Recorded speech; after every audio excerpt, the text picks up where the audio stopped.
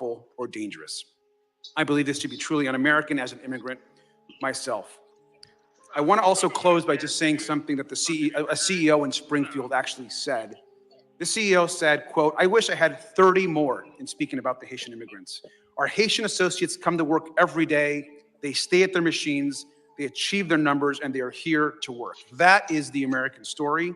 Immigrants come here to work and to contribute, and I wish we'd stop Translation, attacking we need more good slaves. Americans are too Chairman, uppity and they think for themselves too much. The chair now recognizes my good friend and the gentleman from Mississippi, Mike Ezell. Thank you, Mr. Chairman. I appreciate your leadership and Yeah, you highlighting Americans Biden are on Harris TikTok too administration's much. failure to secure our border. Thank you also to How witness, dare you talk to the about witnesses workers' who are here rights and today shit. for your time, and Ms. Moran for sharing your story and your daughter's tragic attack and murder. Condolences to you and your family. Unfortunately, there's a shit. growing list of women and children attacked and murdered, and the current administration sits idly by. Goddamn I immigrants. agree with you that these deaths are 100%. Goddamn immigrants coming over here, taking all our cattle and all our. Chief Highkey, we have heard in each Causing all testimony kind of today trouble. that border agents who fearlessly defend and Talking all support our kind of country jibber jabber. do not feel supported or equipped to do their jobs they were hired to do. You said I wouldn't even eat Miss Bay's country fried steak or drink Auntie Anne's sweet tea. Standing by as our laws are broken. Can you please share some more examples of how law enforcement is undermining our decisions? They gotta assimilate into American culture by eating that, if you eating want that there country trafficking, fried steak and for drinking that example, sweet tea. Wait a second. This is wait. Hold on a San second. Diego Guys, itself, I want to hear this guy. Hold on. obviously within California, California has State Bill 54, which makes it illegal That's Denison, for bro. local, That's state Denison. and local law enforcement to have really anything to do with us, whether it be immigration or to assist us on the border. I just want to say I'm a lot mentioned an taller and earlier better looking trafficking than that guy. situation. Trafficking within California, coming through California, is a serious issue that goes throughout our country.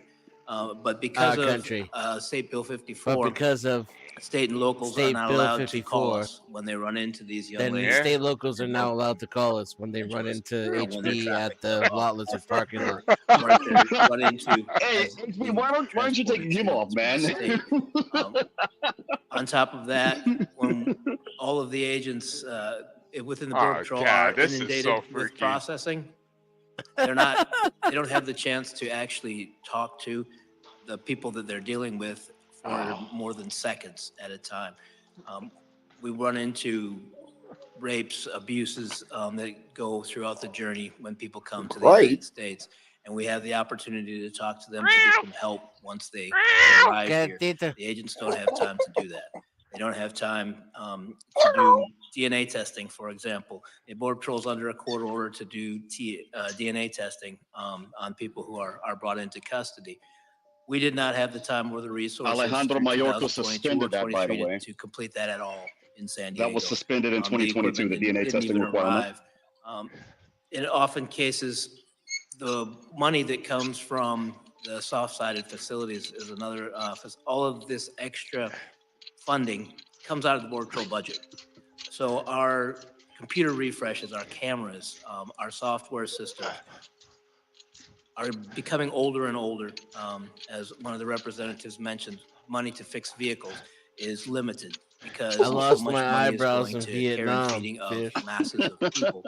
This all impacts See the John agents' McCain's ability to rep do their job. It all impacts their ability to complete their national security mission. And on another note, many people don't realize how impactful Border Patrol agents are across all of the federal and state and local agencies. We send task force officers out through DAA task force. He's like, Space on Breach another task note, force I with had the FBI. hair before I took In my this time in job. San Diego, I had to pull all the task force agents back in order to complete our processing mission. They're not there. Spanish speakers, Spanish is required within Border Patrol agents. Many agencies across the southern border do not have Spanish-speaking officers. They rely on us for Spanish speakers, especially in task forces, to further their missions, whether it be drugs, even stolen vehicle task forces in San Diego, things like that. Those are all hampered because we've had to pull the agents back. What's this doing to morale? It destroys morale. That's insane, man. The impact of not being able to do the mission that they were hired to do, and then they sit behind a desk in the office. Border Patrol agents come to the mission to be outside. It's outside, it's active, and they're actively completing a national security mission when now they sit at a desk and type. Ms. Moran, how does that make you feel that our Border Patrol agents are not being allowed to do their job and the morale is low after what you've been through? It makes me feel very sad. Sad that our government, you folks that have taken an oath to protect the American people, to protect our right to liberty and freedom, and you're not pointing fingers, but you're not allowed to do that because so much money is tied up doing all these other things, that the things that are really necessary, protecting the American people, isn't being done. Is that Lindy Lou? It gives the American people a feeling of hopelessness, that we don't matter. I thought that was Noel for a minute there. And that you folks are just going to continue with your partisan politics and not really take to heart the lives of the American people that put you in office to begin with. Thank you for that. And again, I'm very sorry for your loss. And as a former law enforcement officer myself, my #1 priority was protect my county and my citizens. And I think our Border Patrol agents should be allowed to do the same thing. And thank you for that, Mr. Chairman. I yield back. Gentleman yields. I now recognize Ms. Ramirez from the state of Illinois. The state of Illinois and a daughter of immigrants. Yes.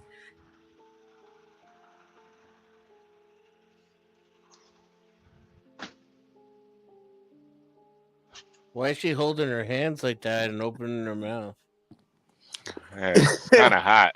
It's kind of hot. Why is it? Is it paused? She's about to make I think the video had frozen on your guys' end because I'm listening to her right now. She's a hot Latina. That's what. Live while basically listening to and commenting on this particular stream.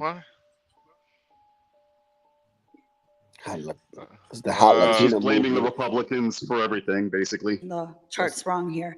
There you go. At the taxpayers' expense, Republicans want to use mass deportation to rip families apart.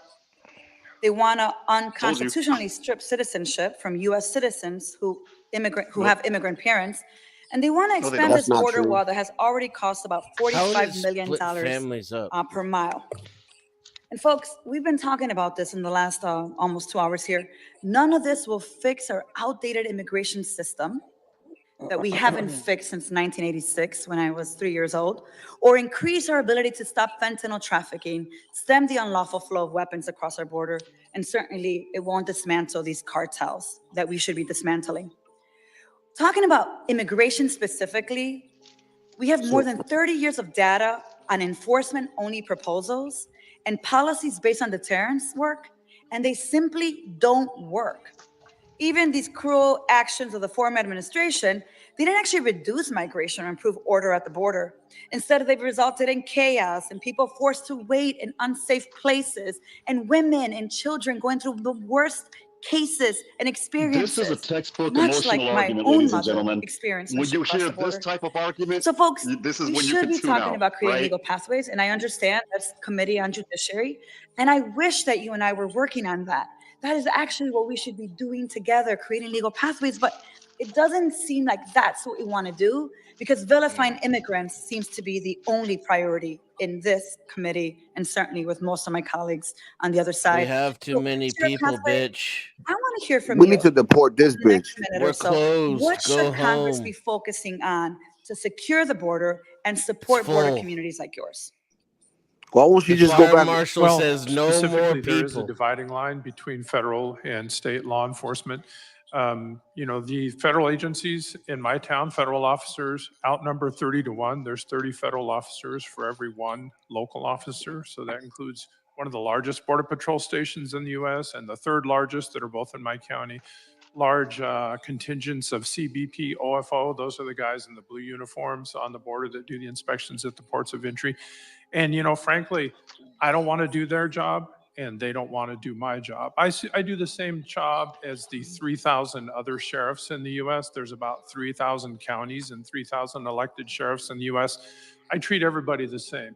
Our focus is violent crime and property crime. So, as far as it's up to you what you decide on the federal issues that have to do with the border, but to me, I don't see a bigger impact of, crime or property damage with anything to do related to the border. So financially, I don't need no more support. I don't need more legal support, but I do think Congress needs to Tell that solve to the the people that issues have on the homes border right to across the create border. legal pathways for workers. So, Sheriff, you think that this Congress should be focused on creating legal pathways, yes or no? That's correct. And you think that this Congress should do the thing it hasn't done in almost 40 years, which is actually fix the immigration system? Is that yes? Immigration, look at the Farm Modernization Act and there's consider getting these agricultural visas in the is Got it. Well, I agree with those two where you do things an here, and I I-140 think or that you vilifying just immigrants simply is do a really DS-160. dangerous, and it actually reminds me that it reveals to me that we have a short memory here. In the 18 and early 1900s, Italians, Irish, Germans, and others from parts of Europe were the ancestors of many of the people in this room whom you carry their last name now with pride, were treated as less than human. And if our country today were to suddenly face increased migration from that region, I would be with you protecting them like hell. So it's really hard for me to watch the very same grandchildren of these people who were harmed, who were neglected, who were abandoned and starved, doing the same thing to others that were done to their grandparents. Which is why every single time that I'm in this committee, I'm going to remind you of your roots, and I'm going to remind you that our job is to create kind of policy so that we create legal pathways so that people that come to this country from Europe or from Latin America are able to come here, yes, the legal way, without experiencing. I want my politicians. With that, I Mr. want Chairman, my I yield back. politicians like I want my quarterback. Gentlelady yields. I now recognize Mr. Strong, a gentleman from Alabama, for 5 minutes. We're going to hell for that one, man. We'll go 5 minutes for his. We'll go quick. Mr. Desmond, you recently wrote that millions of local taxpayer dollars have been diverted to cover the cost in Congress, and she literally just said that her allegiance is not to us. Asylum seeking immigrants, money that could have been better spent on our residents and vital services. I know Portia agrees with me that we need to deport that lady that just spoke. As a consequence of this administration's border crisis, especially small and rural communities. News outlets in Alabama have reported that several communities have expressed concern over a steady increase in Haitian immigrants, especially in rural areas with stretched thin resources. I've heard this very sentiment myself. There are countless examples of this administration's policies and failures that have gotten us to this point.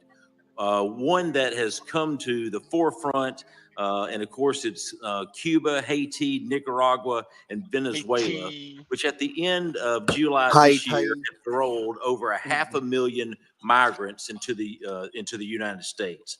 I sent my concerns about the CHNV to Secretary Mayorkas over a month ago. I wish I had an answer to share here today, but I have yet to receive a response from the Secretary. Barring that, Mr. Desmond, you unfortunately have firsthand experience with the border crisis this administration has brought on all of us. Can you speak to the cost your community has incurred as a result of the surge of migrants and how it has impacted the services provided to your residents?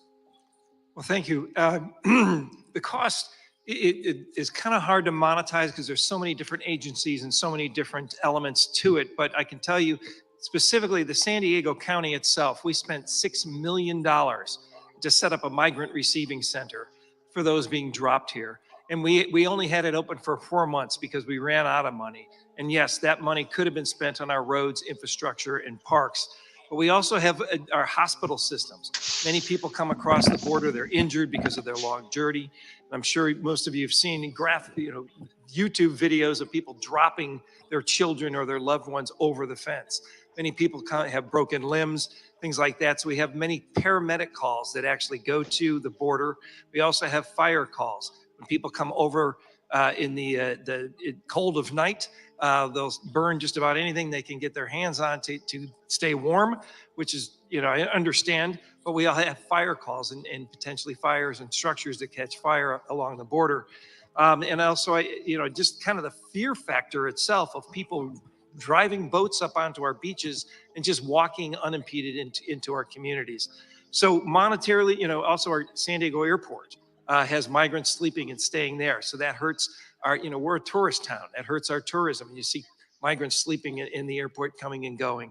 So there's many, many factors. I don't have an exact number, but I know it's in the several millions of dollars that is costing our local taxpayers, and that money should be staying in San Diego County, not being spent on migrant and immigration issues. That's the purview of the federal government. I understand what you're talking about. I served 26 years in local government, 40 years as a firefighter EMT. I know firsthand what you're talking about, and I appreciate you being here. I also find it ironic that those responsible for this situation that you're in today, Vice President Harris, Secretary Mayorkas, are two of California's finest.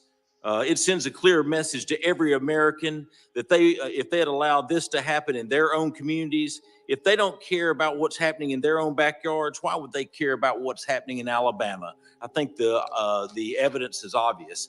Mr. Desmond, you also mentioned witnessing mass street releases, which buses dropped off hundreds and thousands of illegal aliens at a time in your communities, many of whom have no idea where they are, where they're going, and it's not just happening in California. What advice would you give to other communities, local leaders, county commissioners, mayors, city councils facing this exact situation throughout our country? Well, please speak up and stop it from happening. I mean, there's not much we can do, because we actually, when they started the drop-offs back in 2022, it was like 3 days before Christmas, we got a heads up that the Border Patrol was we're at capacity, and we're going to be dropping migrants at our transit stations. We had to make sure that, our shelters nearby were not going to be impacted. We had to make sure local police was there. One of the drop-off stations didn't even have a bathroom, so we had to make sure all those types of facilities were there and available. And local communities, small cities and communities don't have the resources to immediately write those kinds of checks. So I beg and plead and ask, the federal government to stop this. And we all want to have an immigration system that works. And I take offense to the sheriff's racist comments made earlier, but we need a system that works. And I really think the focus should be on vetting the people that come across the border. Most people want to be here and they want to work here. I get that, but we got to be able to vet and make sure we keep the bad people out. Thank you. Would it be fair to say that the Biden-Harris administration's policies have better served the interest of criminal cartels than the American people? Yes. Mr. Chairman, I yield back. Wow. The gentleman yields. I now recognize Mr. Swazi, the gentleman from New York, for 5 minutes. Mr. Swazi. Thank you, Mr. Chairman. Ms. Marin, I'm so sorry what you've been through. Nobody knows how you feel. Appreciate you being here and coming to talk to us like this. And Sheriff Hathaway, thank you for your service. Mr. Desmond, I can only imagine how frustrated you are as a local official. I was a mayor, I was a county executive, and this is all out of your control, and it's being dumped on you, and it's really frustrating. Mr. Heike, thank you for your service for so many years. I know you've devoted your life to your job and your public service, and it must be so frustrating to you as well to see these things happening beyond your control. And we talk about the border crisis, but it's really a Washington, D.C. crisis, because this is not a new phenomenon. This has been going on for decades. And we can go back and forth about the numbers going up and down. Big impact on those charts is COVID. And when COVID is over, it started going back up again. And, now the numbers are down because Mexico's enforcing a border because the president did his executive orders. So we got to figure out how to get Democrats and Republicans to work together to address the very real concerns that every one of you have. And that America, what you see in this room is what's happening all over America every day. And people are just like, what the hell are you guys doing? We're sick of hearing you just attack each other instead of solving the problem. I agree. So it's not one thing. It's not one or the other. It's both sides. We got to secure the border. We have to fix the broken asylum system. And we got to treat people like human beings. I mean, everybody wants that. I don't care if you're the Republican witness, the Democratic witness. Everybody wants those three things. Secure the border. We need more agents. We need more judges. We can build more wall. We can do more technology. We can do all the things we've heard back and forth. We've got to secure the border. That's a very real thing that has to be done. Number two, we got to fix the asylum system. Asylum used to be like we were happy when the Soviets sought asylum in America. That was like, yeah, they're coming to us. They're not going to the other guys. Asylum, you came from Cuba or from the Soviet Union. Like, yes, asylum. Now it's being abused by the cartels and by the organized crime and the coyotes and teaching people, these people are all coming here because they want a better life. Well, we can't just let everybody in. What? People are abusing the asylum system and they're gaming the system, saying the right keywords so they can get into this bureaucratic mess that takes 6 or 7 years to resolve. 85% of the people get denied ultimately, but people are abusing the system. We got to fix the asylum system. We got to change the standards with asylum. We got to stop allowing asylum in between the ports of entry, which is what the president did in his executive order. It's what the Langford bill that we've heard about today, the Langford Murphy bill would have done. But they had these. You had to get 4,500 people, and then the president's executive order is 2,500 people. Got to say no, just no asylum in between the ports of entry. Just stop it. Make you go to a port of entry or make you go to a safe mobility office somewhere else in the world. And number 3, you got to treat people like human beings. I don't know what your politics are, but most people think the dreamers who've been here 20, 30 years, who came as little kids, they should have a pathway, at least to legalization. TPS recipients, we invited them here after an earthquake or a civil war. Give them a pathway to citizenship, or not, don't even give them citizenship. Give them legalization so they don't have to worry about being deported tomorrow so they can go to work. The Farm Worker Modernization Act. It's been negotiated bipartisan. Let's make the deal. We've got. You see how he both sides worked it out. Citizen, and then he the went. Afghan Readjustment Act. There's so many things that we've worked out to say let's treat people like human beings, but we got to put these 3 things together. We have to stop every problem we face in America, and certainly this issue is complicated. Nothing is simple, but you could not solve complicated problems in an environment of fear and anger when everybody's just yelling and screaming at each other. You can only solve complicated problems when you get people on one side and people on the other side to say, I think this, well, I think that. Well, how about we do this? Well, how about we do that? And you try and find a compromise somewhere in the middle. All right, let's compromise. Let's move them all in your neighborhood. That's what I think most people up here want to happen. I heard Mr. Heike, nobody paid attention to it. He said before, he said, most of the people are coming over are good people. Most of them just want to go to work. So let's fix this broken system that we've had for decades, stop the BS, and try and find common ground so that people like yourselves who are sitting there and saying to yourselves, I am so sick of these guys going back and forth. Can't they just work it out? But I know you're all thinking in the back of your heads, like everybody in America is thinking, let's work it out. Let's work together. Let's get it done. I'm prepared to do it. I know lots of Republicans are. Let's try and make that happen. Thank you very much. I yield back. I'm sorry I didn't ask you any questions, but I had to just say that. Thank you. Thanks. The gentleman yields. I now recognize the vice chair of the committee, Mr. Guest, for his 5 minutes of questioning. Thank you, Mr. Chairman. Sheriff, I want to thank you for being with us today and start a couple questions with you. I see in the statement like that you have prepared, you talk about the fact that you not only are elected official there in Arizona, but live very close to the border, that you and your wife will often go out at night and walk there along the U.S.-Mexican border. I have before me from the CBP website some recent statistics about addressing border encounters along the southwest border and then breaking those border statistics down into certain sectors.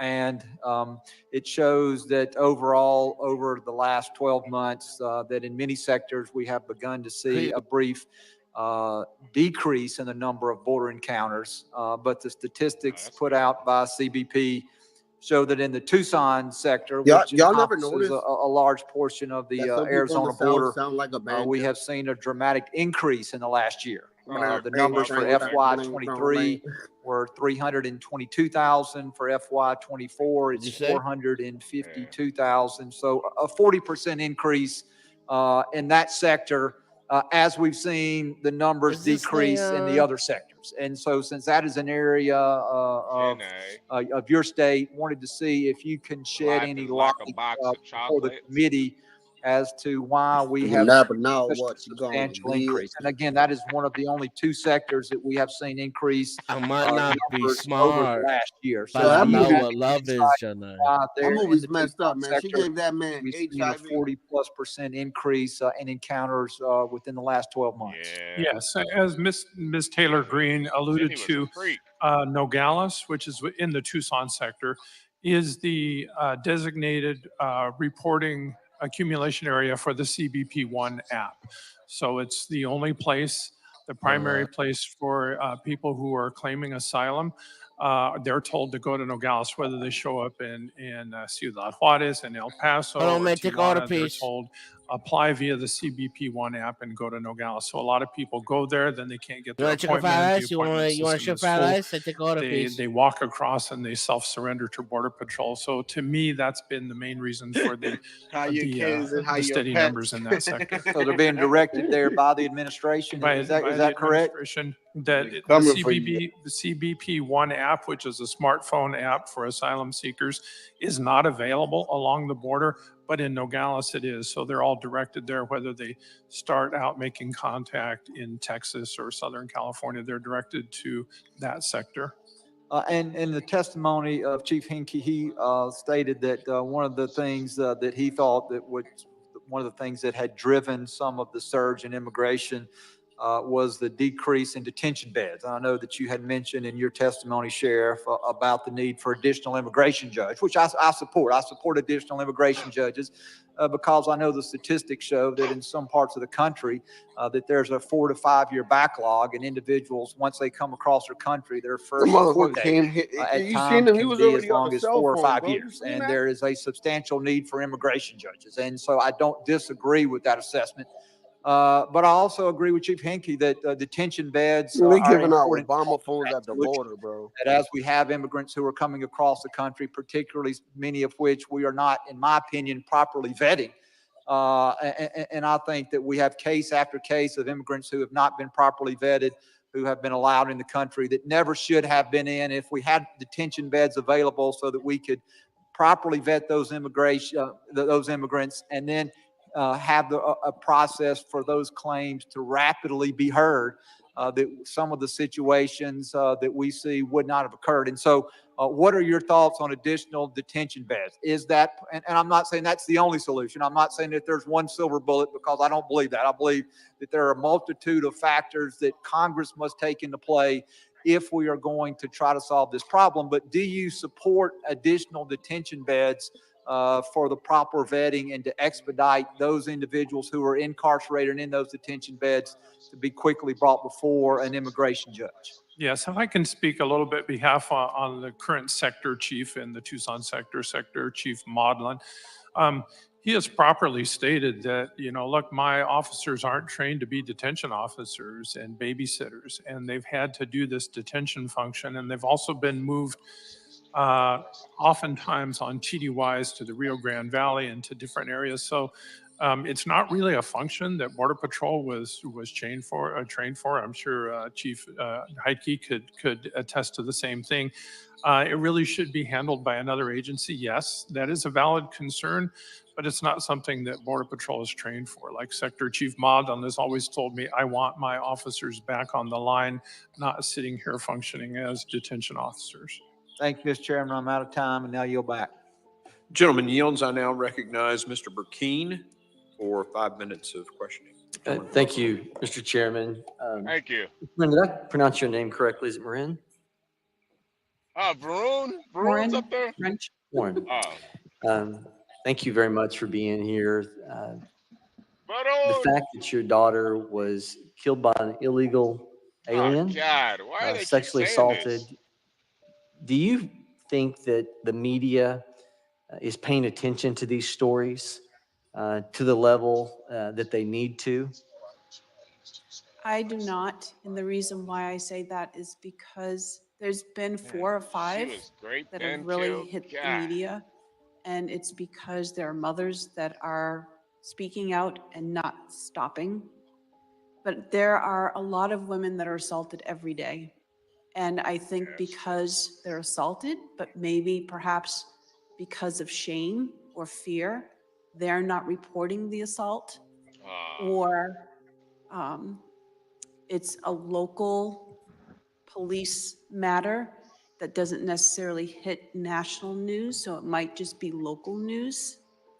And or they don't have DNA because they're not able to track these immigrants that have come into the country, and because they don't know their name, they don't know where they're from, they collect DNA from the crime. Look at that cat over there. Look at that cat. That they just kind of like hang in limbo. But there are women that are being attacked every day. I get letters from across the country, and just in my own. They always go. Why you murdered by illegal immigrants from El Salvador. And I do realize the man that was here earlier, that he was from Prince George's County. He was a state prosecutor during Trump's time in office. So he may have seen lower numbers, but that's not necessarily the state of the country at this moment.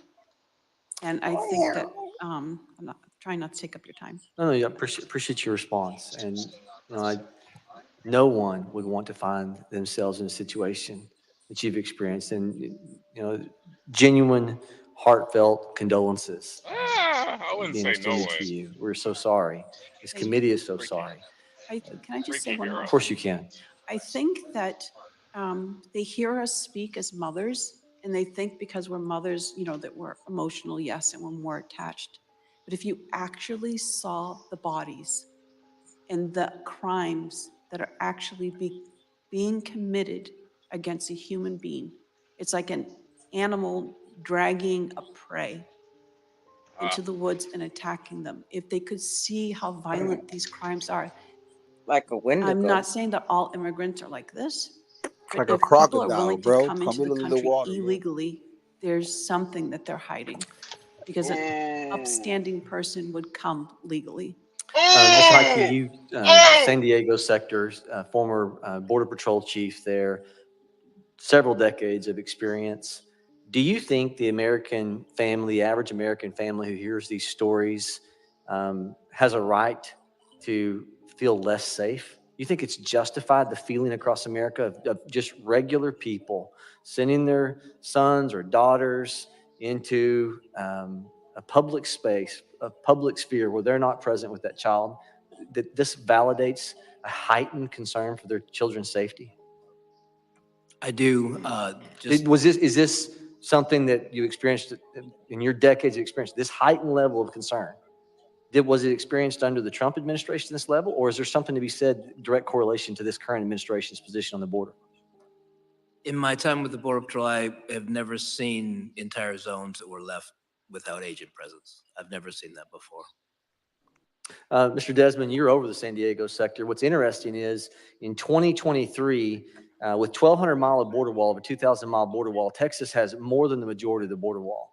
And we know by reports of what Texas is doing to secure their border, they went from being 60% of the encounters to first half of this year, 40%, even though they have more than half. So that's being shifted. We know San Diego's being one of the areas that population is going because Texas is having to do what the federal government should be doing. You all are seeing this. Are people, the feel of the average American who feels less safe, are they misinformed? No, they are not misinformed. And many of them see, the effects of it, particularly our beach communities. We get 3 or 4 boats every week that just beach themselves and people walking into the communities. And without law enforcement even able to do anything. Unfortunately, California is a sanctuary state, and our law enforcement, as the chief had mentioned, is prohibited from enforcing any immigration law. They're actually prohibited from even asking someone what their immigration status is. So even though somebody just jumped off a boat and is walking through your neighborhood and is there illegally, our local law enforcement can't do a thing and people are upset about it. Thank you, Mr. Chairman. I yield. Gentleman yields. I now recognize Mr. Crane, the gentleman from Arizona. Thank you, from a border state, for his 5 minutes. Thank you, Mr. Chairman. Ms. Marin, thank you so much. Well, I want to thank the panelists for coming as well. Ms. Marin, in your opinion, how many more beautiful young Americans must be brutalized, raped, and killed by people who weren't supposed to be here in the first place? keep your before this children safe, my administration does people. anything Keep your about it? children safe. There should be none. There should have, I don't want my any goodness. Americans getting When raped. in February of 2023, media blasted all over national TV stations all over the United States, pictures of hundreds of thousands of immigrants swarming towards our southern border. Biden and Harris administration could have stopped it before they even reached the border. They could have said, stay in your country or stay in Mexico, and then vet them one by one. So they saw them coming and they opened the doors and just allowed everyone to come in. Thank you. Sheriff, why do you believe that border walls are racist? Well, Reagan was against border walls. He told Mikhail Gorbachev, tear down this wall. The Soviet Union said they were emerging into an era of freedom, and he said, prove it, tear down the walls. Only 8% of the world's land borders have any structure at all, not a wall, not a fence, not even a line of box. If you go through Europe, Asia, Africa, Latin America, even the Canadian border. That's not what I asked you, Sheriff. I said, that's like, why do you believe they're racist? You said in your written testimony, and certain policies smack of racism. For example, a wall was never suggested for the Canadian border. Well, yeah, the Canadian border is known as generally a white population, whereas the southwestern border is generally a brown population. So it smacks of racism. And Title 42 was never aggressively enforced on the Canadian border. Sheriff, do you think that if the mass majority of illegal immigration coming into the United States of America was coming from the northern border, that Americans would demand the same thing? I don't know. I think you probably do know that, sir, because it's not about race with the American people. Matter of fact, most American people support legal immigration. It's the illegal immigration. It has nothing to do with race. Sheriff, do you have a wall at your house? A what? Do you have a wall at your house, No, Sheriff? I do not. Do you have a front door on your house? Yes, I do. Why not just leave it open, Sheriff? I leave it unlocked, but you know, I do have a door. Yeah, most people have walls and doors on their house, not because they hate the other people on the outside. It's because they love the people on the inside, Sheriff. What about prison? What about prisons, Sheriff? They have walls around them as well. Are those racist? No, I would say they're not. Yeah, they're not. What about the White House? It has a wall around it too as well, doesn't it? Do you think that's racist? Do you think? I didn't say that walls are generically racist. Okay, well, you said, and certain policies smack of racism. Yes, it does. Right. Proposing a wall on the southern border and not the Canadian border. Well, I just told you. I don't know what house he lives in. Where's the majority of illegal immigration These coming people into act like, what gets me Northern mad, or HB, southern? is that these Go ahead. people Probably act the like southern it's only border. Yeah, Asians you know it coming is. in here, Okay. bro. Thank you. Like this, all types All right. of races are coming in here, bro. Whites, you name it. Sheriff, did you have to swear an oath to the Constitution of the United States to become sheriff? Yes, I have multiple times. Are you familiar with Article 4, Section 4 of the Constitution, Sheriff? Can you remind me what it says? It's often known as the Invasion Clause. U.S. government guarantees the protection of our states from invasion and domestic violence. Yes, I've heard that. Okay, so could it be, Sheriff, that part of the reason we suggested a border wall, because anybody that knows security understands that a wall is just one part of a security system designed to keep our citizens safe of all races? Could that be it, Sheriff, and maybe not racism? No, I don't think there's an invasion, and there's not a clause been activated in the Constitution that, suggests that this is an invasion. It's not an invasion. Yeah, It's the same thing I've seen my whole life. Yeah, well, I think Miss Morin and other moms who have lost their children brutally raped, murdered, drug off into the woods would highly disagree with that comment. And if you looked at the data and the graph that's been presented here today, it's obviously an invasion. It's not a so much military so, invasion. hold on, I'm not done yet. So much so that Kamala Harris has actually changed her position now on border security because she realizes what a complete catastrophe it is. Mr. Heitke, you've been a Border Patrol chief. Do you agree with Sheriff Hathaway here that implementing a wall as part of a security system is racist? No, I do not. Have you ever seen a wall that stopped one race of people from getting in and allowed other races of people to come into the country? Have you ever seen that? No. Didn't think so. Thank you, Mr. Chairman. I yield back. Gentleman yields. I now recognize the gentleman from New Jersey, Mr. That bald Menendez, man, for 5 that minutes bald question. man came in Thank you, there. Chairman. Thank you, Ranking Member. Thank you to our panelists. This is my first term in office. And I represent a district where over 40% of the people that live there were born outside the country. So I care deeply about our That bald man came there with hair, and they wouldn't let him do his job. as a member Now to he's our southern hairless. border, because I care that we get it right there as well for our border communities and for our communities throughout the country. I care about both parts of this conversation. The other week, we remembered those who were lost in 9/11. This was a select committee after 9/11 to make sure that we protect the homeland from threats, domestic and foreign. And I had great hopes that this committee would be a place that we could engage with our colleagues in a meaningful way to take on these challenges. And I feel like I've tried in my individual capacity to do that work. But there's a long history on this committee, this Congress, of opportunities to come together where we've not been met halfway. We marked up H.R. 2, the Republican priority bill on the border, which would have caused the loss of human life on American soil because of the handcuffs that they would have put on NGOs that operate along the border to help other human beings. We've talked about the funding request that the president has made for more CBP officers to ensure that we have the latest technology for fentanyl detection. It was ignored. I know other colleagues have talked about the Senate border deal that was negotiated with Republicans, one of the most conservative Republicans in the Senate, never even got to the House. We consumed this committee's staff with an impeachment of Secretary Mayorkas. I think there were 5 impeachment reports that they put together to try to make the case. They didn't call one constitutional expert to come talk about high crimes and misdemeanors.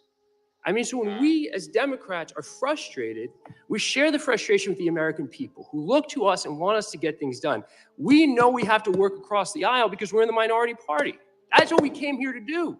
And every step along the way, we've been frustrated, even on H.R. 2. Blue Lotus, an administrative operation to combat fentanyl. I introduced an amendment to give legislative authority for future administrations to do the same program. Not a Republican voted for it. On their own bill, a single amendment that dealt with fentanyl. Not one Republican voted for it. Show me where the good faith effort is. Just show me. Because we have done the work. You've listened to all of our colleagues who are frustrated. People in the Senate who negotiated a deal, they didn't even get a vote on it. So we're frustrated. It's not partisan. It's not political games. It's not political theater. It's not what we came here to do. I almost didn't even come down to this meeting because I'm so frustrated. I'm so sorry, especially so sorry for your loss and for so many like you who have experienced such devastating loss. And I am sorry. That's why I signed up for this job, to try to fix the things that are broken in this country. Our immigration system is broken. We feel it no matter where we live. We have an obligation to do something about it. I want to do something about it. Me too. Me too. Me too.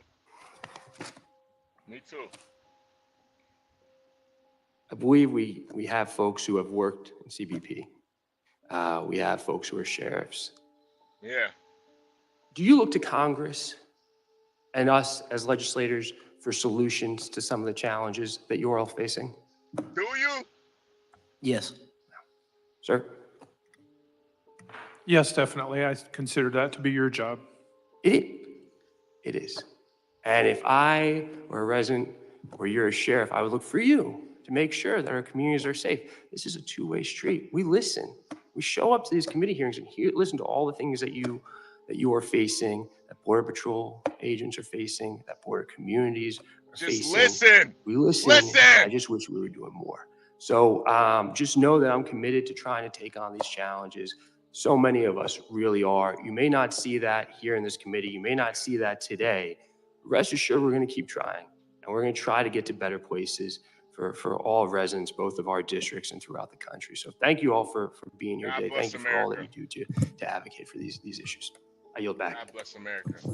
Gentleman yields. I now recognize the ranking member, the acting ranking member, for his close. Hey, chat, if you want a wall on our southern border, put a W in the chat. If you don't want a wall, put an N in the chat. We are doing everything we can to make sure that we go after those animals that will do the things that were done to your children, your daughter. One is way too many victims. Mr. Chairman, as I look at this committee, I think today is the last full committee hearing before the election, and I cannot but say that I'm disappointed with today's hearing, because we're 50, 60 days away from an election, and a lot of the stuff I heard today was really focused on the election. Yeah. Their fault, our fault, statistics. Back home, people want solutions from us.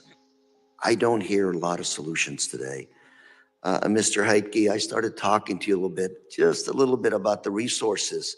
You talked about many places along the border that don't have the personnel. And as I told you earlier today, I met with the president, one of your local organizations on the border. Yeah. And we discussed the fact that in about 2 or 3 years, you're gonna have a tsunami of border agents retiring, because most of them were hired after 9/11. There's a mandatory retirement age. I've not heard any discussion about how to replace them, how to hire them. We talked about the fact that this country has a massive debt. What are we gonna do to increase the funding for our border security when we have a national debt? No solutions discussed. Mr. Desmond, you're a San Diego County Board of Supervisors. I was Orange County Board. A lot of ag in your area, I think. Should we deport all those undocumented workers out there? The answer is probably not, but we should give them a pathway to citizenship, or just a pathway to be able to work in this country, because they're the ones that produce our food. And I have not heard of any solutions to fixing the problem for those that have been waiting in line 20, 30 years. A lot of them are my constituents as well as they are yours. We haven't given you a solution, Mr. Hathaway, Sheriff Hathaway, and I can only imagine what you go through at your town. 80, 90% Latino. I'll give you a little secret. Latina. I know racism doesn't exist, but I can't tell you how many times I've been pulled over by ICE to demand what, my citizenship was, and that's okay. I'll comply. But it's only folks that kind of look like me that have that treatment. I know it's national security. It's nothing but that. But you, my friend, are responding to your constituents, to your taxpayers, to your voters that say, we expect certain respect from the government, from the sheriff. We want streets that are safe.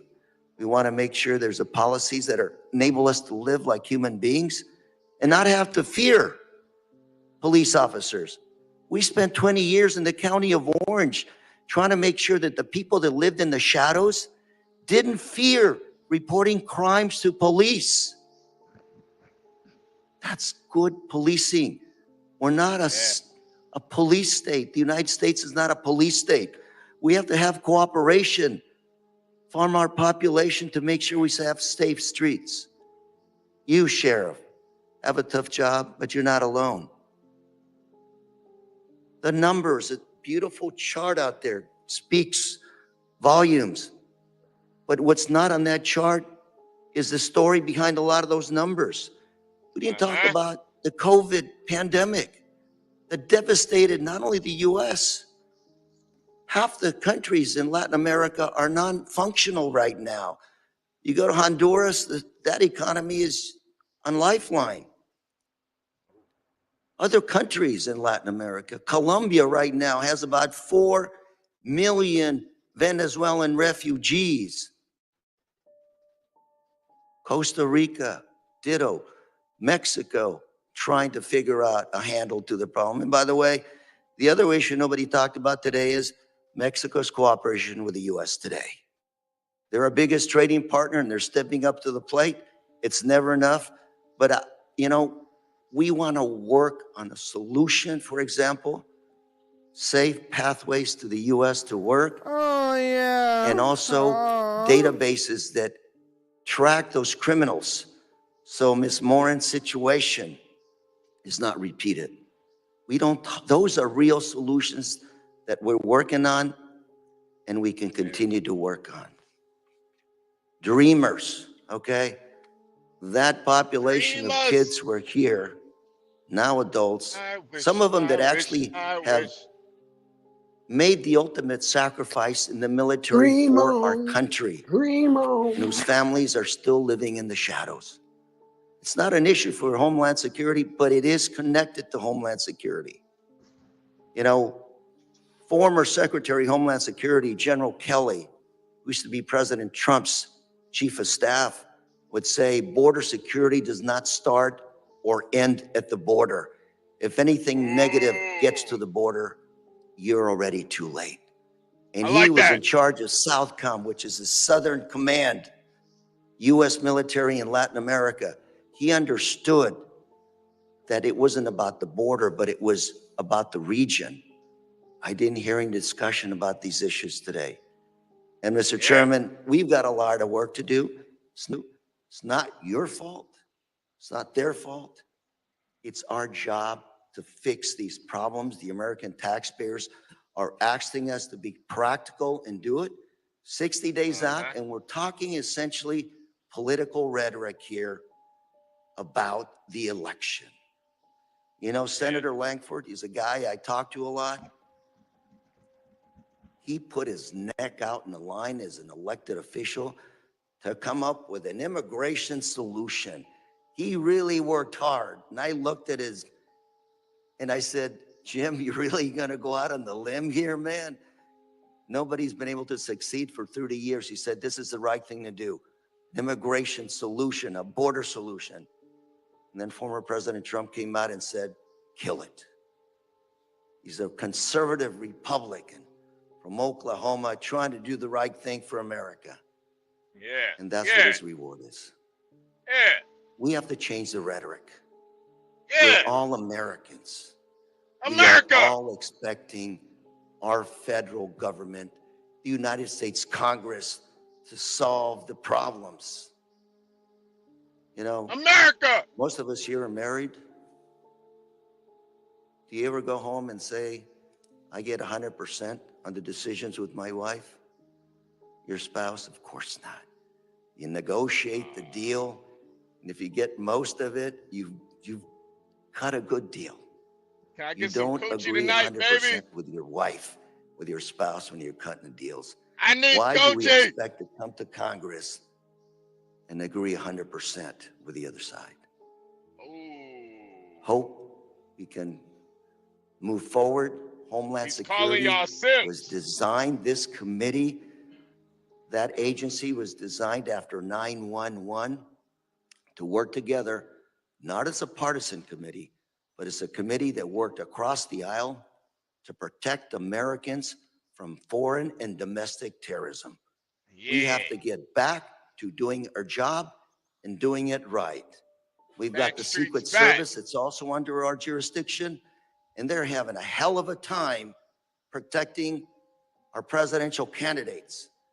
And those two articles I submitted for the record today are a glimpse that the rest of the world is scared to death because they see our American democracy on the brink of failure. And that does not speak well of the job we are doing here in Congress. Put partisanship aside and start working to stabilize this country and do what our taxpayers expect us to do. Thank you, Mr. Chairman, and I yield. All right. If you're a proud American, I need you to put the American flag in the chat. Only if you're a proud American. If you're some goddamn illegal or migrant or some other thing, some alien, don't put anything. But But if you're a proud American, put an American flag in the chat right now. God damn it. Affect the American people. This more in my heart is with you and your family. I want to thank you for your courage today to tell Rachel's story. What happened is unimaginable. You're right, it was completely preventable. There are tons of stories like yours, thousands of American families. We have to put a stop to this. And to hear today from you that the person who did this to your daughter walked across our southern border, a policy that had been in place to do DNA testing, would have identified him as a murderer fleeing his own country, a policy that was done away with by this administration led to the death of your daughter. And it'll be real hard to convince me otherwise. Mr. Heike, thank you for your valuable testimony. I want to thank you for your years of service to the country. You've kept our nation safe through 5 administrations. You've got firsthand experience. And what you said today in your 5 minutes, to me, is devastating to the policy decisions that this administration has made.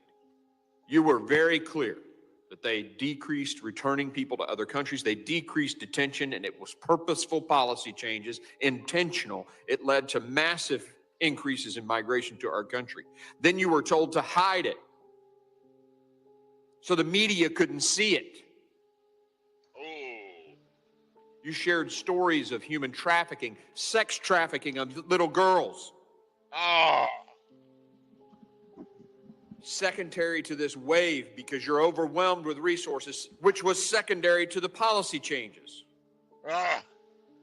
You told us today of the incredible, tragic increases in suicides amongst Border Patrol, and your exact words in your testimony correlated directly to the increase in migration caused by those failed policies and the removal of policies.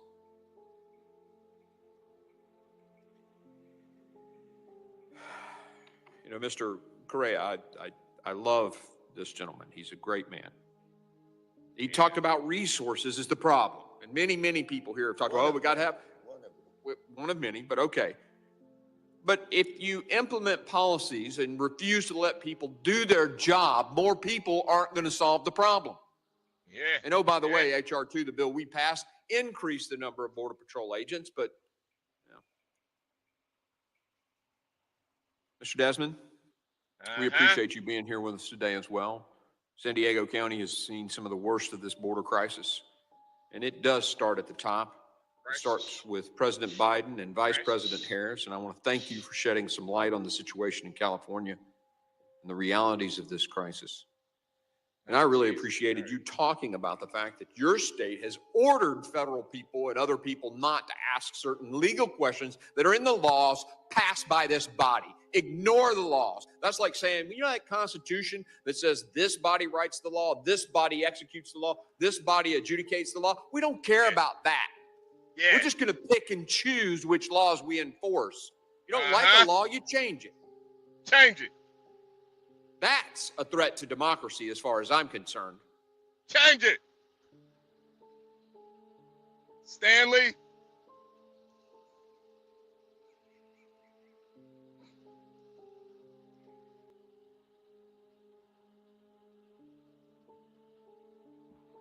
Let it breathe.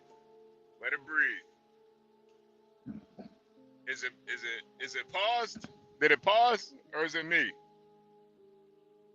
Did it pause? Might be me. Hold on. Sheriff Hathaway, I want hell to enforce the laws of our country, to go back to that Constitution that says this group writes the laws, this group enforces the laws. And we're prioritizing the well-being and the safety of American citizens. Yet, on the other hand, we have an administration led by President Joe Biden and Vice President Kamala Harris that couldn't care less about those laws, as evidenced by their actions. Pure and simple.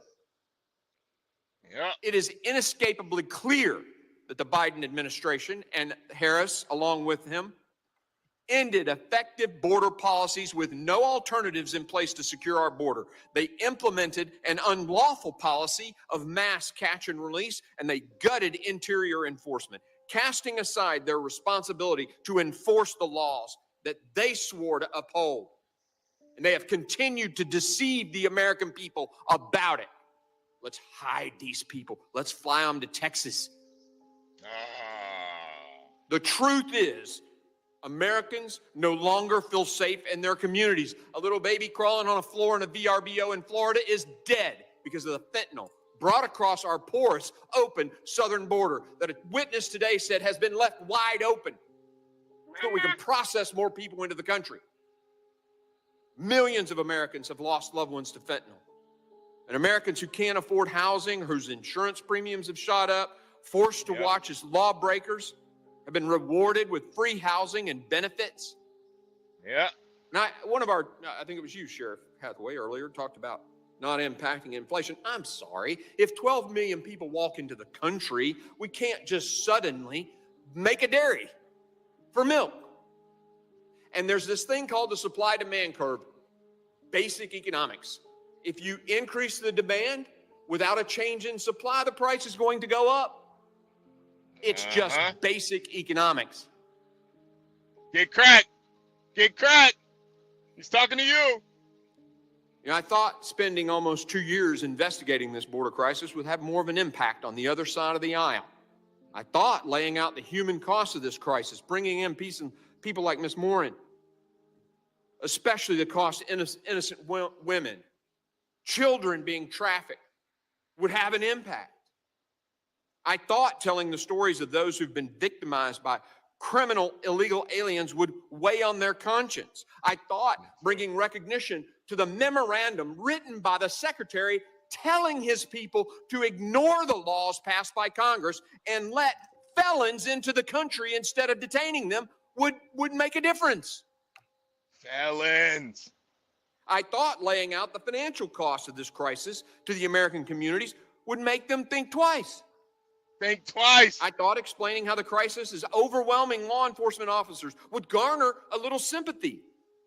I thought laying out in painstaking detail how this crisis is compromising our national security. 8 ISIS guys caught in New York. Jordanians trying to storm a military installation. Yeah. And the ISIS guys used the CBP-1 app. I thought it would be a wake-up call to the administration. I was wrong. Instead, we've been ignored and we've been maligned. Oh, I like that word. This administration is just as unwilling to end this border crisis as it was when we began these investigations. And that crappy bill put together in the Senate to give them justification that didn't pass the Senate, by the way. So we talk about how, we should have, it didn't even pass the Senate. Damn. Of course, they bring up the cat story. I don't care about that. I care about Laken Riley, who is dead. Oh. I care about your daughter, who is dead. Let's talk about that. Tupac. Instead, they're talking about all this other stuff that just doesn't matter. He dead too. It's clear to me, to this committee, to Congress, and the American people that Biden-Harris administration is hell-bent on keeping our borders wide open. This deception with the CBP-1 app it's not decreasing the flow, it's characterizing them in another way. And all we're being told is that the crisis is somehow over because of a couple of months of low crossing numbers, a shell game, as if that fixes the damage of the past 3.5 years, and ignores the objective reality that the numbers are still at crisis levels. Millions continue to enter our country through illegitimate means like these mass parole programs. Yeah. From day one, this administration has refused to enforce the laws of our nation and eliminated effective border policies. And as a result, we have members of the most dangerous criminal cartels streaming into our country, linking up with gangs, creating a crime nexus, bringing drugs and crime with them. It's unsustainable. And to say, we need a guest worker, so open borders are okay, is absurd.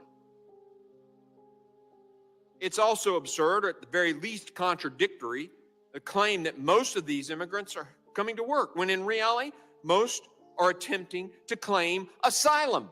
Yeah. So which one is it? Which one is it? If they come and say, hey, I'm here to work, well, cool. We have this legal pathway. No, they're saying, I'm claiming asylum. So which is it? Goddamn, which one? Goddamn liars. Are they coming out of credible fear for their life and safety?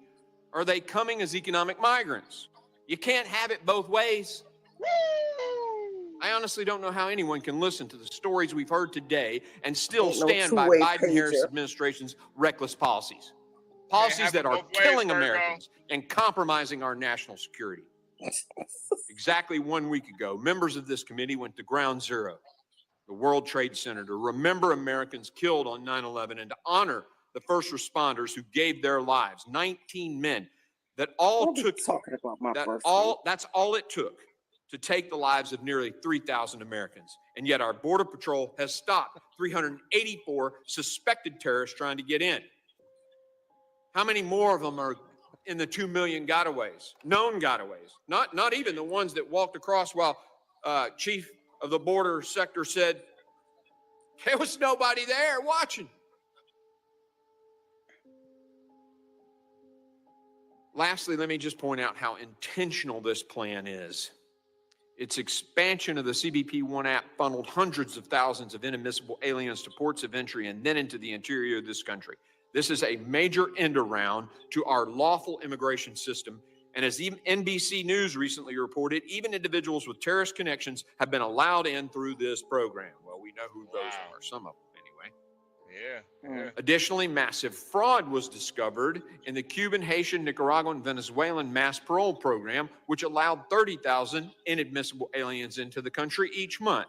Yet it's back up and running, even after reports from the folks at DHS claim they knew it's against the law. And after reports that the CHNV parolees have committed grave sexual crimes since arriving here. No.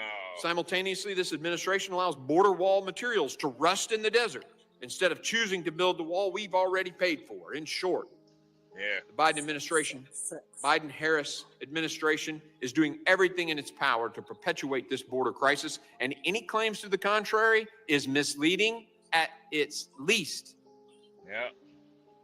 The truth is that even if President Biden shuts the border down tomorrow, it will not undo the damage this administration has caused over the last 3.5 years. Rachel Morin's death can't be undone. It can't be. No. Laken Riley can't be brought back.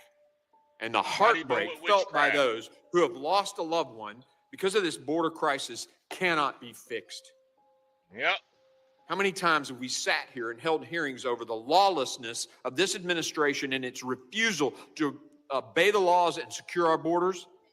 We've passed legislation only to be ignored by Democrats. We've held cabinet officials accountable, again, ignored by Democrats. It was brought up today by one of my colleagues about this impeachment. I'm sorry. If you have a cabinet secretary who just gets to do whatever they want and not follow the laws of Congress, why do we have a Congress in the first place? Why? But I guess Congress don't feel offended, right? Because the president was told by the Supreme Court he can't pay off student loans. He said, I don't care, I'm gonna do it anyway. I guess we don't need a Supreme Court either. We should just have a king. Woo! It doesn't have to be like this. It cannot make it a continue to be like monarchy. this. And I'm going to fight as long as I have the strength to ensure that we return to some form of law and order and sanity on this issue. There has to be change. Something has got to give. Everybody be an Airbnb. We need to secure our border, and we need to do it now. Let John be the king.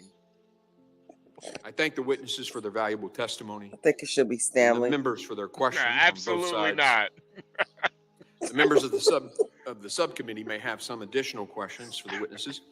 We'd like to ask the witnesses to respond to those in writing.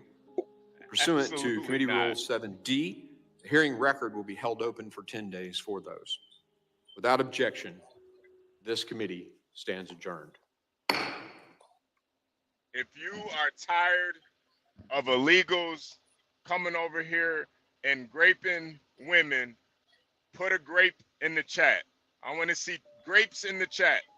If you're tired of illegals coming over here and graping women, put a grape in the chat. Graping young girls, young women.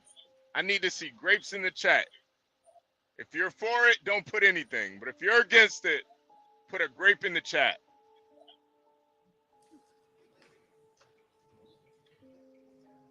Let me see who's for it. Who doesn't put a grape in the chat? Okay. All right. Seeing some grapes. All right.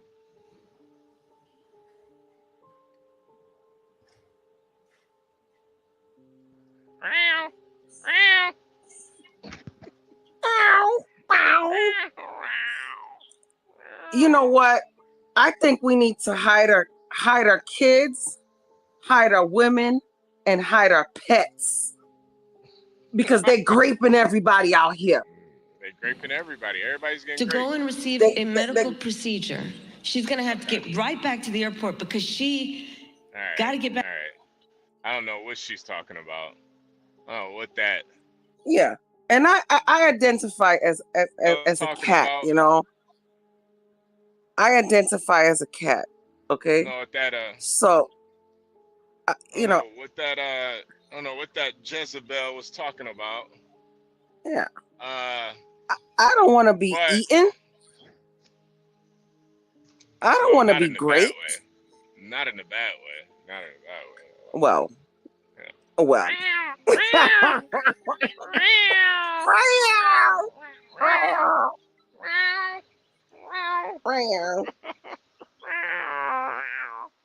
But yeah, I thought that was a excellent hearing. Thank you to Portia and Stanley for keeping us updated on what's going on. So at least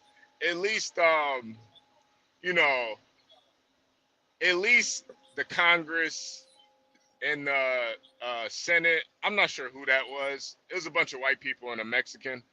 But I'm glad they're at least talking about it. I'm glad that there's some conversation going on about this because enough is enough. We're proud Americans over here. Nobody is against legal migration. Nobody. But I think when you have all this fake, you know, asylum seekers, got all these fake free for all. Free for all. Yeah, that's what's ruining America right now. If you want to come here legally, by all means. But also, there's a bigger issue here. Big business, these corporations, they have an incentive to have these migrants over here, as we learned yesterday. So there's literally no room for illegal immigrants in America. No room. None at all. We're already having billionaire governors paying Haitians to come over here. So we don't have any room for illegals. We don't have any more room for grapes. This is America, goddammit. This is goddamn What do you America. think is what do you think is the agenda, HB? What do you think is happening here? Because we really have to think about this now. If we have government paying for illegals to come here, what do you think they're trying to do? I think they're trying to replace the workforce, Virgo. Americans have become lazy. They've become shiftless. I agree.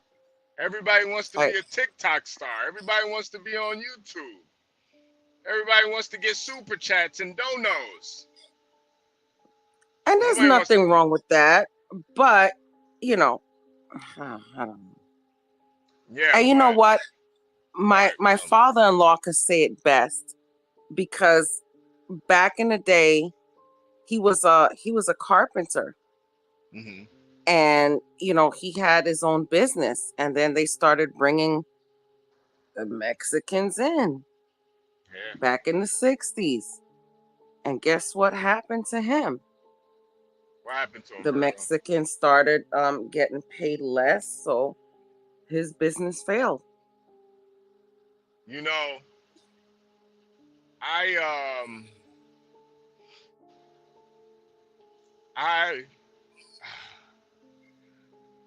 don't believe that's the issue, Virgo.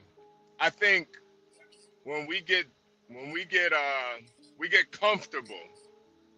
We get comfortable with just doing one thing, and we think, oh, I'm in this position.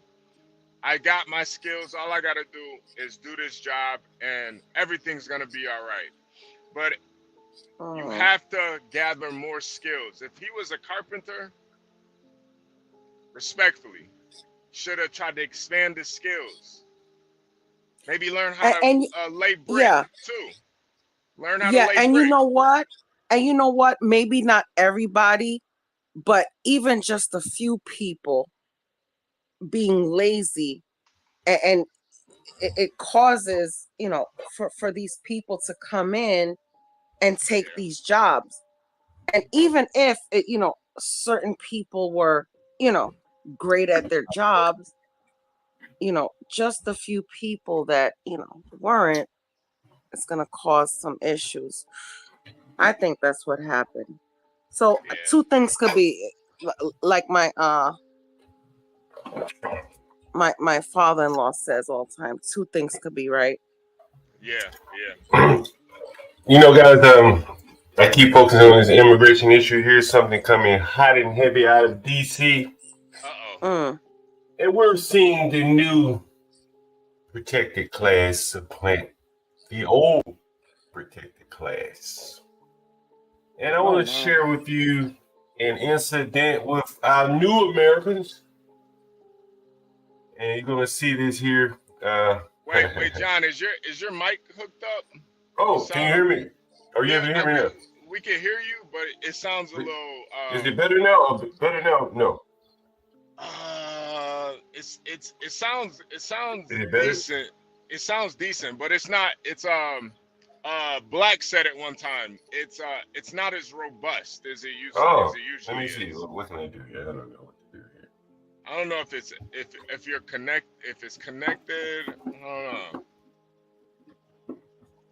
I won't be here long, so I'll Okay, that sounds better. That sounds better. All right, take a look at this, guys. This is out of DC. Okay. I've covered these migrant Uber Eats workers. We talk about how much they make, right? $1,100 a week, right? Mm-hmm. Yeah. As the climate heats up, these are the type of things you're going to see in America. And I want you to notice the race of the people. DC business owner allegedly berating an Uber delivery driver just for speaking Spanish. Now police are investigating it as a simple assault and hate crime. Hate crime. Fox 5, Sierra Fox joins us live from Northwest tonight after speaking with the victim. Sierra, what did he tell you? Well, Jim and Angie, right when you see this viral video, you can't help but wonder, is this really real? So many people say that they were trying to decipher whether it was serious or staged. Well, I spoke with the Uber food delivery driver who told me it's not a joke, so he filed a police report. He believes he was discriminated against because he's Latino. Take a look. Learn English. Learn it. You get money in America. This isn't you getting money in America. Learn English. This is the moment the owner of Canna Coffee on Florida Avenue in Northwest DC yells at an Uber food delivery driver, Gregorio Amundaray, because he doesn't speak English. The video is going viral on TikTok with more than 1 million views. Porque fue lo primero que se me vino a la mente. Pensé que... Gregorio is telling Fox 5 his natural instinct was to start recording to protect himself because the situation was quickly escalating and it was very uncomfortable. Me hace sentir humillado, frustrado. He says there was no need for him to be treated so disrespectfully. He moved to this country from Venezuela to get ahead in life and help his family. The intense interactions continues for an entire minute and ends with the owner shoving a bag of food at Gregorio's chest. DC police are investigating this bizarre situation as y'all are evil. This is some funny shit, though. This is hilarious. This is diabolic. They about to get him up out of there, man. Wait till you see this. Simple assault and hate crime. Fox 5 went to Canna Coffee to get their side of the story and were met with hostility. Hello, is the owner of the business That nigga know he done fucked up his whole business. here? Yeah, he's out of there. I'll get him together for you. Do you have any comment about? He might was I done fucked up. You know he done fucked up, don't you? It doesn't come from a movie.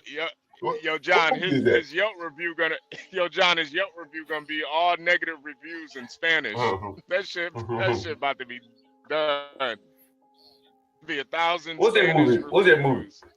What's that movie from where the guy said, you know you don't fuck up? I want to say, and I want to say Menace to Society, man. I think. Yeah, Menace to Society, yeah. Yeah. You know you don't fuck up. When the news showed up, you know he fucked up. That smile on his face, like, I'm about to have to close this motherfucker down. It's over. To put this in perspective, where this is in the hard. But I understand his anger. That's probably like the 10th non-English speaking person that done walked into his restaurant. Well, why don't that nigga learn Spanish? In the last hour. Well, why don't that nigga learn Spanish? If all these Spanish people keep walking in his show, why don't he fucking learn Spanish? Duolingo! Let's get that stock pumping. Duolingo. Why don't that nigga learn Spanish? John, he running a goddamn business. John, he ain't got time to learn Spanish. That nigga yesterday said he'll learn whatever. If the Russians come, he'll learn Russian. Man. Is that what he said yesterday? He did say that. Yeah. Not everybody's gonna just lay down though, man. Not everybody gonna lay down. Yeah. I don't think I would have did that. I probably would have made some Spanish menus. I ain't gonna lie. I'm not doing that. But not everybody gonna lay down. So, bro, listen, this is a high-end coffee shop and ice cream. Canna coffee. It's probably cannabis-infused coffee. This is 3 blocks over from the White House going west, not east. West is where the money is. Man, this is high rent district right here. You know what I'm saying? Like these kind of neighborhood where you probably have to fly an LGBT flag they come ask you to put it up. Yeah. You know, this is very, very liberal. Obama doesn't live far from here. That tells you how liberal this is. This man just turned away or just berated or protected. Like, it's just like what he just did was the equivalent of a white man talking that way to a black. Mm-hmm. Yep. He just don't know it. Mm-hmm. He thought he could talk to them people like we all equals, right? And we all down here at the bottom. I can just talk to you like I can talk to you like I can talk to anybody else. And he don't realize. You notice that he was a dark-skinned Venezuelan too. He thought he could talk to him any type of way. Like, oh, look at this nigga with straight hair. I'm gonna talk to him any type of way.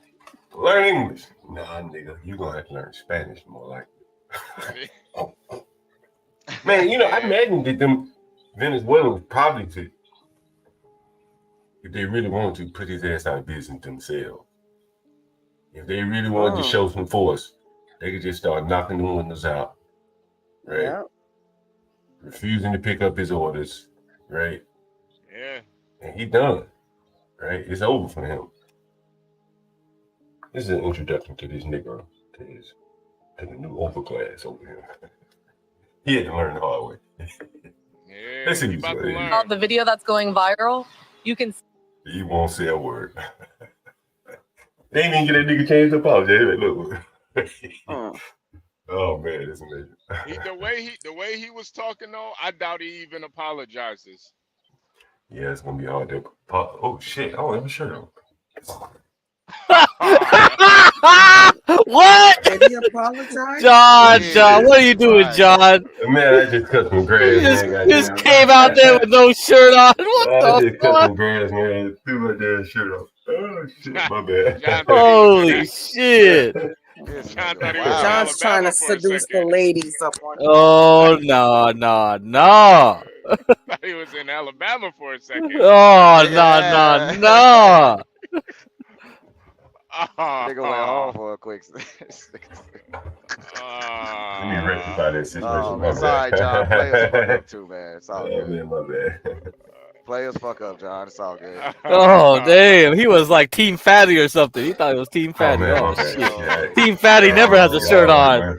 Hey, He looked like that. He looked like that dude off Street Fighter, man. The one that can stretch his arms and shit. What's his name? I think at John look like that. I don't know his name though. I don't know if I can ever pronounce it, man. Dowsum? Duale, that's his name. Yeah, the Dowsum. Duale, Nassim. Yoga flame. Yoga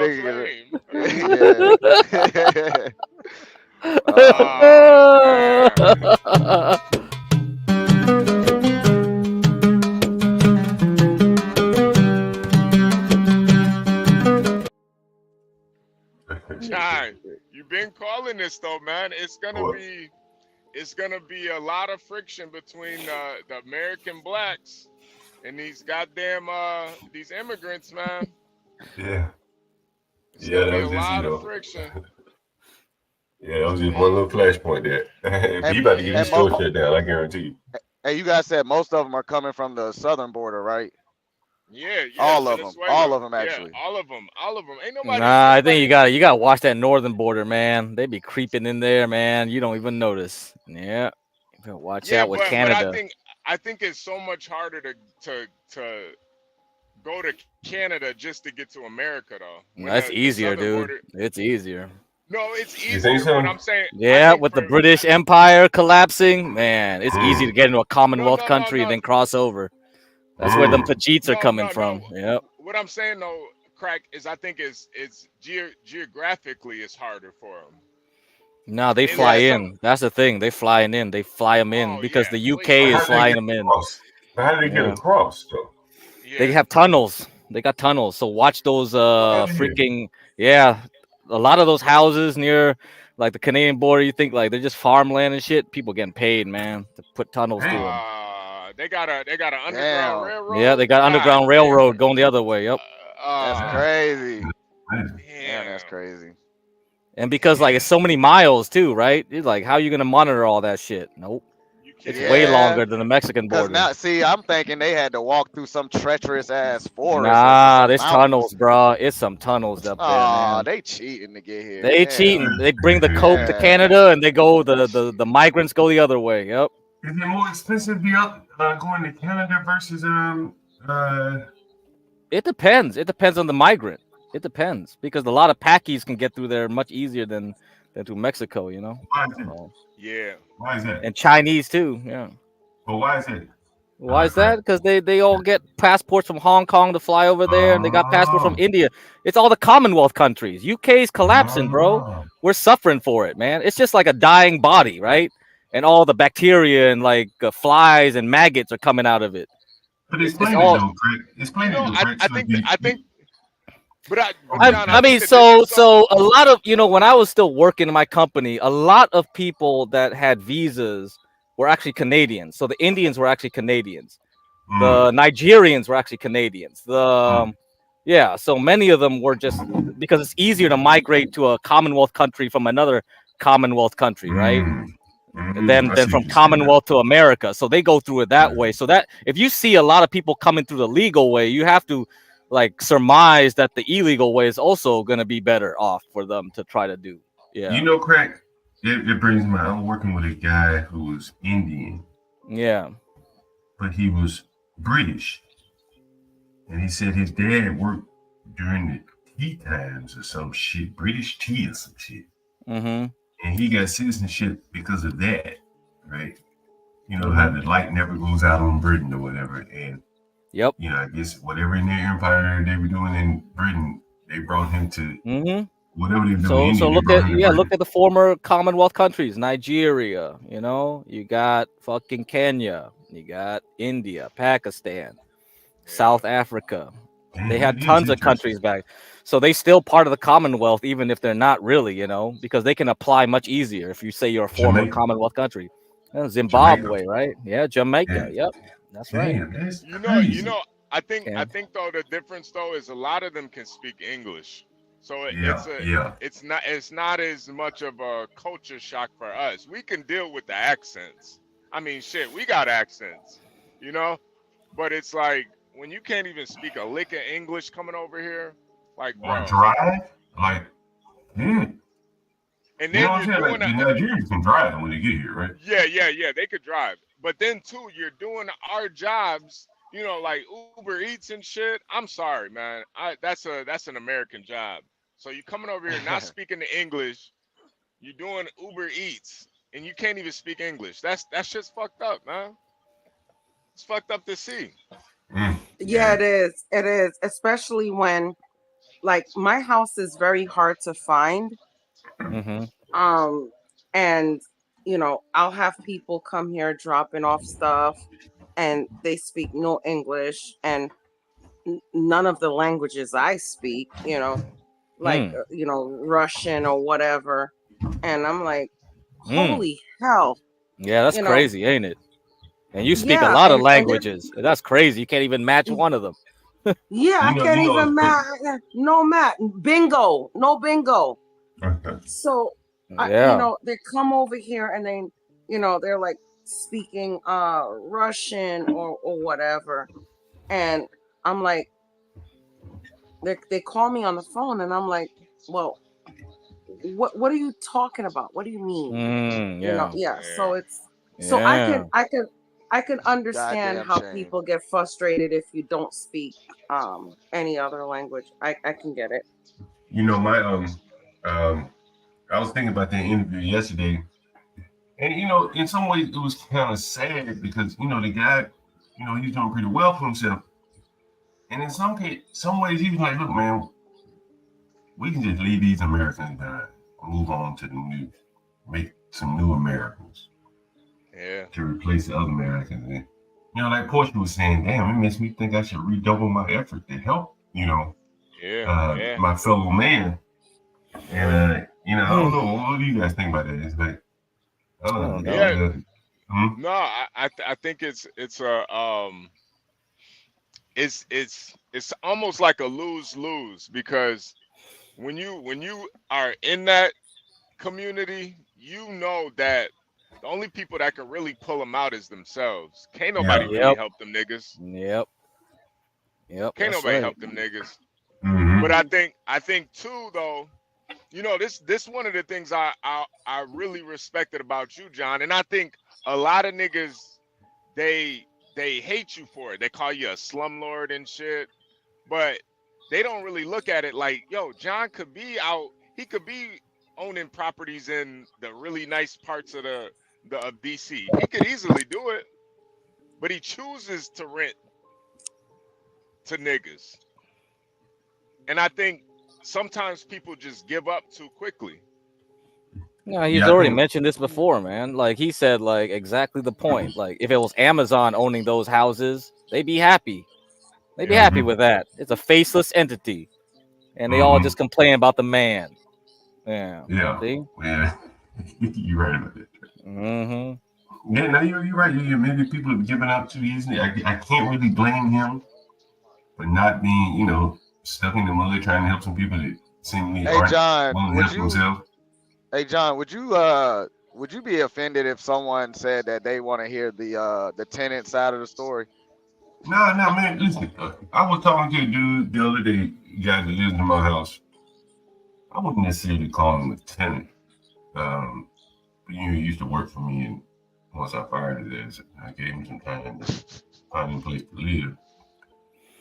And I don't think he's been looking like he should have, to be quite honest with you. And so I ain't cracked the whip on him. You know, I did real nice with him. So I was calling him the other day. I was telling you about it. He started talking shit. You know, in a way I wouldn't expect somebody to talk shit to me when they're not paying rent. And I guess he seen me on here or whatever, you know. And so he said, "Oh, to call in." You know, I said, "You know, come on, call in." And he said, "I'll tell him about all them tenants you fucked up." I said, "Tell them. Let them hear a first-hand story from someone else other than me." Yeah. And you know, I think that honestly, like every tenant that has ever dealt with me, they ain't make them say that. If they ain't like it, they can move. But the ones that didn't pay, Those are the ones I would love to come on. They probably have the worst thing to say about me while not paying me rent. Yeah. You know what I mean? What's the person that paid me rent want to say? Right? He didn't have to. I ain't making. Right?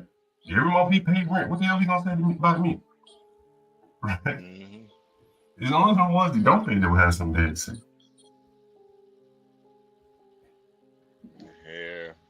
Yeah. And that's where you gotta kind of like take it with a grain of salt, man, because it's like, man, you got these migrants coming in here finding work, but your ass can't find no work to get a job to pay rent. Man, I'm really not even trying to hear no excuses, really. And by the sound of that guy yesterday, you know, many landlords like me and him willing to take on these Section 8 people, and probably, you know, a lot of these working class people gonna have a hard time. They gotta compete with the Haitians too.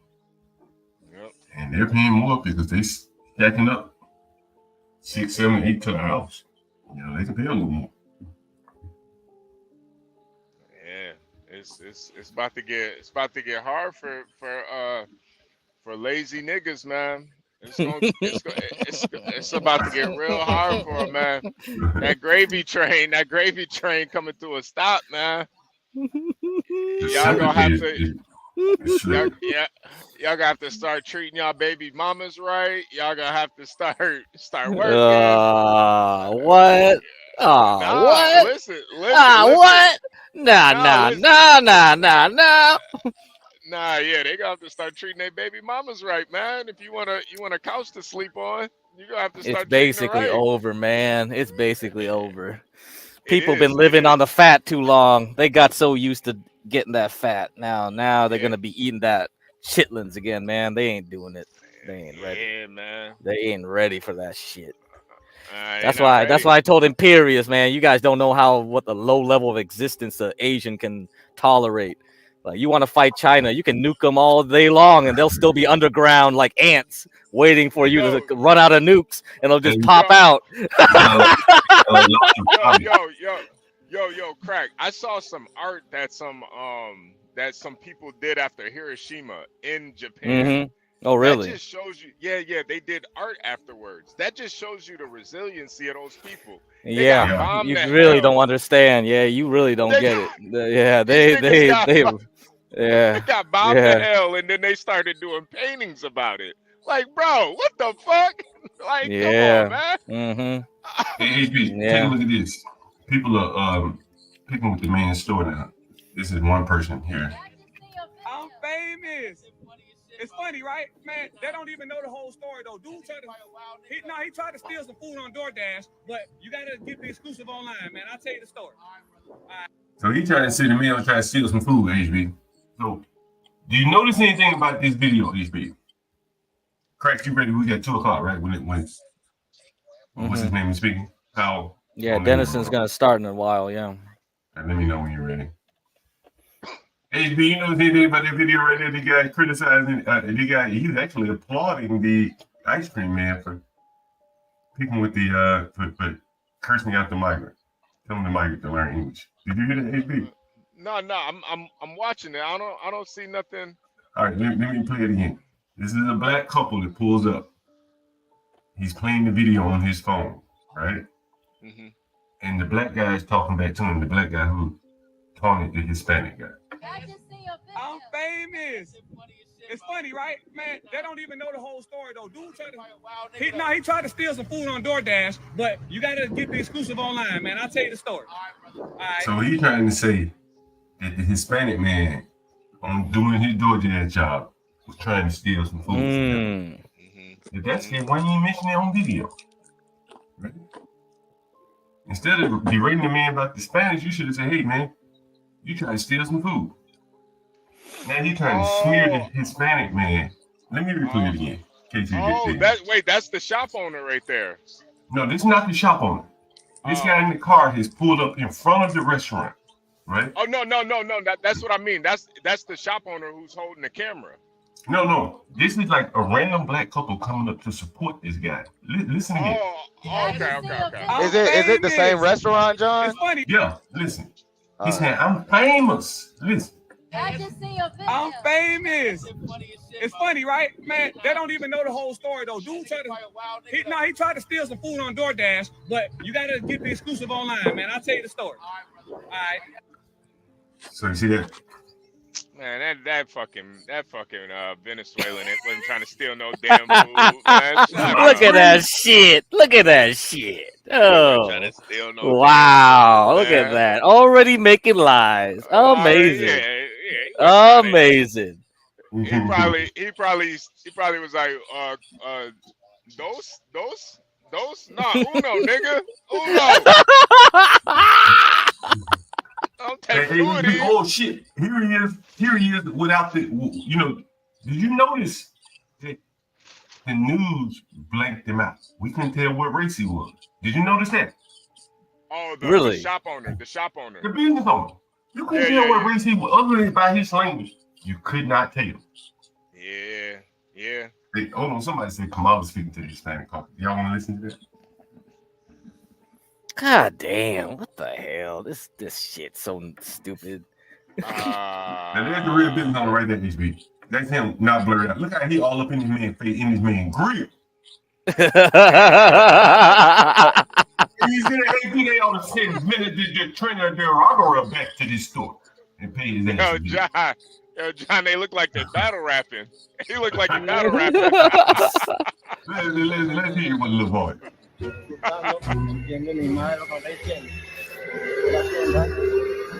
walk all the way out the door.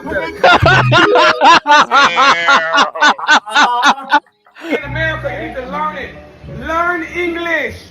Learn it. You get money in America. This isn't you getting money in America. Learn English. Oh man, yeah. That's it.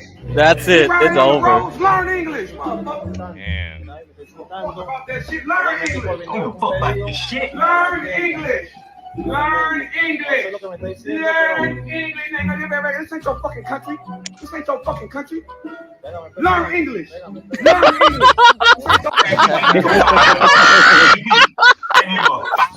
AP, did you see, like, whoa, AP. Damn, I can't rewind. Can I rewind on this shit? When he pursed them lips, AP, he ready to fire his ass up. Because you tell AP, I can't rewind this shit. No, you're talking about the Venezuelan. No, the black man. You better learn English. What's wrong with you?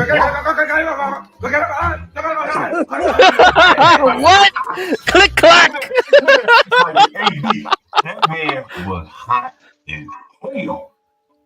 Wow. I'm telling you, John, that was Wow. Venezuelan that pulled up that day, man. He got tired of that shit. Yeah. Like, this ain't no Mexican restaurant, man. But this is perfect, isn't it? You got the hoi polloi fighting each other, man. Perfect. Like South Africa. Damn, but the elites are winning, baby. They don't care. Learn English. Look at that look, HB. He walking behind the motherfucker. That's the store, HB. You better get on. You better get on. Yo, John, that Venezuelan though, he ain't have an ounce of fear in him though. That Venezuelan. Oh, if you live in Venezuela, that shit ain't nothing, man. Venezuela is hardcore, man. That ain't shit. You grew up in Caracas, that ain't nothing. You'll see them boys, AB. Omar coming. Yeah, he wasn't scared at all. That might have been Omar, man. For all we know, that might have been Omar. He ain't look scared. He don't know who the hell that boy was. He don't know who that boy was, man. That boy could have been anybody, a gangster, right? Mm-hmm. Cousin to the gangsters. And come back here and like fire his ass, burn the whole store down and some shit. Yeah. I want you to see that look on the dude's face one more time. In America, you need to learn it. Learn English. Learn it. You getting money in America? This isn't you getting money in America. Learn English. I don't give a fuck. Learn it. I don't give a fuck. You heard he said that, AB. That boy man is hate him. Yeah. Aprende inglés. See, one of the things he owned his restaurant, man. Uber Eats tearing that ass up. off them delivery fees. You know what I'm saying? Yeah. They get most of the money. You know what I mean? I think they tack on 30% or something. You know what I mean? Yeah. And here this guy is. He just like the source of his problem in his eyes. He's the closest thing he can put his hands on. And then the man come here, he don't speak English. They just set him up. Learn it. I mean, look at that face. You riding on the roads, learn English. Motherfucker. What channel is it? What channel? You riding on the road, motherfucker? Motherfucker. Literally. I don't give a fuck about that shit. Learn English. Learn English. Learn English. This ain't your fucking country. Look at that look. Look at that look, HB right there. HB. That's it right there. Yeah. He really taking it himself. Right? He ready, man. He ready, man. He ready to crash the fuck out right there. Got that close up on it, man. Like, if you get that close up on a black man, you ready to fight talking like that. Am I wrong? Yep. No, 100%. 100%. Right. Yep. Look at the reviews of the rest, man. He gone, man. He gone. He might not even be open today. Because the black people ain't gonna go all the way over there. This is a long way, man. It's a long way from here. You know what I mean? Yeah. Look at it. Disgusting. You know, man, oh man. Bro, he done shut his down. He crashed his business out. Yeah, he did. Right into a wall. Mm-hmm. Yeah. It's sad because I do think there's there is a middle ground. I don't want him to feel like the guy the barbershop owner. I don't want him to feel like that. I don't want him to feel like the barbershop owner, but also I don't want niggas to go out like that either, man. Because that ain't the answer right there. He could have said it a lot nicer, and none of this would have been an issue. You know what I'm saying? Right. Instead of just screaming at the guy and cussing, it looked unprofessional as a business owner. Like, look at this shit, HB. Y'all check this out. English. I don't give a fuck. Look like you got went to the restaurant or something. This is what it look like on this riding side. on the roads, learn English. Look, that must be where he lives or something. you know what kind of food he was serving at that restaurant, John? It's like a coffee. This ain't your fucking country. This ain't your fucking country. Learn English.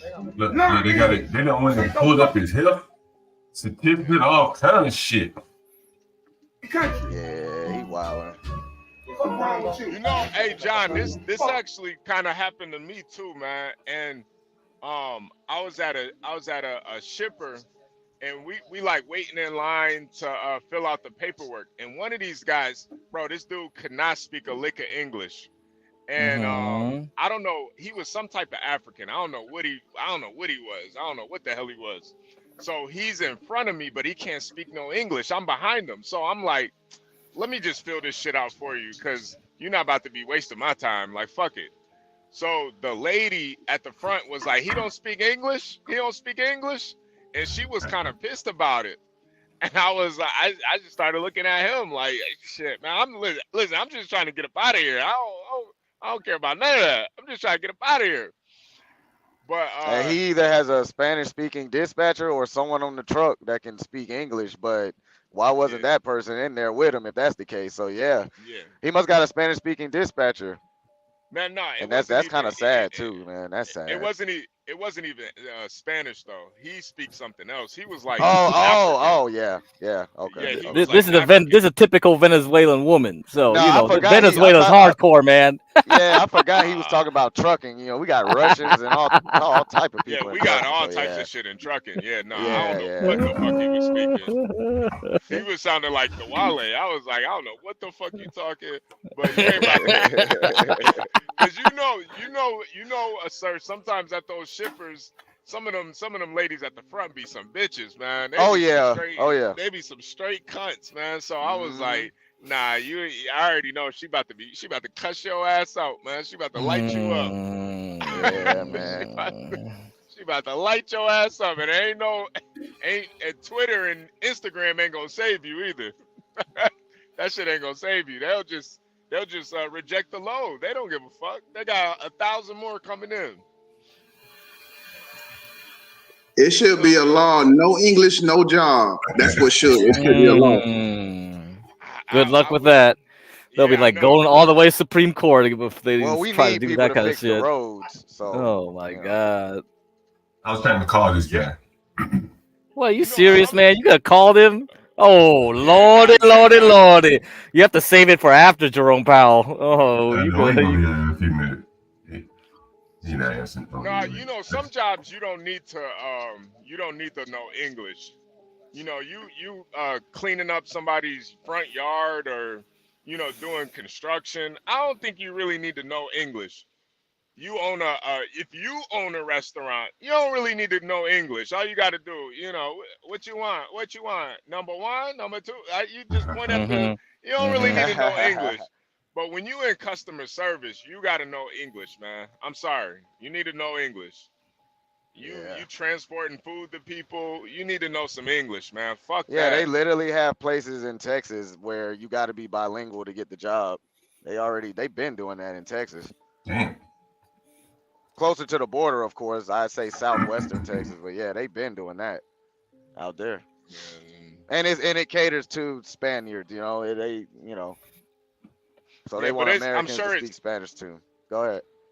Yeah, no, I'm sure it's like certain types of jobs, but you know, certain jobs. It was usually like fast food or restaurants. It was stuff like that. I don't know about like being a cop or, you know, stuff like that. I don't think you should be able to be a cop and you can't speak no damn English now. You barate, now you done shot a nigga. Like, yeah, nah, bro. Oh, hell no. But I think the fucked up part about it though is if you a cop in Texas, shit, your ass better know some Spanish. Yeah. Your ass better know some Spanish if you a cop in Texas. Yeah, that's true.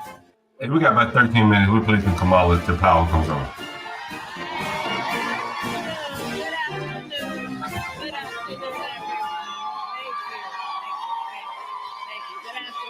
Please have a seat. Please have a seat. Oh, it's good to see so many friends. God. I love you back. Crack. Oh my God. I want to recognize Chair Barragan. Where are you, my dear friend? Nice, Californian. I want to thank you for all that you do and all that you have done. CHCI Chair Espaillat, thank you for all that you are.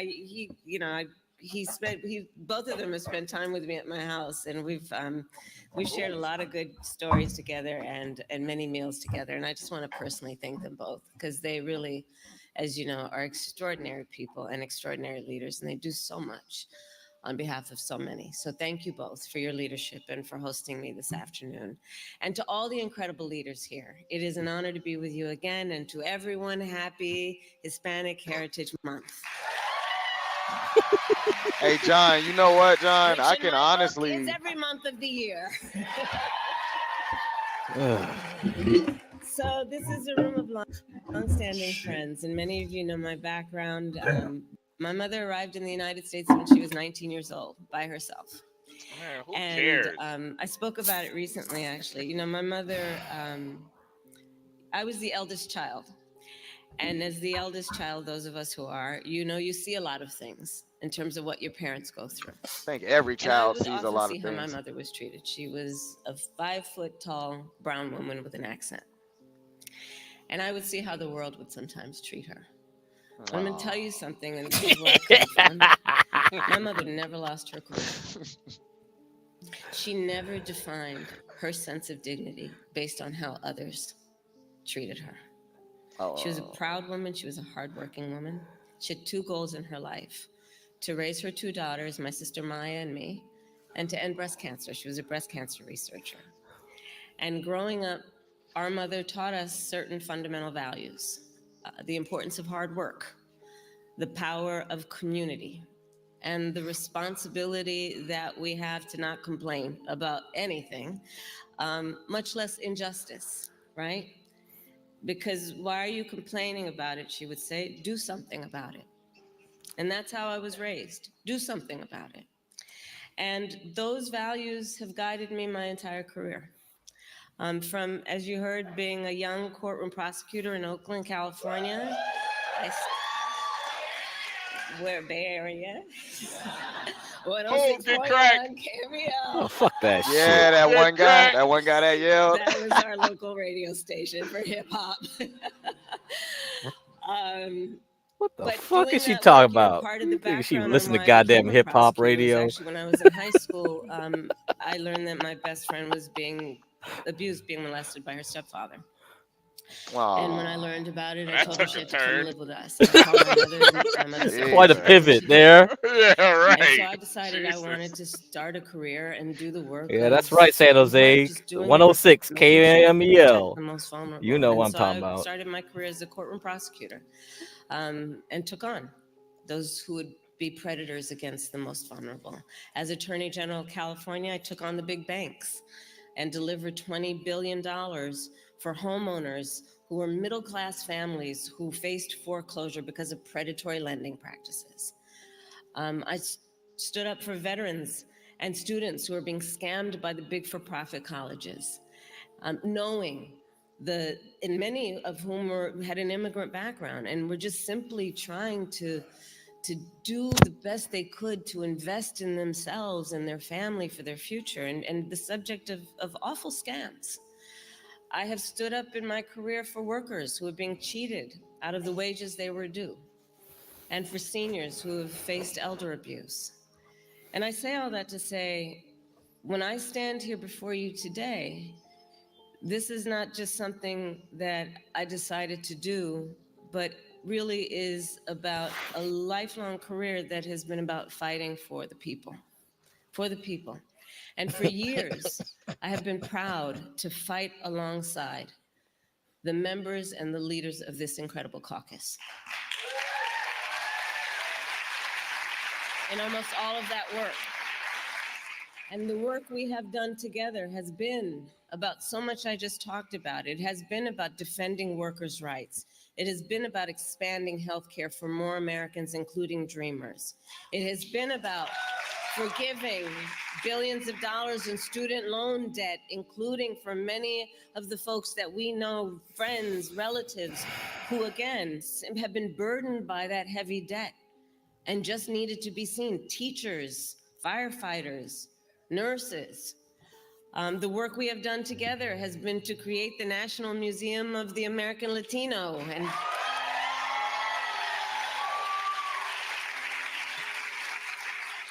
of course, last year I was proud to be with a lot of the leaders here in Houston for the CHC On the Road tour.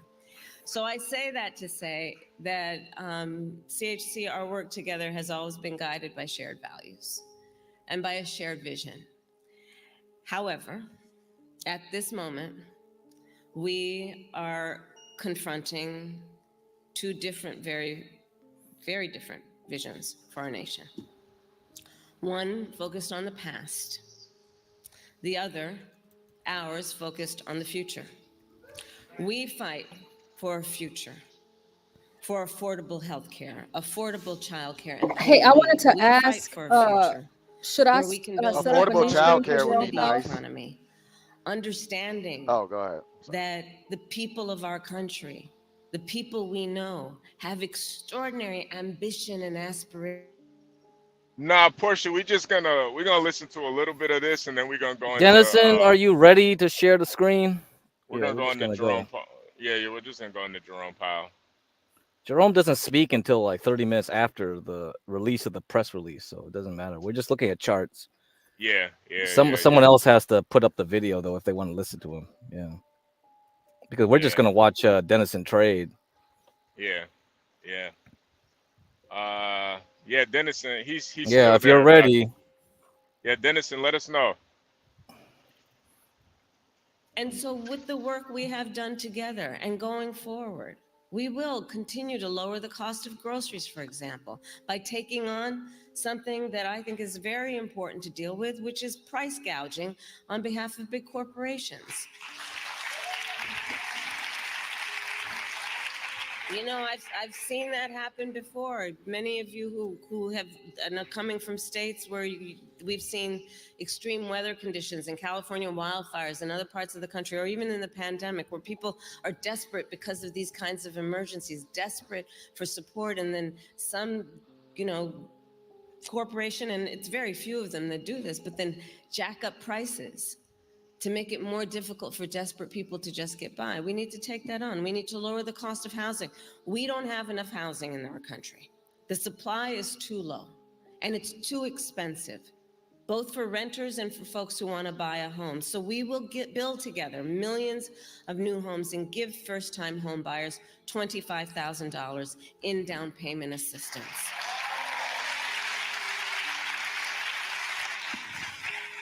Because look, people just want to get their foot in the door. My mother worked hard. She saved up. It wasn't until I was a teenager that she was able to buy our first home.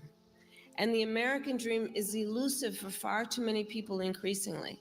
And that's why it is part of my perspective that let's just do the work of giving first-time home buyers a $25,000 down payment assistance. Let them get their foot in the door.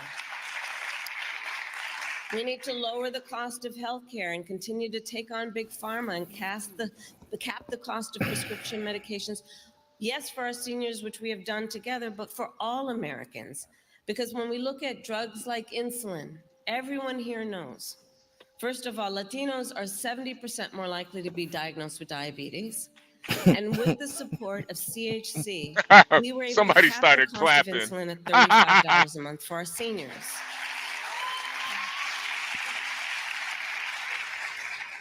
In fact, recently I was in Nevada. I'm in these streets. Let me tell you, I'm everywhere. Oh my God! A woman came up to me with tears in her eyes, man. And she showed me the receipts for her mother's insulin. And she showed me many papers, and I said, "Tell me what these are." And she said, "Well, these are the receipts, and I want you to see where it used to cost us hundreds, if not $1,000 a month, but no more." The work we are doing together, the very purpose of CHC and all of the leaders here, includes having a real impact on real people. And I have the blessing of being able to travel our country and see it every day. It's extraordinary work that is happening because of the leaders here. We, because of our work together, have finally given Medicare the power to negotiate lower drug prices with Big Pharma. And understand, if my opponent, Donald Trump, wins, his allies in Congress intend to end Medicare and end Medicare's negotiating power, as they remind us again this week.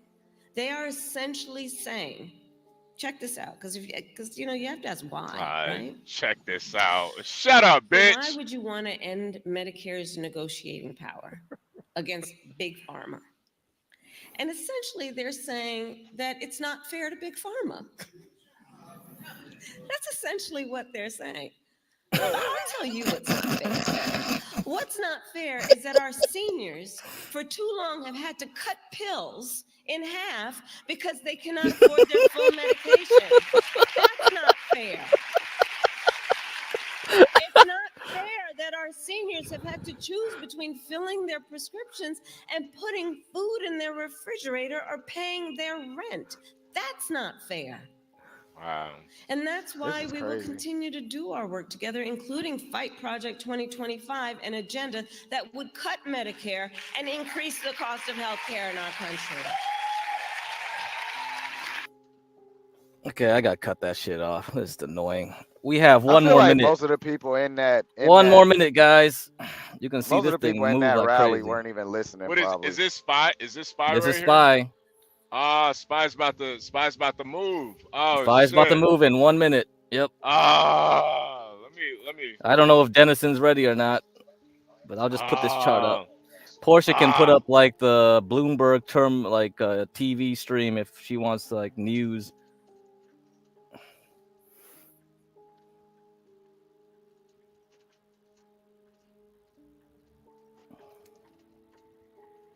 What do you want me to pull up?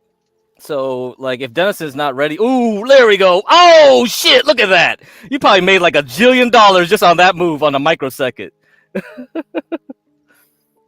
Yeah.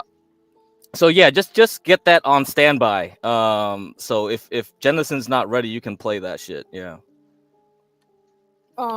It says the Fed decides interest rate decision in Jay Powell press conference. Is that correct? Mm-hmm. Mm-hmm. Okay. Look at that. Look at that beauty. Oh yeah, making money now, baby. Oh shit.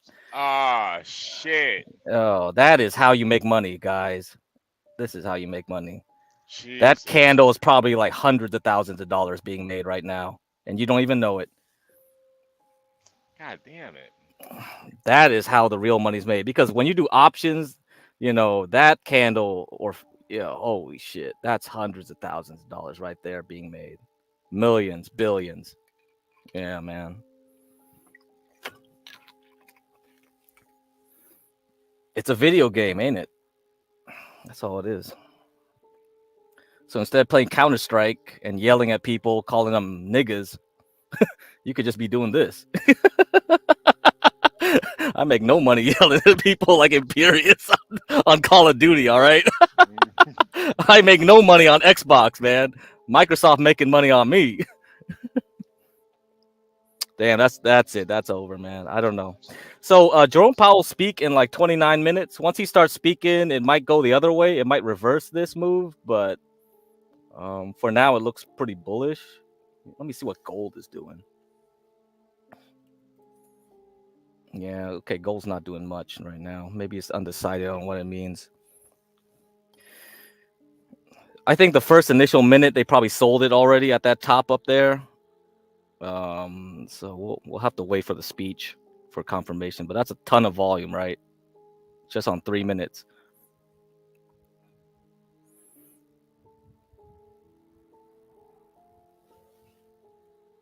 Dennison, are you ready?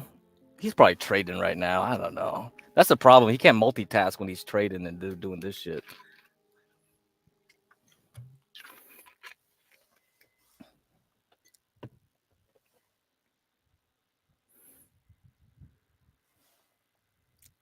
Okay, Portia, you can just play the stream, that Bloomberg stream. Okay, thanks.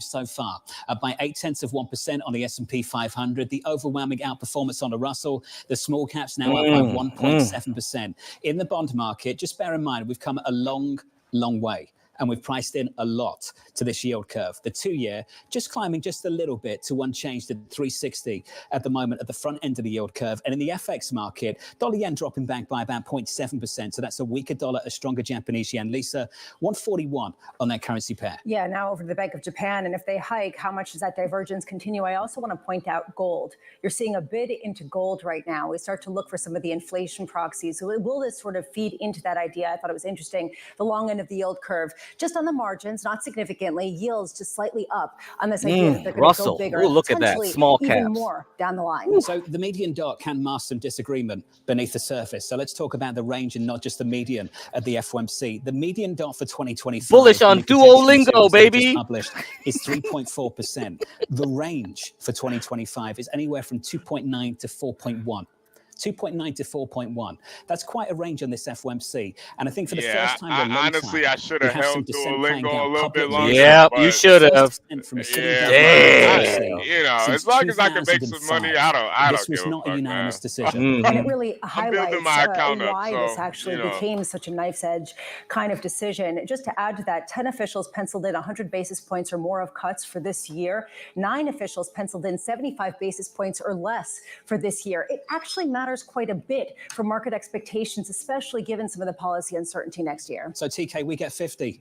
We get 50, and now we're waiting for the next Spy is news conference in 26 minutes time. Surprise. Within taking the a dip. zeitgeist, this is to the edge of surprise. I think Powell maybe alluded to this with his Yeah, all the enthusiasm. traders, man, they're running in Jackson back and Hole, forth, back you and touched forth. on something Jason Furman That's touched just on like this morning, gamble, which is don't gamble, forget gamble. the dollar. And Muhammad Al-Arian, I'm going to be as direct as I can. Is the great unknown here a dollar weakness that anybody without gray hair doesn't know?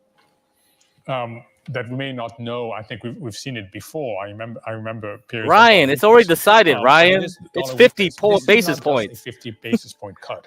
This is a dovish 50 basis point cut. Well, yeah. Right. I mean, I agree with you, John, that the dovish part comes from the median dots. But if you look at the range, it doesn't look at dovish. But that's not what the market is going to hear. The market is going to look at the median dot and will interpret this as a dovish 50 basis points cut. And the first reaction was actually a steepening of both 2s10s and 2s30s, which tells you something about what people are worried about. To some extent, this median dot validates market pricing coming into this decision. Is that sufficient? I'm looking at equity market reaction right now. We're up by 0.5%. We've still got a news conference, a question we've asked for the last several weeks into this. Are we going to end up with disappointment on the other side of this news conference with Chairman Powell? What would your question be now? So first of all, normally he's more dovish than the statement. So that's going to be pretty hard to do this time, but let's wait. My question will be, what has changed since July when you decided not to cut rates? And now there's this very aggressive cut and aggressive signaling. What has changed? The speech in Sintra, Portugal at the start of summer, very different to what we're hearing from the FOMC just several months later. Joining us now to discuss is Bob Michael at JP Morgan Asset Management. He joins us out of London this afternoon. Bob, just want your first impression to the decision. What do you make of it? It hit on pretty much everything we were looking for, probably a little less dovish than we thought in two instances. One, there was a dissent, so it wasn't a slam dunk, and we would have liked to have seen the median dot for the end of next year somewhere around 2.75% to 3%. But otherwise, as we had been guided over the last week, nothing to quibble about. Bob, which bond series or individual bond provides the most information right now? Is it a real yield? Is it the nominal full faith and credit?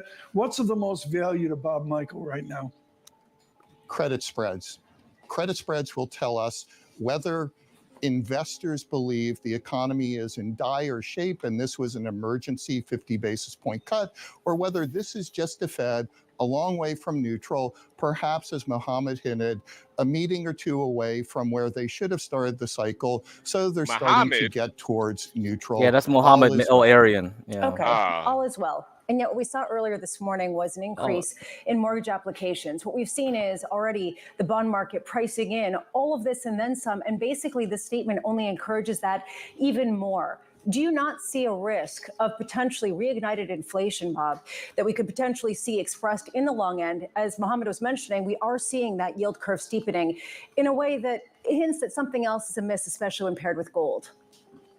Whoa, whoa, whoa. We're a long way away from that. JP Morgan telling y'all. Annualized rate of core PCE running at 1.7%. So that's not inflationary. There's signs of disinflation everywhere. When you look at the labor market, they talked about full employment. Well, the low in unemployment was 3.4%. A couple months ago, it was 4.3%. That's up 0.9%. You only see that when there's threat of recession. That's characteristic of that. They've highlighted to us that the neutral Fed funds rate is somewhere around 3%. That's a debate we could have for a long time, but it's nowhere near 5.25%, 5.5%. So they can start taking pressure off of businesses and households without reigniting inflation. Bob, I know they call you Bob. Motherfucker. Michael, but you told me earlier it was Bob Motherfucker. Michel, so I'm going to stick to Bob Michel. Bob, Mohammed, I came to London because I thought we were going to QPR Millwall on Saturday. Now you're in New York on me? I'll be in London tomorrow. All right. So Bob, speak a little bit to the revisions in the projections and particularly unemployment. What do you make of that? I didn't catch them. What did they do? Damn. They Is that pushed it up. QQQ right there? Yeah, What, I think DXY? they You have look at to- that? I No. think No. they What- have what's to tanking like acknowledge that? that $1. we're at a challenging time, that there What's are the, new entrants what's to the the ticker? labor market. That's DXY. That's the those index. are still unemployed okay. U.S. DXY. workers. Damn. And they have to acknowledge that we're not below 4% anymore. We're heading a little bit higher. And that's why you need the policy response to start with 50 basis points. That's why I told you to get long on Bob, silver I and think we've got to gold, talk about man. this a little bit more. I've been And telling I'm it pleased for a we went to while. Unemployment. Unemployment right now in America is at 4.2%. These are the Fed's projections out in 2024 year end, out to 25 and beyond. They've got projections of 4.4%, the median projection for unemployment this year. Next year, they've got it at 4.4%. Given the move we've seen over the last 12 months, Bob, how aspirational is that? How realistic is it that we just kind of pause around these levels for the next 18 months? Well, we very well could. If we get 225s over the next 2 This guy's the meetings white and we Stanley, bring rates bro. down 100 basis points, what we know Literally. is there's still a shortage of housing. There are first-time home buyers queued up to buy homes. So bringing rates down could bring those buyers into the market. We also know that a lot of businesses don't fund themselves in the public bond market. They fund themselves through bank loans, through private credit. Those are floating rate loans. Those are anywhere You talking about starting with Scott Moon SOFR right at there, 5 right? and 3/8%. You take 100 basis points off of that, that could help to stabilize things as well. Just because unemployment has headed up over the last year doesn't mean it has to keep going. It can certainly flatten out here if the Fed does its job. Hey, Bob, appreciate catching up as always. Bob Michael there of JP Morgan Asset Management. There's a couple of moves in this market that I think are very, very interesting. We've just gone 50. And in some ways, the dot plot is validating what we were pricing in this market ahead of time as well. And what you're seeing at the long end is the long bonds sell off and yields climb by 2 basis points. It's not a big move, but it's notable. We're up by 2 on 10s, on 30s, we're up by 3. And at the same time, we've got gold at all-time highs. What is this market sniffing out? Well, it's sniffing out on the margins a greater inflationary risk than otherwise priced in. Look, I could make an argument about how it might mean that we're going to suddenly get run away into 70s-style inflation. That's not what it's saying. But what it is saying is that on the margins, the idea of a bigger and frankly, a dovish 50 basis point rate cut really highlights how inflation is still back on the table, at least on the margins. They're talking about a dual mandate imbalance. Mohammed, your impression is that it's a single mandate central bank now. And you don't think we should take our eyes off the other side of the mandate. Do you think the market's speaking to that, just on the margin this afternoon? I think at the margin, yes, but I do think that this is the reaction of a single mandate Fed right now, especially if you believe 2% is your inflation target. Let's cross over to Diane Swank and bring her in of KPMG. Diane, we'd love your thoughts on the decision, and then we can get into the nuances. What do you make of the 50 instead of the 25? This was a huge victory for Jay Powell, who really laid out at his Jackson Hole speech that he was worried about employment. And that is what this is about. And Mickey Bowman doing a dissent, Powell willing to take a dissent among the board members as opposed to among a president. That is how much he wanted this 0.5% rate cut. And I think that's very important. I think you're going to see it couched and explained within the context of several participants at the July meeting thought they were ready to go ahead and cut. So this is a bit of a catch up to that. And so that should help temper a little bit this dovish read on it. I was surprised that they kept the risk balanced, although clearly the focus is now on employment and not allowing the situation in employment to become much worse. Remember, we're at 116,000 payroll gains, 3-month moving average as of August. That's not statistically different from zero. Combined with the downward revisions we saw on August 21st, the day before Powell gave his remarks at Jackson Hole, those downward revisions, record downward revisions, even if they're not as large as they appeared because of some immigration that we're not capturing, they're still large. And it means the birth and death rate, the death rate of firms has picked up, and their small businesses aren't hiring as much as well, which could mean actually the payroll data for this year also gets revised down, and that's what they're worried about. Diane, your work out on LinkedIn has been just hugely beneficial, a really holistic view of the U.S.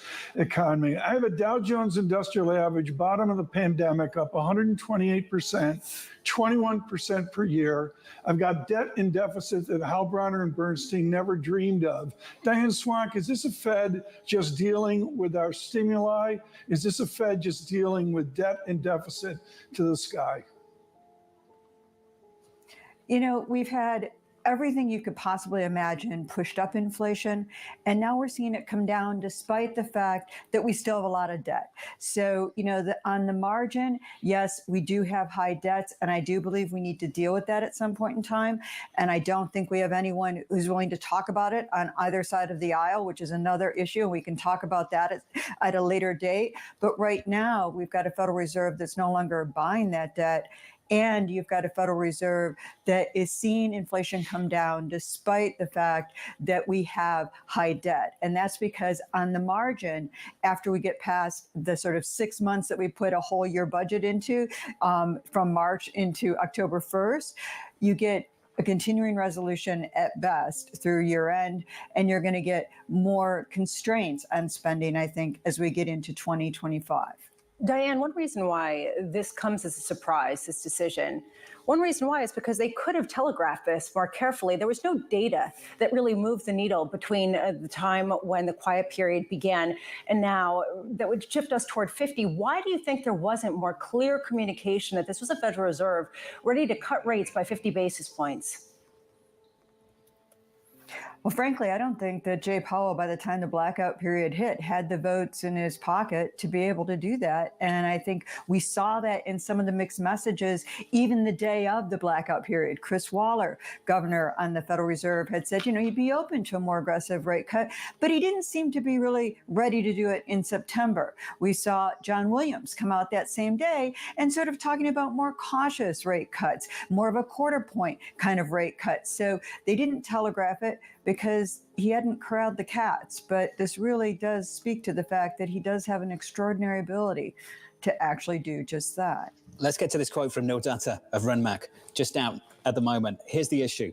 The balance of risks have changed. In June, most saw balanced risk to unemployment. Right now, this is completely flipped. Most see risk to unemployed skewed to the upside. This will not be the last time we see a 50, in our opinion. Lisa, your thoughts? This is basically what's being priced into this year. I mean, how else do they get to more than 100 basis points potentially by the end of this year? And if you think about it, it raises a lot of questions about what they are seeing that suddenly makes that such a consensus, given that we've gotten a lot of mixed messaging. Let's head back to London and catch up with Bob Michael at JP Morgan Asset Management. Bob, I'm sitting there in cash. I've been sat here for a long time. You've been warning me for a long time that I face real reinvestment risk. The Fed's just cut 50 and I'm freaking out. I give you a call. I'm now worried about another 50 and maybe another 50 after that. What are you buying on my behalf? We're telling clients, just get into the bond market. Just get into a general bond fund. It could be an aggregate investment grade bond fund. It could be a core plus bond fund. If you're in a high tax bracket, get into a general municipal bond fund. Yields are coming down. Yields are at this level with $6.3 trillion in cash building up and most people not liking the bond market. Some buying has brought it down here. And this money will come in because they're going to watch the return on cash go down like power windows. I got to say, Mohammed, this goes to the point that you were making. I love your comments on this. This idea that the Fed was seeing something that made him shift his view. And what we're seeing right now is that maybe he just didn't have the votes. I'm just trying to buy the bonds, man. Wu-Tang Clan, Wu-Tang Investments. They're going to be even more aggressive than the market previously thought, and that maybe it is appropriate to price in even more spread compression, wait. Crack. Yields going lower. I'm gonna mute it for a second. So yeah, what's that? What's this whole 50 points thing? What is that? I mean, that's the Fed. That's the Fed Reserve like thing. Hey, Portia, you don't need to mute on your end. Like we can mute it on our end, so you don't need to go back and forth. Yeah, keep the volume up. We can mute it on our end. Yeah. So So basically, the market was pricing in 25 basis point cut, basically 0.25% interest rate cut from the Fed. So this is the first cut we've had, but they went ahead and did 50. That is very interesting. Very interesting. What does that mean? So that means they're in a hurry to cut rates, man. We are ready to go zoom in November. That is what it's going to mean. So 50 points. What does that actually mean? Like what in terms of what? Like reality? It's talking about the rate. Right. It's like half a point, right? Isn't it like that's half a percent? Yeah. Oh, okay. So it's really like 0.5 then. That's what you see right here. Yeah, 50 basis points, 0.5. Yeah. Wait a minute, you guys don't know that shit? Wait a minute. I guess you guys don't know about basis points. Oh man, these guys need to learn all the terminology. Then this is way too much. We need to. How people gonna learn, Crack, if we don't? I don't know. This is second nature. I don't know what people know or don't know. It's like 100 basis points is 1%, right? 100. It's 1 basis point is 1 out of 100. So so that is 0.01%. And you know a percent is 1 out of another 100. So that's actually another divided by 100. But okay. I mean, you don't need to say like basis point. You could have just said 0.5%. Yeah. Right. You know, if you want to The reason they use that terminology is because the fractions get so tiny that people get tired of saying 0.0000005%. You know what I'm saying? That's the reason they use basis points after that. Yeah. Plus, I think it sounds better saying 50 too than 0.00000. Yeah. Anyway. That actually means something.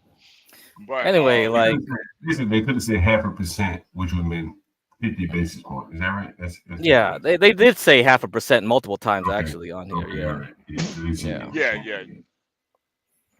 I mean, even in chat right here, Stanley and That is Ryan not are going at each factoring other. into the decision today, but it is an uncertainty in terms of policy for 2025 and 2026. And that could change the trajectory for the Federal Reserve once that cloud of uncertainty regarding the election outcome in the U.S. is lifted. Could not agree more. Dan, just one of the best as always, the clinic. Dan Swank there of KPMG. November 7th could be a very, very different meeting. If you are just joining.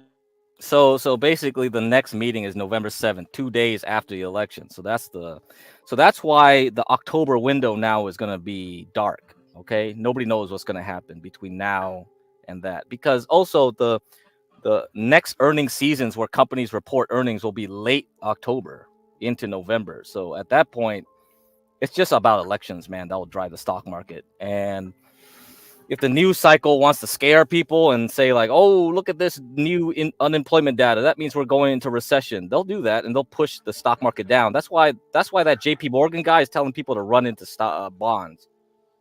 Right? You heard that, right? Yeah. He didn't say to go. He said run into bonds. That's too late, though. You should have been accumulating bonds way early. Now, if you're a trader, yeah, that's why I told CKJ3 earlier to do TLT. You can get a bond ETF. You'd have options on there. You could probably trade it in October. And that's the reason why. Would it be good to get into it now? Before I'd rather do gold and silver. Gold and silver will outperform bonds. So that guy's telling you to go bonds. I'm telling you to go like silver miners. So I told you guys to do EXK. EXK, that silver miner is up 4% right now. So it's gonna probably expand in October, and that's what I'm looking at. Hey, Crack, I had a lady friend listening to you about stocks, and I was telling her your theory about how, like, you don't have to beat the whales or whatever. You know, I was paraphrasing. But, you know, I think she's going to be listening for the Powell. He's already spoke or whatever? No, he's going to speak in about 17 minutes. Yeah, 7 Can minutes. you give that theory, you know, give your perspective of the markets again? Well, my perspective is like the Wyckoff method. Wyckoff method essentially says like there are operators in the market, institutional investors. They accumulate, they distribute. That means they buy and sell slowly, right? Because they have large positions.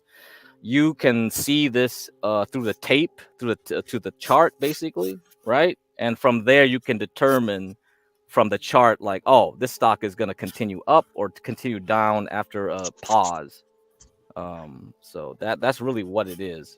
And I'll discuss it more like down the line when we do more of the chart reading stuff. So once you understand how to look at charts, that makes a lot more sense. You also saying something about like you can't compete with the whales, right? No, that's why you just follow the whales. The whales will drive the price wherever it wants to go. The whales are the guys who do the fundamental research. I'm just reading the charts to make sure that I understand what they're doing, and then I'm on the right side of the trade based on what they're thinking, right? If they believe in a company, they will drive the stock up because they already bought low, or if they believe the company's going down, they sold high. And all you're doing is trying to determine from the chart their fingerprints. It's basically like CSI, you know? The crime scene is there. You just look at it, you figure it out, and that's how you do it. That's what technical analysis is. Hey, Crack, tell people what an institutional investor is. That's a good idea. Tell them that, like... so like a lot of them could be, you know, your Warren Buffetts, but many of them are actually pension funds that have been coached by companies to buy their stock. You know, that's why DEI is such a success, because many of them have been convinced to buy green energy stocks, Disney, whatever promotes that stuff. You mean ESG, not DEI, ESG. No, you mean DEI too. Yeah, I mean DEI too. Well, no, All of them are the same thing. Yeah. But DEI just covers diversity, equity, inclusion. ESG is environmental, social, and governance. They're all the same. The They're all the environmental same. stuff. So that's why there's a lot of that's why you overlap see a lot of pension funds decouple from oil and gas. That's why those stocks never move very well. They also decouple from tobacco. They never move very well. And you'll see Muslims come in and basically say like, "Hey, I don't want to buy this company because it makes beef and pork," and be like, "Hey, you got to do halal." And then that's why this is why this is so important now. So there's a company managing, say, the New York teachers' pension, and that Correct. means that it has $100 billion in it, or a lot of money like that. And those are institutional investors. Yep. Yeah, the guy managing that will go, "Hey man, I'm gonna buy Apple today, which is a ton of shares, and it'll drive the price up, right?" So And then the most other of the thing money. is, go ahead, sorry, Ryan. Go ahead. I was sorry. gonna say most of the money in the market is the retirement accounts of American citizens, and other countries invest heavily in our market. But I was just gonna say these institutional investors are critical to everything. Yep. Yeah, they moved the market pretty much.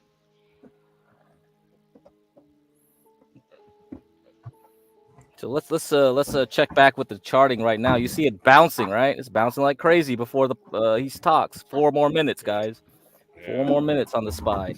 And this is the miner I was talking about, EXK. So this is like and you could tell, man. Like, look at that. I drew this rectangle and look at it. So beautiful, making this range. I bet you some institution guys were like buying shit up down here at the bottom of this range. And once it popped up above it, it's getting ready to launch. What Powell says, some sweet nothings. Silver gonna explode. Then this bad boy is going to 5 again. And I already made my profit because I bought it at 2.5 or something down here. So that's 100%, man. Easy money. So I don't know, man. So that's what you gotta learn. That's what you gotta learn. Read the charts, because this bar was significant. It created that range. The thing, once it dropped, it was going into that range, and that's it. Somebody's going here, and we could look at longer term charts, like a weekly chart. This whole thing could be a range. It's all fractal. This whole thing, when silver was like dying and buying back, like if silver is making a brand new high, this bad boy could go past 12. Then it's like all clear right there. So we'll see. Depends. Nothing's guaranteed. Nothing's guaranteed, but the chart looks well, and I'll take a risk. So he's gonna talk in about 3 minutes. 3-minute countdown. I don't know if Dennison's ready to show his thing. Insurance for the economy, but also for the Fed and for its political independence and its reputation therein. I just wonder if it's more difficult to make the decision now on November 7th, now that you've had this initial 50 basis point rate cut, and you have a market that's now saying, yeah, you could do another one in November.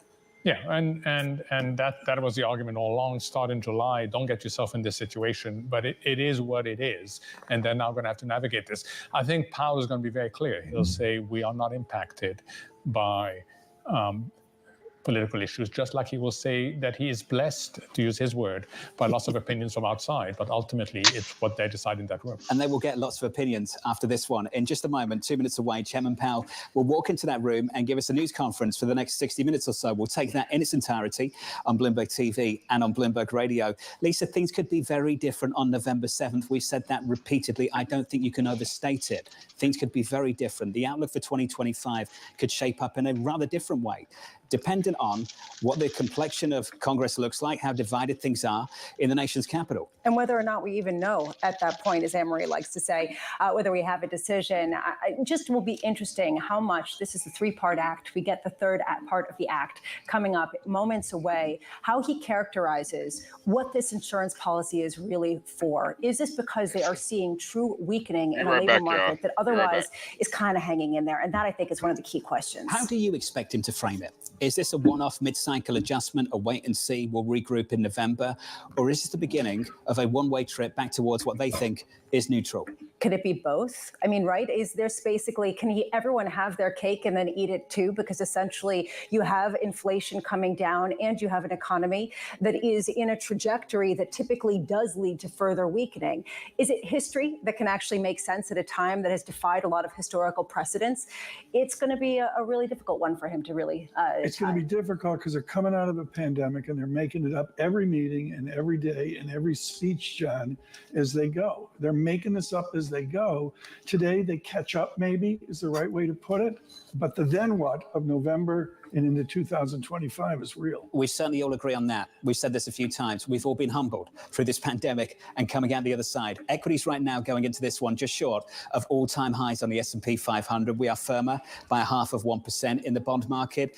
This is the yield reaction. On a 2-year, we're down 4 basis points going into this news conference. Just remember, for 7 consecutive Fed decision days, this 2-year has rallied. This yield has dropped, and that continues at least for now. We're down 4 basis points at the front end of the curve. The chairman of the Federal Reserve, after cutting interest rates by 50 basis points, takes the floor. Good afternoon. My colleagues and I remain squarely focused on achieving our dual mandate goals of maximum employment and stable prices for the benefit of the American people. Our economy is strong overall and has made significant progress toward our goals over the past 2 years. The labor market has cooled from its formerly overheated state. Inflation has eased substantially from a peak of 7% to an estimated 2.2% as of August. We're committed to maintaining our economy's strength by supporting maximum employment and returning inflation to our 2% goal. Today, the Federal Open Market Committee decided to reduce the degree of policy restraint by lowering our policy interest rate by 0.5 percentage point.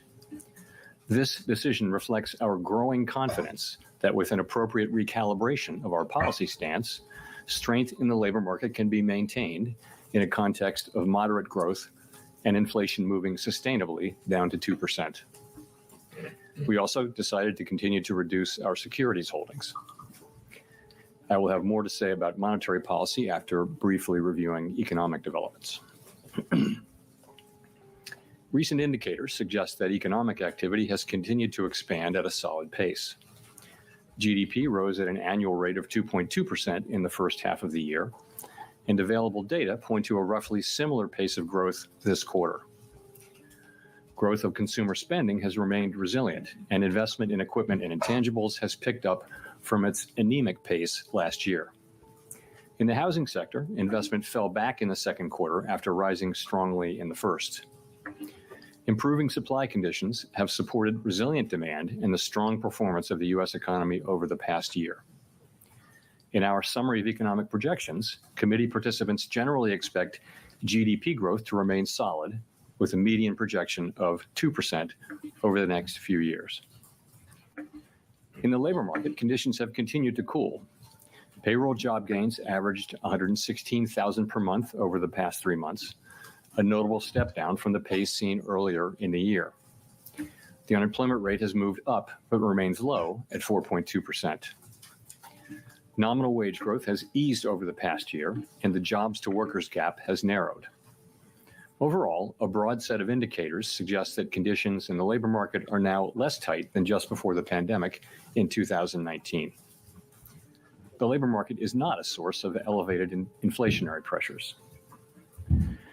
The median projection for the unemployment rate in the SEP is 4.4% at the end of this year, 0.4 higher than projected in June. Inflation has eased notably over the past 2 years, but remains above our longer run goal of 2%.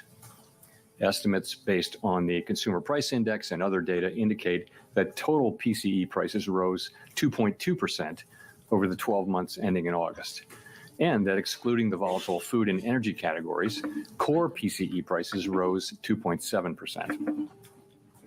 Longer-term inflation expectations appear to remain well anchored, as reflected in a broad range of surveys of households, businesses, and forecasters, as well as measures from financial markets. The median projection in the SEP for total PCE inflation is 2.3% this year and 2.1% next year, somewhat lower than projected in June. Thereafter, the median projection is 2%. Our monetary policy actions are guided by our dual mandate to promote maximum employment and stable prices for the American people. For much of the past 3 years, inflation ran well above our 2% goal, and labor market conditions were extremely tight. Our primary focus had been on bringing down inflation, and appropriately so. We are acutely aware that high inflation imposes significant hardship as it erodes purchasing power, especially for those least able to meet the higher costs of essentials like food, housing, and transportation. Our restrictive monetary policy has helped restore the balance between aggregate supply and demand, easing inflationary pressures and ensuring that inflation expectations remain well anchored. Our patient approach over the past year has paid dividends. Inflation is now much closer to our objective, and we have gained greater confidence that inflation is moving sustainably toward 2%. As inflation has declined and the labor market has cooled, the upside risks to inflation have diminished and the downside risks to employment have increased. We now see the risks to achieving our employment and inflation goals as roughly in balance, and we are attentive to the risks to both sides of our dual mandate.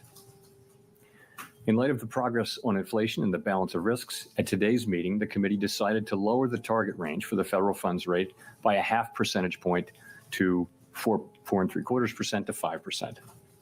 This recalibration of our policy stance will help maintain the strength of the economy and the labor market, and will continue to enable further progress on inflation as we begin the process of moving toward a more neutral stance. We are not on any preset course. We will continue to make our decisions meeting by meeting. We know that reducing policy restraint too quickly could hinder progress on inflation. At the same time, reducing restraint too slowly could unduly weaken economic activity and employment. In considering additional adjustments to the target range for the federal funds rate, the committee will carefully assess incoming data, the evolving outlook, and the balance of risks. In our SEP, FOMC participants wrote down their individual assessments of an appropriate path for the federal funds rate based on what each participant judges to be the most likely scenario going forward.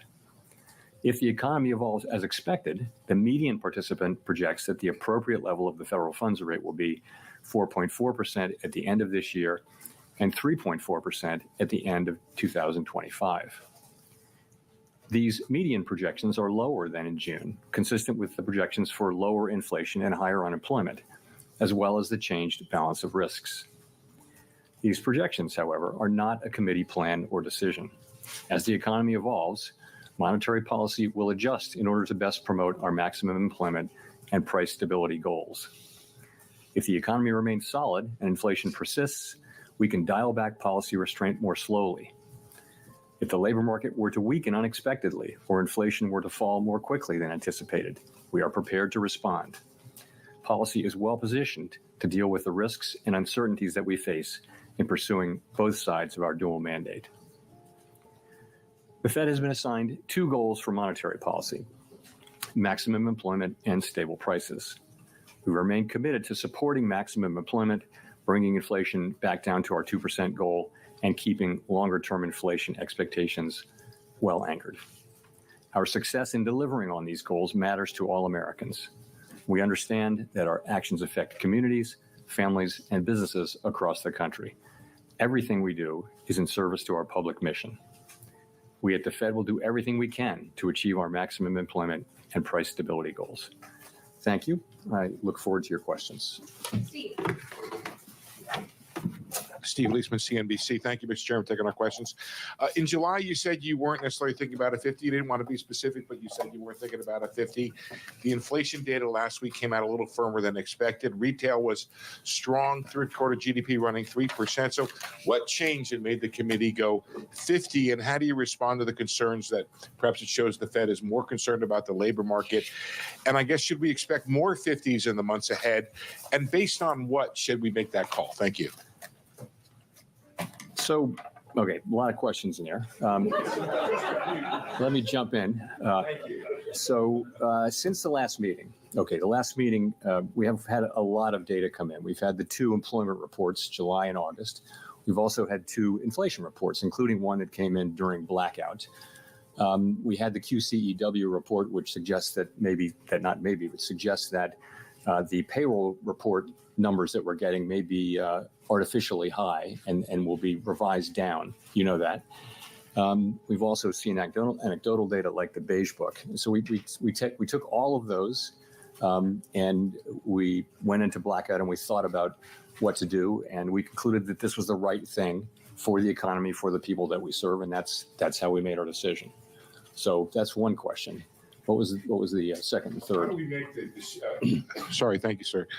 How do we figure out in the months ahead, is there another 25 or 50 coming in? Based on what shall we make that call? Thank you. Sure. So a couple things. A good place to start is the SEP, but let me start with what I said, which was that we're going to be making decisions meeting by meeting based on the incoming data, the evolving outlook, the balance of risks. If you look at the SEP, you'll see that it's a process of recalibrating our policy stance away from where we had it a year ago when inflation was high and unemployment low, to a place that's more appropriate given where we are now and where we expect to be. And that process will take place over time. There's nothing in the SEP that suggests the committee is in a rush to get this done. This process evolves over time. Of course, that's a projection. That's a baseline projection. We know, as I mentioned in my remarks, that the actual things that we do will depend on the way the economy evolves. We can go quicker if that's appropriate. We can go slower if that's appropriate. We can pause if that's appropriate. But that's what we were contemplating. I would point you to the SEP as just an assessment of where of what the committee is thinking today, but the individual members rather of the committee are thinking today, assuming that their particular forecasts are realized. Good, Chris. Hi, Chris Rugaber at Associated Press. Thank you. The projections show that the Fed officials expect the Fed funds rate to still be above their estimate of long-run neutral by the end of next year. So does that suggest you see rates as restrictive for that entire period? Does that threaten the weakening of the job market that you said you'd like to avoid? Or does it suggest that maybe people see the short-run neutral as a little bit higher than Thank you. I think the way I would really characterize it is this. I think people write down their estimate, individuals do. I think every single person on the committee, if you ask them what's your level of certainty around that, they would say there's a wide range where that could fall. So I think we don't know. There are model-based approaches and empirically based approaches that estimate what the neutral rate will be at any given time. But realistically, we know it by its works. So that leaves us in a place where we expect, in the base case, to be continuing to remove restriction, and we'll be looking at the way the economy reacts to that, and that'll be guiding us in our thinking about the question that we're asking at every meeting, which is our policy stance the appropriate one? We know, if you go back, we know that the policy stance we adopted in July of 2023 came at a time when unemployment was 3.5% and inflation was 4.2%. Today, unemployment is up to 4.2%. Inflation's down to a few tenths above 2. So we know that it is time to recalibrate our policy to something that is more appropriate given the progress on inflation and on employment moving to a more sustainable level. So the balance of risks are now even. And this is the beginning of that process. I mentioned the direction of which is toward a sense of neutral. And we'll move as fast or as slow as we think is appropriate in real time. But what you have is our individual accumulation of individual estimates of what that will be in the base case. Howard. Howard Schneider with Reuters. How close was this in terms of the decision? You do have the first dissent by a governor since 2005, I think. Was the weight clearly in favor of a 50, or was this a very close decision? I think we had a good discussion. If you go back, I talked about this at Jackson Hole, but I didn't address the question of the size of the cut, left it open. And I think we left it open going into blackout. And so there was a lot of discussion back and forth, good diversity of division, excellent discussion today. I think there was also broad support for the decision that the committee voted on. So I would add, though, look at the SEP. All 19 of the participants wrote down multiple cuts this year. All 19. That's a big change from June, right? 7 of them wrote down 3 or more, and 17 of the 19 wrote down 3 or more cuts, and 10 of the 19 wrote down 4 or more cuts. So, there is a dissent, and there's a range of views, but there's actually a lot of common ground as well. Follow up to that. Now that this is in the books, can you give us some guidance as sort of follow up to Steve on the pacing here? Would you expect this to be running every other meeting once we get into next year? For example, we're gonna take it meeting by meeting. As I mentioned, there's no sense that the committee feels it's in a rush to do this.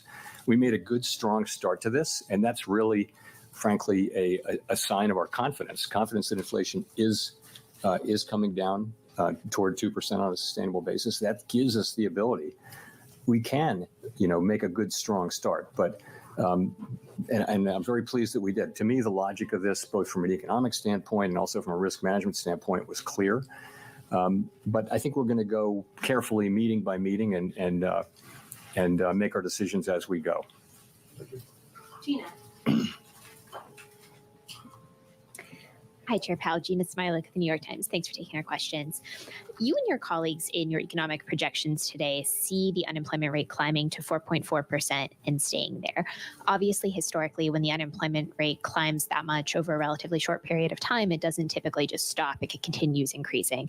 And so I wonder if you can walk us through why you see the labor market stabilizing, sort of what's the mechanism there, and what do you see as the risks? So, again, the labor market is actually in solid condition. And our intention with our policy move today is to keep it there. You can say that about the whole economy. The U.S. economy is in good shape. It's growing at a solid pace. Inflation is coming down. The labor market is in a strong pace. We want to keep it there. That's what we're doing. Sorry, Nick.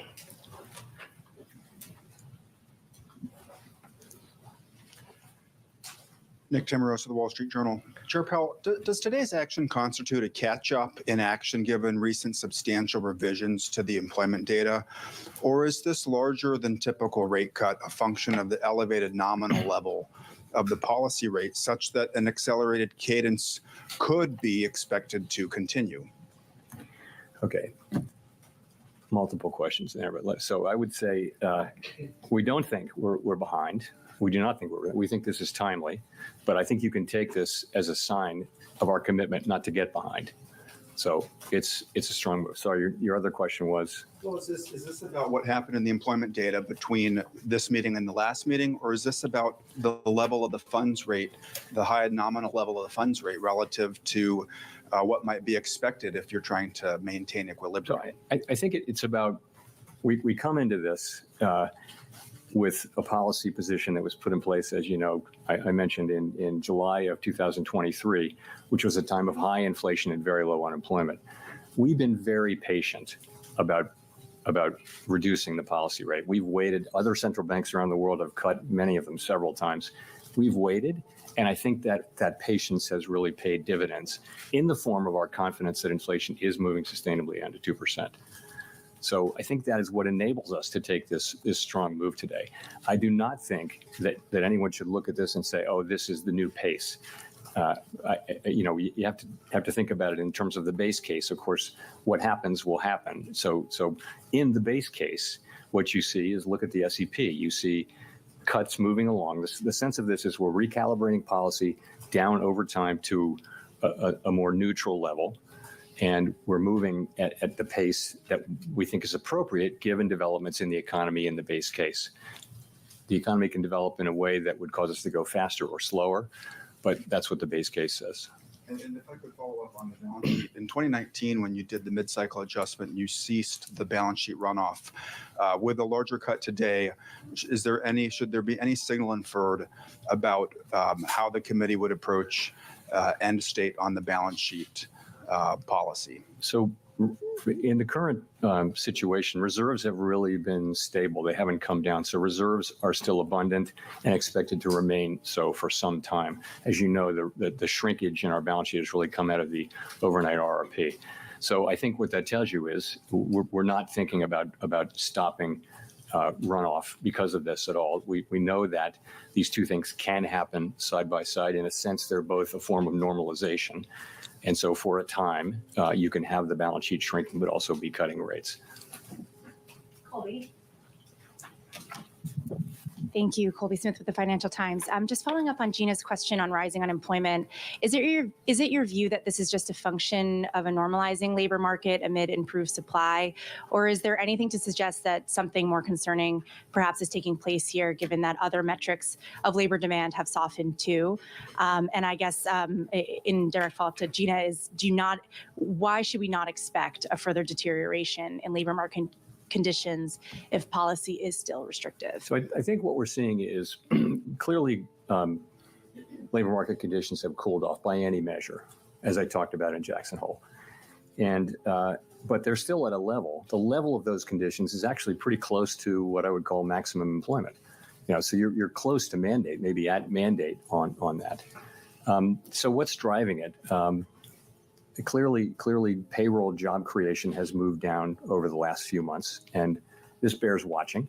By many other measures, the labor market has returned to or below 2019 levels, which was a very good, strong labor market, but this is more sort of 2018, 17. So the labor market bears close watching, and we'll be giving it that. But ultimately, we believe, with an appropriate recalibration of our policy, that we can continue to see the economy growing, and that will support the labor market. In the meantime, if you look at the growth in economic activity data, retail sales data that we just got, second quarter GDP, all of this indicates an economy that is still growing at a solid pace. So that should also support the labor market over time. So, but again, it bears watching, and we're watching. And just on the point about starting to see rising layoffs, if that were to happen, wouldn't the committee already be too late in terms of avoiding a recession? So our plan, of course, has been to begin to recalibrate. And as you know, we're not seeing rising claims. We're not seeing rising layoffs. We're not seeing that. And we're not hearing that from companies that's something that's getting ready to happen. So we're not waiting for that, because there is thinking that the time to support the labor market is when it's strong, and not when you begin to see the layoffs. There's some lore on that. So that's the situation we're in. We have, in fact, begun the cutting cycle now, and we'll be watching, and that'll be one of the factors that we consider. Of course, we're going to look at the totality of the data as we make these decisions meeting by meeting. All right, guys. So I think that's pretty much it. We are going to start cutting. Very bullish. Fed is not scared. We're looking at the chart of the QQQ NASDAQ 100. You see it's range bound right now. It's dancing. I think probably a few more questions in that Q&A, maybe up until maybe 20 more minutes. I don't know how many questions he'll have left, but I doubt anything will happen from here, because once he's done yapping, this thing should start moving on back to the previous. You see that candle, it made a perfect wick at the 278.72 mark. So and these charts, like, I didn't predict this stuff. I just drew these lines way back when, and they just hit these marks over and over again really nicely. And once we break out of there, we can continue on. The QQQ is lagging the S&P 500. So if the NASDAQ 100 gets up to here, you can see all new highs on the SPY. So once we have a completed breakout, we can get up there into maybe the end of this month. So by Jewish New Year's, Rosh Hashanah, we should have a new high. And then from there, you guys could consider ready to sell any positions you have or hedge for a potential October drop. So everybody will be very optimistic, and then all of a sudden the narrative will switch and we'll get pessimistic again. And then, that's the time to buy the dip in late October towards Halloween before the elections. So get ready. Open your accounts now. We can start buying a bunch of stocks. This is the XBI. XBI is the pharmaceutical small caps. So these are the most riskiest, rate sensitive companies. Same thing with like Kathy Wood's ARC, kind of the same idea there. So this should be very nice. But you know, me, I love gold. I like gold and silver. So gold and silver miners, definitely be on the lookout.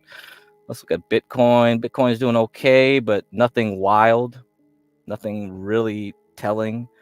I mean, the Bitcoin kind of has this range here. It made a major bottom here with a lot of volume. It supported it here. It's still stuck in that range. I don't know. Honestly, if you really think Bitcoin can do something before the elections, I would say stay away for now. If you didn't get these bottoms, that's just a good trade, but otherwise stay away. Anyway, let's go. Let's see what other questions he has. And anything in the low fours is a good labor market. So that's one thing. Participation is at high levels. It's, you know, we're right adjusted for demographics, for aging. Participation's at pretty high levels. That's a good thing. Wages are still a bit above what would be their wage increases, rather, are still just a bit above where they would be over the very longer term to be consistent with 2% inflation, but they're very much coming down to what that sustainable level is. So we feel good about that. Vacancies over, per unemployed is back to, but it's still a very strong level. It's not as high as it was. That number reached 2 to 1, 2 vacancies for every unemployed person as measured. It's now below around 1, but that's still a very good number, I would say.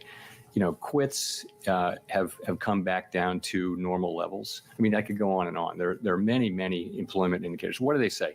They say this is still a solid labor market.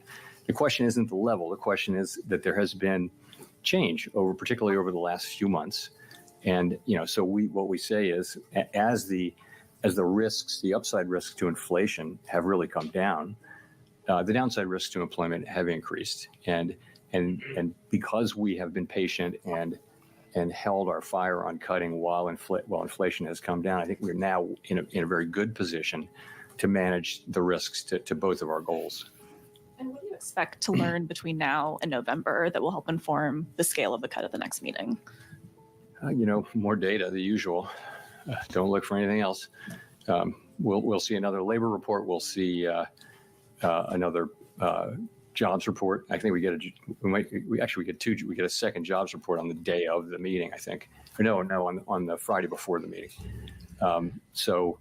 And inflation data, we'll get all this data. We'll be watching. It's always a question of look at the incoming data and ask what are the implications of that data for the evolving outlook and the balance of risks, and then go through our process and think what's the right thing to do.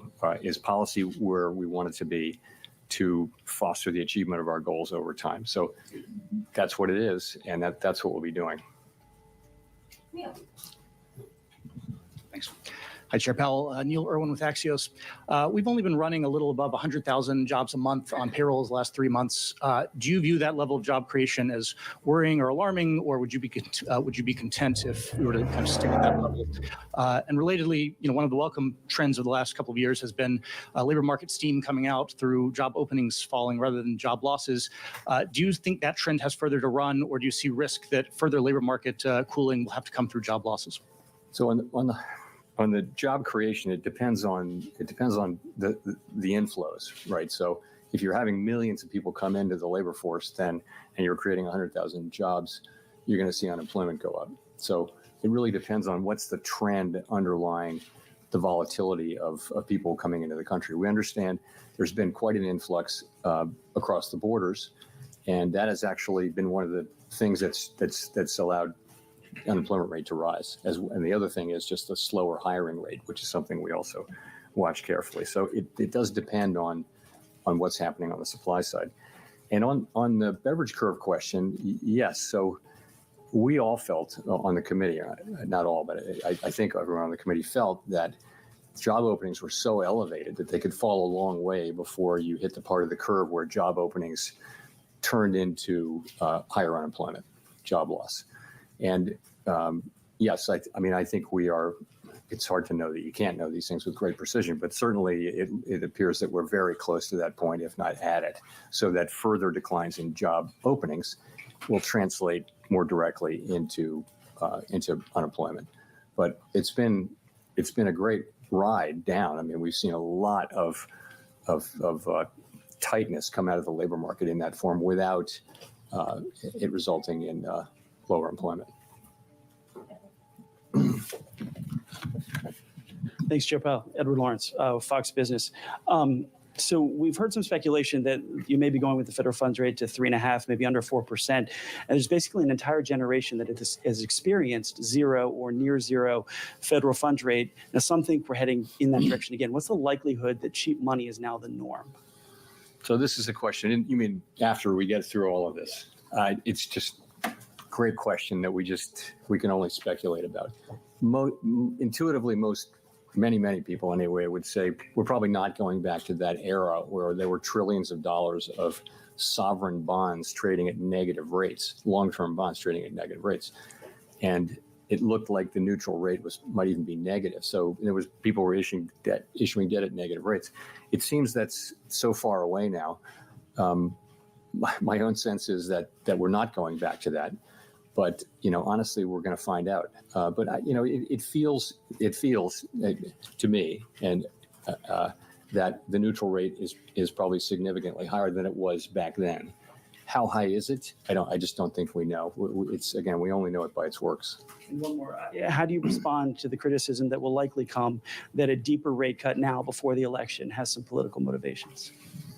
Yeah, so this is my fourth presidential election at the Fed, and it's always the same. We're always going into this meeting in particular and asking what's the right thing to do for the people we serve, and we do that, and we make a decision as a group, and then we announce it, and that's always what it is. It's never about anything else. Nothing else is discussed, and I would also point out that the things that we do really affect economic conditions for the most part with a lag. So nonetheless, this is what we do. Our job is to support the economy on behalf of the American people. And if we get it right, this will benefit the American people significantly. So this really concentrates the mind. And it's something we all take very, very seriously. We don't put up any other filters. I think if you start doing that, I don't know where you stop. And so we just don't do that. Jolene. Thank you, Chair Powell. I'm Jolene Kent with CBS News. My first question is, very simply, what message are you trying to send American consumers, the American people, with this unusually large rate cut? I would just say that, the U.S. economy is in a good place, and our decision today is designed to keep it there. More specifically, the economy is growing at a solid pace. Inflation is coming down closer to our 2% objective over time. And the labor market is still in solid shape. So our intention is really to maintain the strength that we currently see in the U.S. economy. And we'll do that by returning rates from their high level, which has really been the purpose of which has been to get inflation under control.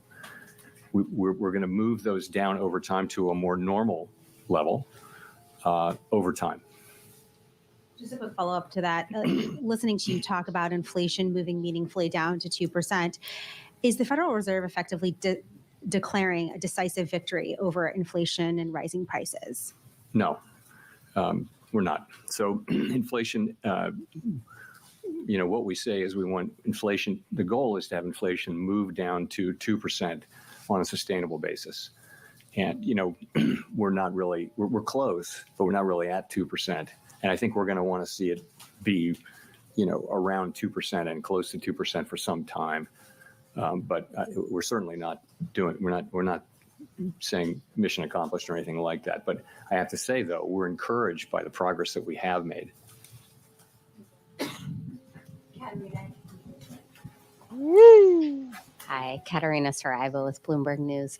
Hi. I just would love to know kind of how the committee is thinking about the persistence we've seen in housing inflation.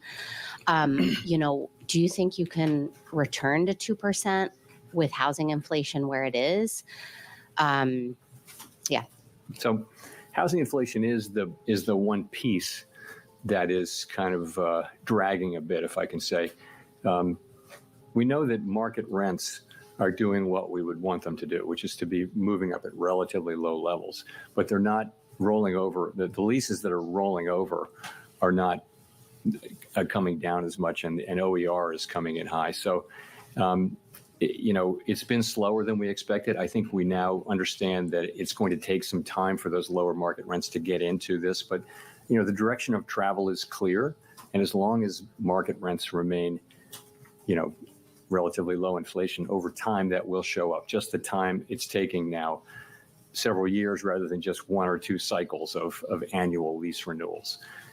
So I think we understand that now, but I don't think the outcome is in doubt. Again, as long as market rents remain under control, the outcome is not in doubt. So I would say it's the rest of the portfolio, or of the elements that go into core PCE inflation have behaved pretty well. They all have some volatility. We will get down to 2% inflation, I believe, and I believe that ultimately we'll get what we need to get out of the housing services piece too. Some of your colleagues have expressed concern that with starting to cut rates, you could reignite demand in housing and see prices go up even more. What's the likelihood of that, and how would you react to that?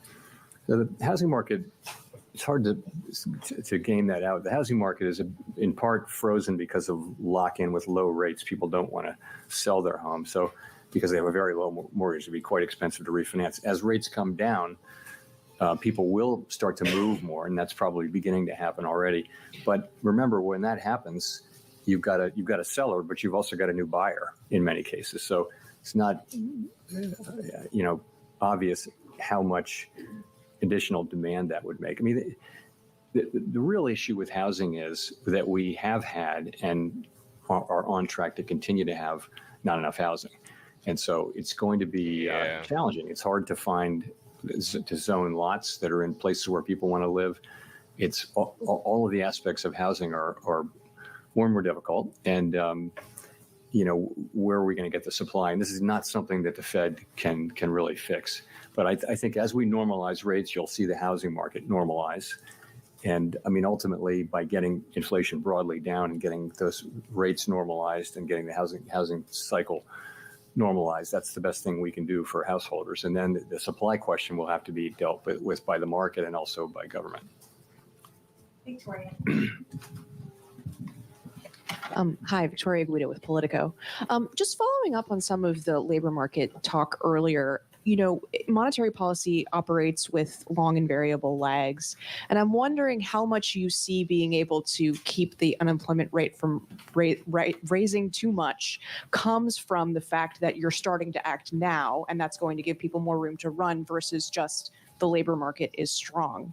And then also, if I could, following up on Nick's question, do you see today's 50 basis point move as partially a response to the fact that you didn't cut in July, and that sort of gets you to the same place? So you're right about lags, but I would just point to the overall economy. You have an economy that is growing at a solid pace. If you look at forecasters or talk to companies, they'll say that they think 2025 should be a good year too. So there's no sense that the U.S. economy is basically fine. If you talk to market participants, I mean, business people who are actually out there doing business. So I think our move is timely. I do, and as I said, you can see our 50 basis point move as a commitment to make sure that we don't fall behind. So you're really asking about your second question. You're asking about July, and I guess if you ask, if we'd gotten the July report before the meeting, would we have cut? We might well have. We didn't make that decision, but we might well have. I think that's not, that doesn't really answer the question that we ask ourselves, which is, let's look, when at this meeting, we're looking back to the July employment report, the August employment report, the two CPI reports, one of which came, of course, during blackout, and all of the other things that I mentioned. We're looking at all of those things, and we're asking ourselves, what's the policy stance we need to move to? It's clear that we clearly, literally, everyone on the committee agreed that it's time to move. It's just how fast do you go, and what do you think about the path forward? So this decision we made today had broad support on the committee, and I've discussed the path ahead. Thank you, Chair Powell. Elizabeth Schulze with ABC News. Mortgage rates have already been dropping in anticipation of this announcement. How much more should borrowers expect those rates to drop over the next year? Very hard for me to say. That's from our standpoint. I can't really speak to mortgage rates. I will say, that'll depend on how the economy evolves. Our intention, though, is we think that our policy was appropriately restrictive.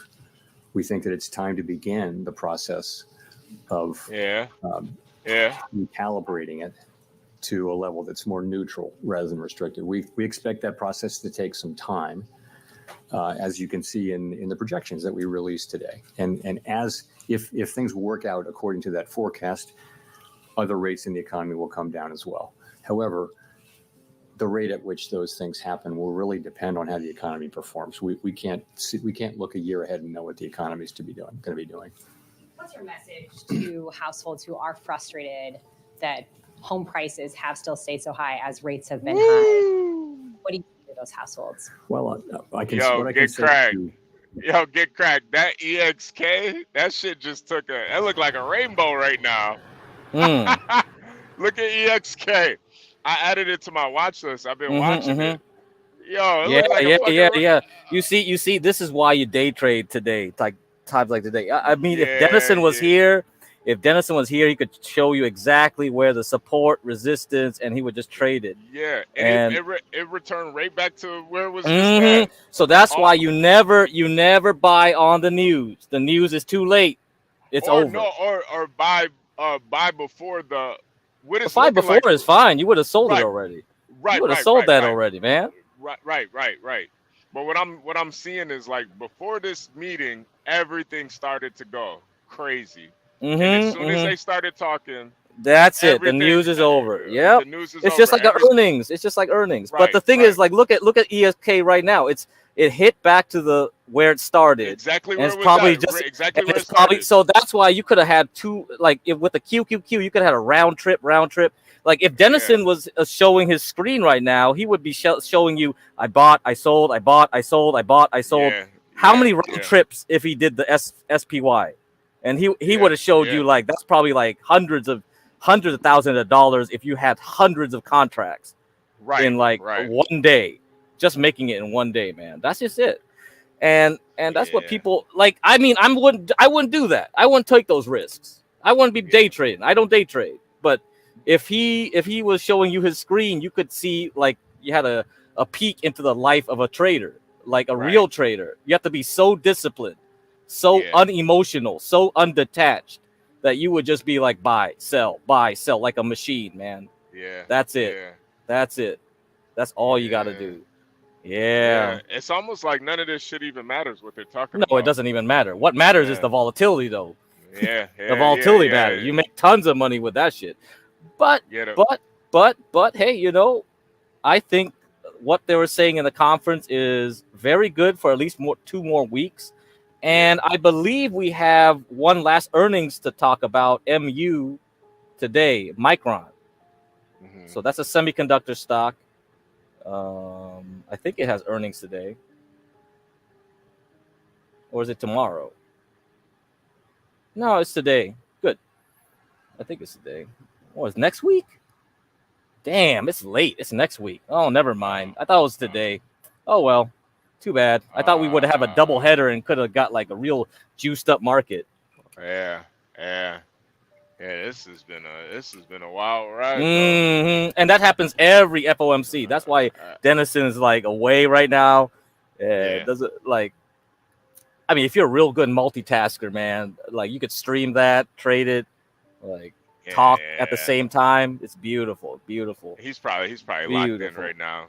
Yeah, he's locked in. He's in the zone. That's what trading in the zone's all about.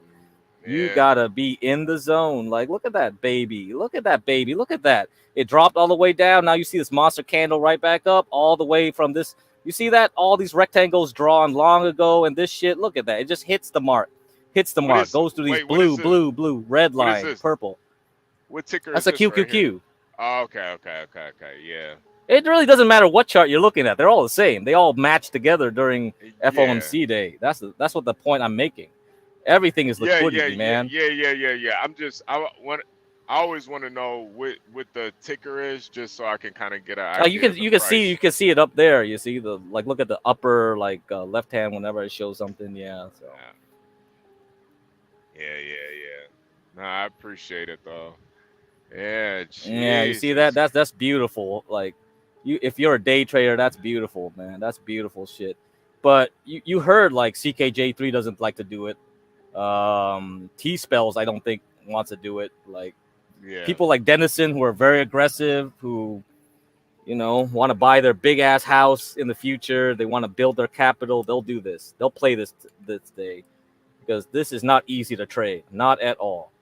Not at all. Yeah. I think if you time it right, though, you definitely could make some Skrilla, because it was going crazy today. It was like damn near retarded the way it was moving around. Yeah, that was crazy. But I definitely added EXK to my watch list. Yeah, definitely watch it. Definitely watch it. You gotta. And the thing is like you have to understand like all that stuff follows gold and silver, which are already very volatile to begin with. So you're adding to the. So that's why I never traded during the day, man. I'm swing trading it. There's no way for me to catch. Like, you just buy like shit when it like gold is here, and then you sell shit when that's way easier than trying to like do it during the day. It's like, what the fuck is this shit? Yeah. Because this is easy. You just follow it. You follow the trend. The trend changes. You follow the trend up, and this is over like weeks, man. This is 1 week, 2 weeks, 3 weeks. Very slow. You don't need to worry about what it's like. Like you look at it like it's a rainbow, but look at the candle compared to this big candle the previous week. That's nothing. That's meaningless. That's meaningless. A swing trader doesn't care about this. Swing trader bought here and is going to sell up here. So day trader will care. Swing trader doesn't care. So wait, is that EX? Yeah, EXA. I look at the weekly. Look at that. It's a matter of perspective. Wait. So that's the weekly right there. Yeah, that's a weekly. So you're telling me like this move is scary. This move is nothing compared to this. This candle is 29%. Why do I give a shit about like a 2, 4, 5, 10% move? That's nothing. Right? So it's a matter of perspective. You think it's still a good buy? Because it looks like it still has. No, I bought around this rectangle area. I mean, that's why I told you to watch this thing like maybe a couple weeks ago or something. So. Yeah. I should have got in on that one. Oh, Stanley. Stanley's in the building. Good What's morning, up, Stanley? Good morning. Hey, what's up? Ah, man, what'd you think about the conference?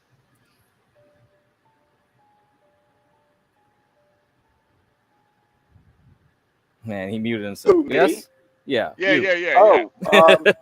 I didn't watch the whole thing, but I don't know. I'm surprised. I actually didn't think they would cut it, half a point. And Ryan's thinking, I'm sorry. No, you're right. Like you were thinking in the chat that. I was thinking a quarter. Right. But, and so Ryan's thinking is that like it's a half point. That means they're scared and we're going to recession. Yeah, right.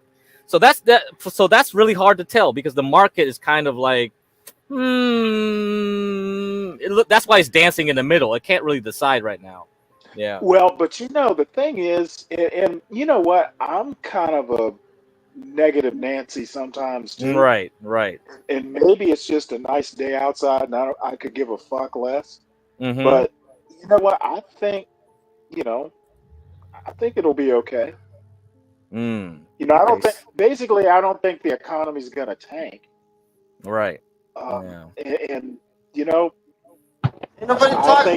I think it's gonna be okay until November 6th.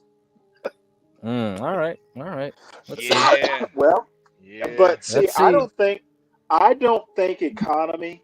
I can do economics if I sit down and think about it, but I just don't. My life isn't driven by charts. Mm-hmm. So. Yeah. Now, it's good to know, though, Stanley, just to kind of see where. Oh no, I know, I know.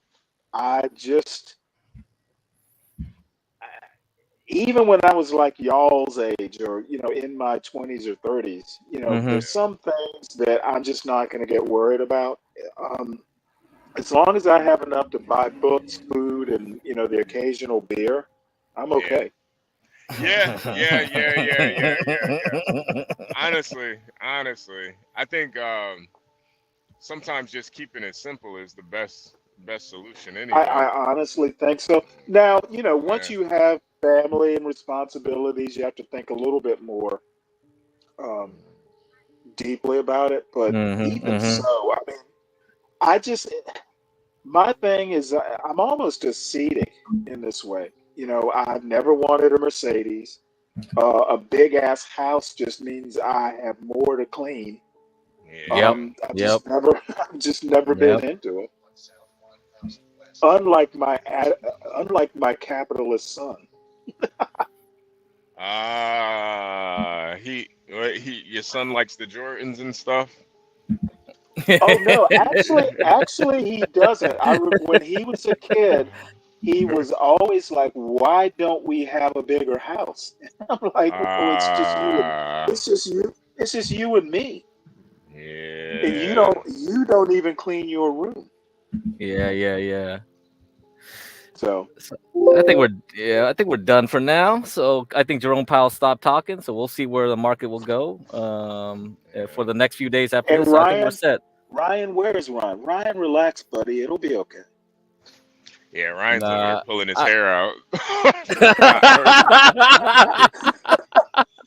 That's the problem, right? Because like you're living in the tale of two cities or whatever kind of thing, where he's looking at his construction and going like, "Oh, I'm not getting these contracts for big commercial buildings, so something's up with the economy," Yeah. You're rich and you're almost at the end of it. You're on the downslope, bud. You can't take it with you. Yeah, but when you're in it like Ryan, it never really ends, man. Yeah. And you know what? That is just what he is built for it. I'm just like, you know what? You got me. I want to eat a hot dog or two.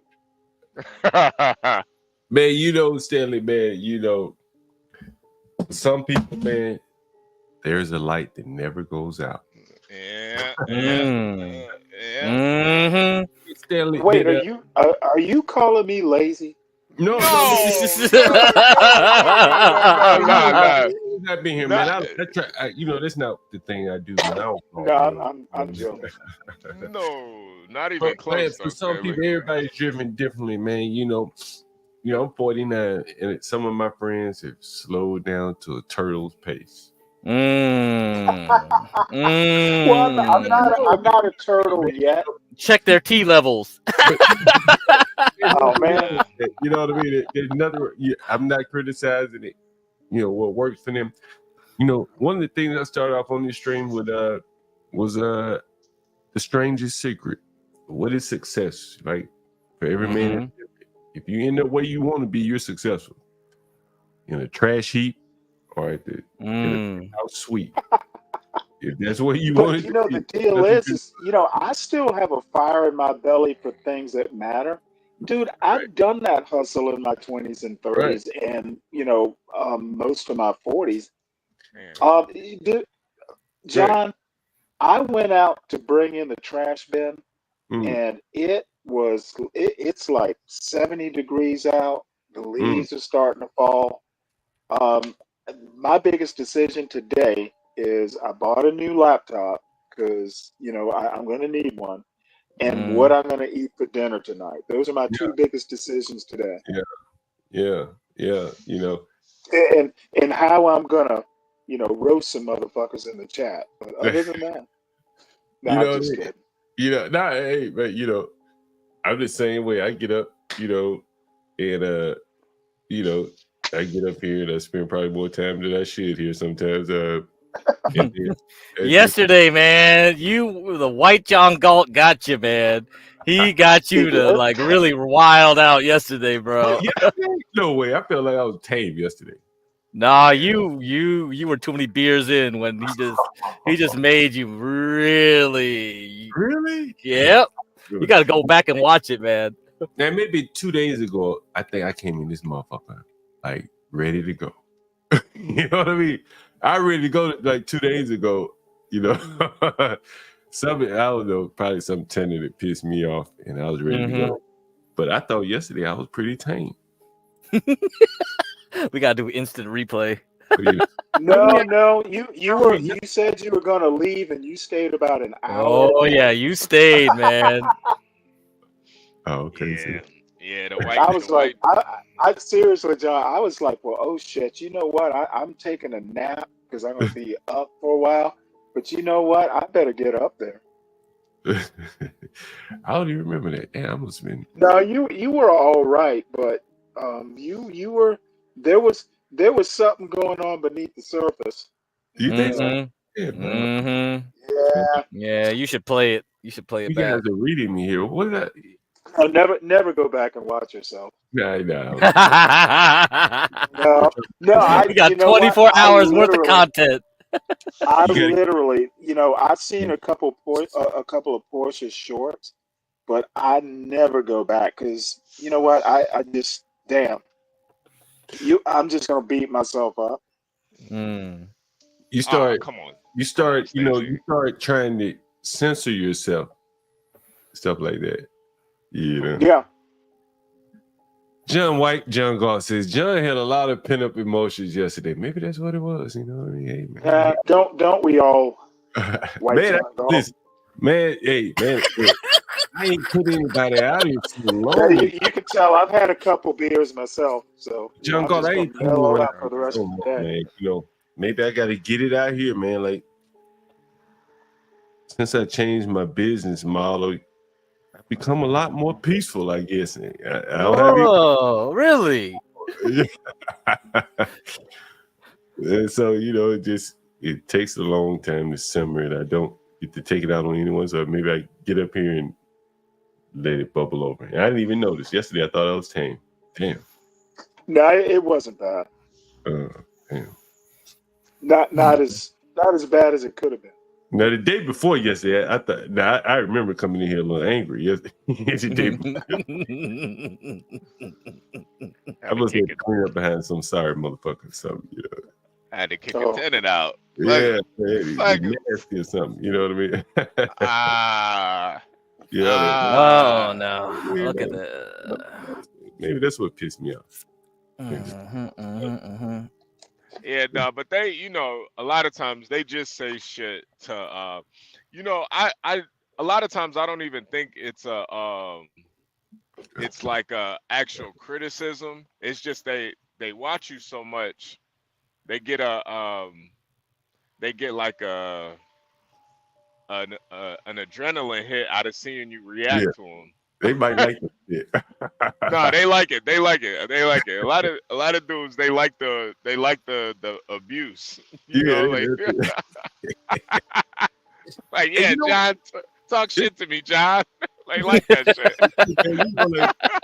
It's a show filler too, HB. You respond to the people in the chat. Oh yeah. Nah. It's definitely good to go back and forth with the audience sometimes. You can spend 2 hours paying attention to the people in the chat. Yeah, nah. 32 minutes. 32 minutes before the stock market closes. So I think it looks like the sellers are losing again. If this thing breaks up and closes high, that's it. We're done. We're good for next week then. We got another week of up and up and up, I think. Yeah. But yeah, Stanley, back to that, what we were talking about, man. I truly believe that, man. I think that, everybody, slows down in a certain pace. Some people never slow down at all. That Donald Trump clip I played, don't focus on Donald Trump, focus on the message, right? And he talked about... I don't know. You showed it today?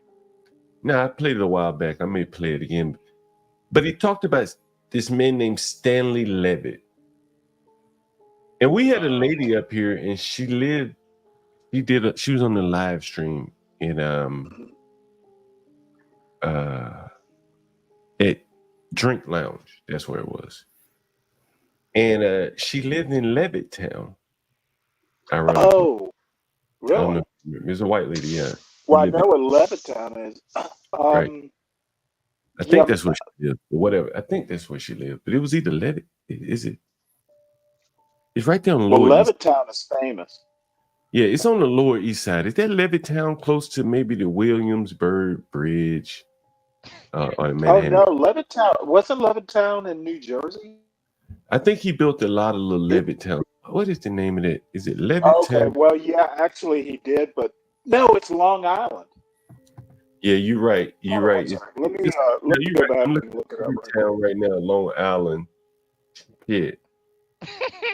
Yo, Maverick G, this a great troll comment right here. What? He said you gotta treat chat less like a bucket of nasty trolls because we have some very good advice at times. Yeah, I'm sure. Yeah, that's why we read Oh, you. really? Oh, We no got some doubt, good advice. no doubt about Yeah, that. yeah. I'm sure No, you have great there's no advice. doubt about that. Yeah, There's no doubt about that. Yeah. I What guess. advice was that? What was the last time these guys gave me a stock tip? Yeah. Ooh. Or how to That's a raise a very son. nerdy roast. Or how to raise a son. Send him to send him off to Georgia Tech. Or What's your kids' SAT scores? right. Yeah, look, give it to us, man. No, that's a little much now. Oh, How to okay. own some property and rent out to niggas. Look at it. Or motherfucking go to New York when the hell you want. Yeah, right. Now see, that's what I'm jealous of, dude. I'm just gonna drift up and do some street interviews. Fuck it. Yeah, man. Listen. I'm sorry, man. It's hard for me not to look at y'all as trolls when you don't ever hit the link. Cause right. Link, man. You know, like you in the chat all the time, man. Like you could come up here and troll us, man. We ought to have a roast hour. Yeah. In the chat, Portia's been talking about that. Who has? Portia. Well, Portia, she started out like maybe three weeks ago now. She was like, well, you know what? We need to do a kind of like a open mic comedy. And then I heard someone talk about a roast. And I know it's in the back of her mind because I think she was the one who came up with it.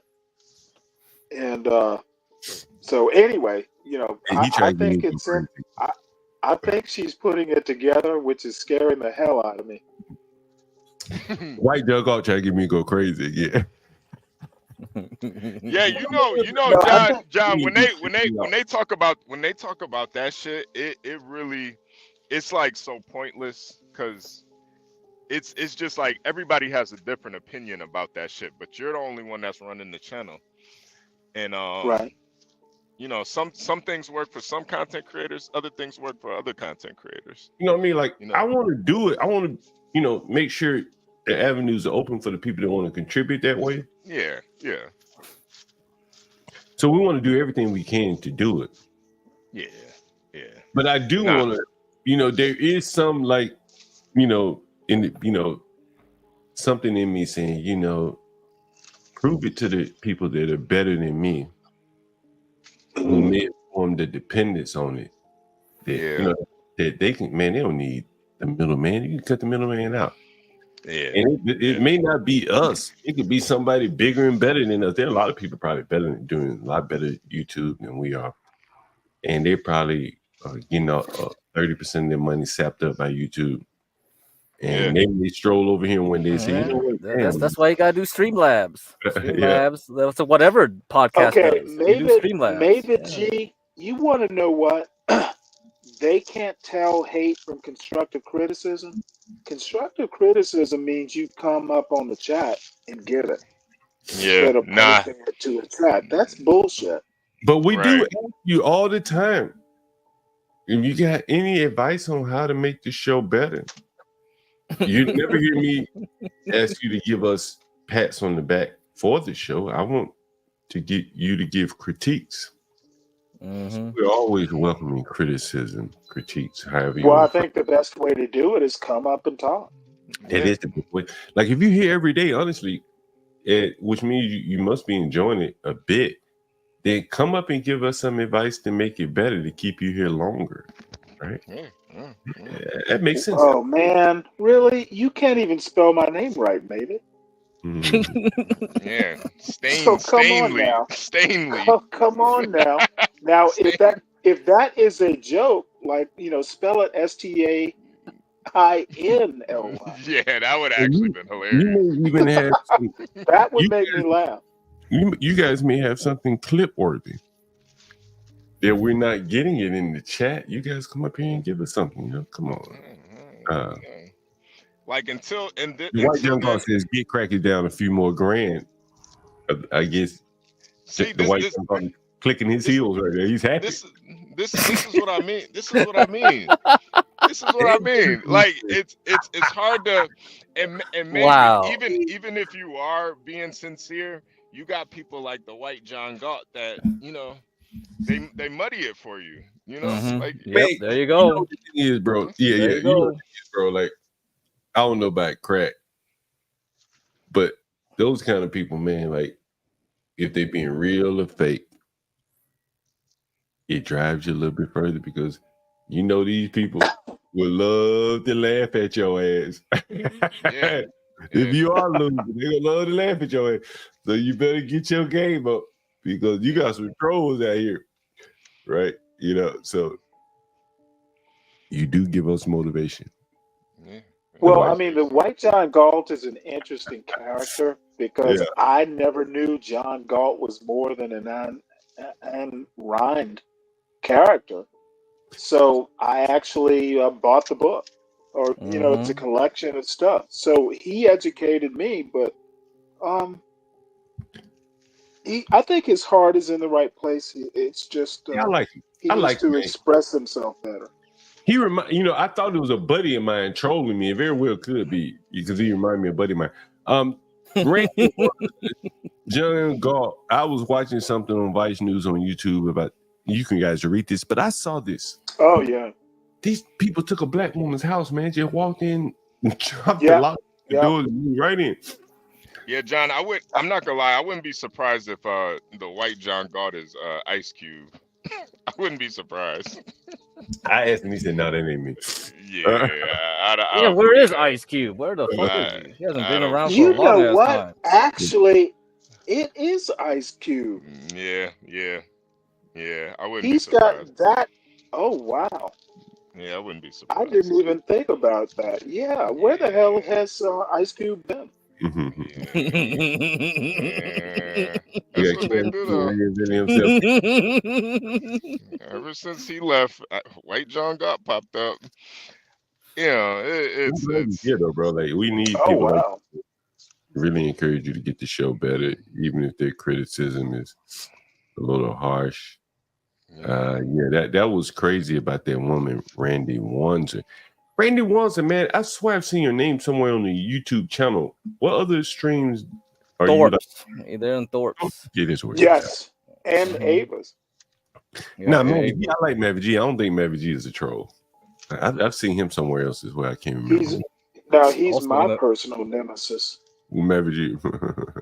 It's like EAE and all these guys. They follow the same areas, Yeah, where's EAE? I haven't seen EAE. EAE's Thurston. He's just in Thorpe and Ava shit. Yeah. No, EAE was here a couple days ago. Yo, But no, John. I was gonna say, when we call them trolls, we say it with the utmost respect. It's not. It's not like honestly, we really couldn't do it without you guys. Honestly, I agree with HB. Yeah, you guys keep the chat moving. Like, bro, I never once called you a dirty troll. I don't know where that came from. I never said that. I mean, we do. Like we're gonna have our people that's gonna show up every day, but the people that are critical and gonna make us stay on our game. I mean, I think that's the Mavi G's and the white Galts of the world. They're gonna give you, the straight, what I mean, no chaser, And so again, I'm glad to see you here. The white John Galt, You ever listen to any successful radio, man? Like, they got more haters than lovers. Yeah. Right? Rush Limbaugh, right? Like, man, people hated Rush Limbaugh, bro. But they loved him too. They would tune in to hate him. You know what I mean? That's still an audience. That's still an audience. Yeah. That's right. I think the worst place you want to be at is when people are just kind of indifferent about you, or they just don't That's even over. care. That's a death. Yeah. Like there's a couple YouTubers where I'm just like, I don't care if they fucking died, like Mhm. I don't care, it's like who cares, But so we definitely appreciate you, man. I don't, I say trolling with the utmost respect. It's like when you call your bitch your bitch, I'm not calling you a bitch, you just my bitch, like I'm not saying it's the utmost respect. You know, HB, I was reading in the comments the other day. It may have been Catherine or somebody. And she Catherine? Who's Catherine? She's in the chat sometimes. Yeah. She's actually she's pretty nice. Yeah, I like Catherine. I swear I saw her. Was she the lady from Cincinnati? Yeah, that's her. Yeah, that's her. Mhm. She had quit drinking or something like that. You remember that? Oh, did she? Damn. Yeah. And that's why she quit coming up. She'd come up. She'd be in the when chat. she was drunk. When she was Mhm. drunk. One time she's told a real estate story about how like Section 8 and shit had destroyed some property that she bought blindly. I think she was living in New York. She bought some Section 8 property, or bought a property that ended up putting on Section 8 in Cincinnati. And it went south quick. And, so she's real bitter that, because man, there's nothing like it, bro. Like, oh my God, there's nothing like it. Yeah, I think it's worse for white folks too, because they don't really understand, man. Like when you doing Section 8 with in the hood areas, man. Listen, you gotta have a totally different mentality. Like only way I would do Section 8 if I'm out in the sticks or something. I'm out in yeah, that's probably the point. Or a small town like Front Royal, Virginia. Yeah, it's got to be a small town. It's got to be. An art gallery in downtown Atlanta, and I'm somewhat pitching my friend's art gallery. We went to school together, Tuskegee graduates, He's the one that taught me, man, don't eat white bread. I said, what's wrong with white bread? I'll cut you. I'll cut your ass, nigga, right? Nigga, we eat white bread. How many of you eat white bread now? Some of you probably still eat white bread. I don't even make it. Yeah, I don't eat white bread. I heard that a long time ago. I'm going to try to find a picture of him. Matter of fact, I may not have it here. Well, what's the name of the art gallery? Is it see it on Midtown? The screen? You see it on the screen right there? You guys should go. Okay. Legacy? Shit, I'll go. Yeah. I mean, Zuccotti Gallery. Can you guys see it on the screen? Yeah.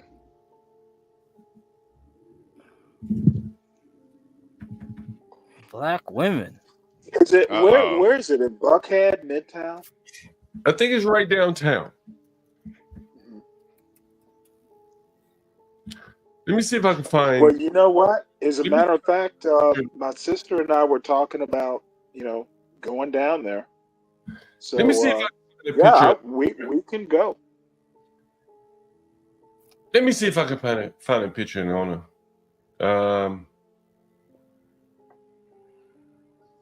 I can find a picture of the owner. Jesus.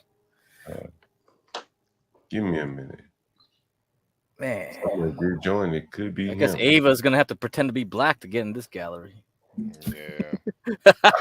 Oh, wow. Blackface. As you can see, don't do that. You see where it is, right? Centennial Olympic Park Drive, Southwest. Oh, okay. Atlanta, Georgia. And this is the art gallery. And this is my buddy. Let me see. Yeah, this is my buddy. This is my college buddy right here. This is his brother. Well, you said that's his what? That's his brother. This is his Oh, brother. okay. His brother right here. This is the guy that told me to stop eating white bread.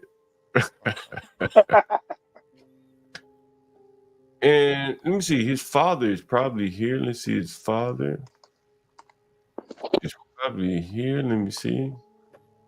You can see his black art. Oh yeah, Stanley, you definitely gotta go.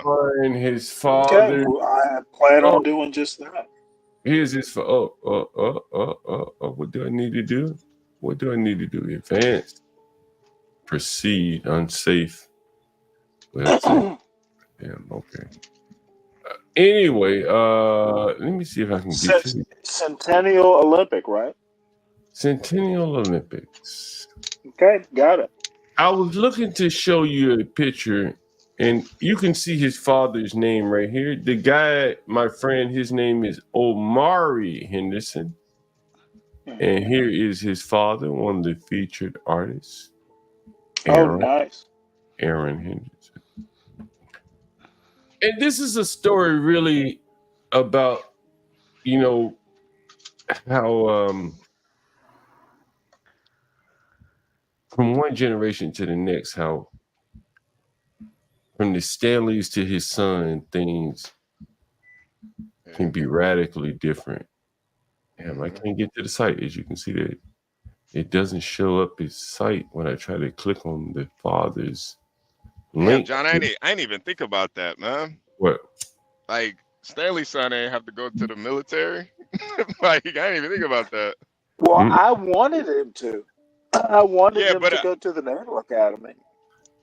Yeah, you can do military and college at the same time. It's called the academy. Hard men. Well, yeah, but there's still Navy ROTC, but I'm not going to make a man go that doesn't want to. You think he was really cut out for that, Stanley?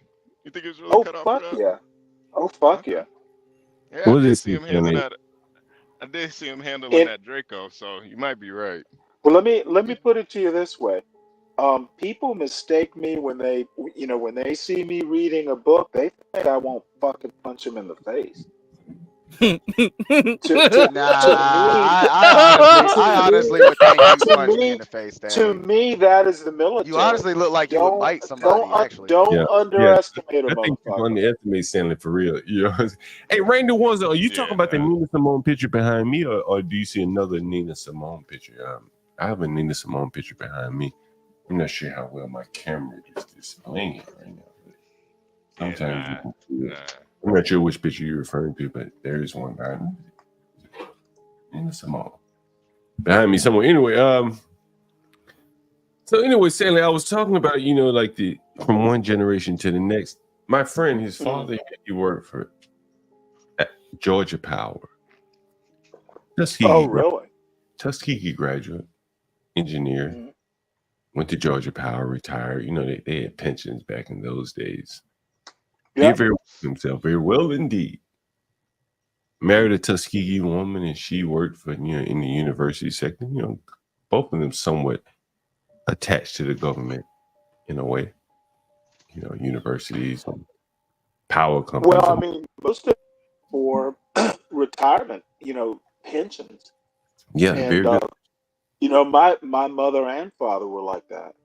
As a matter of fact, to be quite frank, me not going to teach. Well, in a way, like my father, who's still alive, my mother, who was alive, they've actually done very well with their pensions. My sister, retired teacher. I mean, they're doing well. I just wasn't built like that. Yeah. So, yeah. I have to kind of go it alone. But I can see, we talked about the military, and one of these days we'll do a show about how the military can be an avenue to the middle class. Especially for kids in general these days. Yeah. So I know I'm going too far, but no, in this area, the middle class, the military can be a ladder to the upper class. You come out with a security clearance. Yeah. Oh right? ticket, you write your own ticket. You know what I mean? It's up to you how far you go. But anyway, so the father, he did very well indeed for himself. And I wish I could show you this art picture, but I can't seem to click on the website. It doesn't display it. But the son, my peer, he ended up buying a house, a very nice house. I remember going to the house, and it was in a gentrifying neighborhood in Atlanta, Georgia, somewhere southwest, blackity black, gentrifying, you know what that means. And some Section 8 people moved in before it could get all the way gentrified. And you know what that means. Mm-hmm. So when he was headed to work, him and his wife, and they dropped their 2 kids off at daycare, and what happened? The Section 8 people decided to take their things, kick the door in, boom, boom, boom. Stole everything of value that they had, and they had to immediately put their house on the market. At this point, the market, the neighborhood hadn't all the way, appreciated to where he could sell it. So he took a big loss. Big loss, wiped him out. And those are the things that his father didn't face. His father and mother had pensions. He didn't have a pension. So he had to make his way without kind of the golden handcuffs of a pension, the Social Security, 30 years of steady work. And I think that is kind of, the difference between, say, your generation and your sons, and this man's generation and his son, my peer. And, I think that the whole paradigm that you're going to have a pension, that the education passed on to the children, was kind of based on the pensions and, go work 30 years, this and that, And at this point, an old-fashioned idea, because no one's going to have one. It's outdated. Yesterday, we talked to the guy, those Haitian migrants, like, they have a network. And for the average American, black or white or whatever, he doesn't have that kind of network tied into, like, the market forces. He's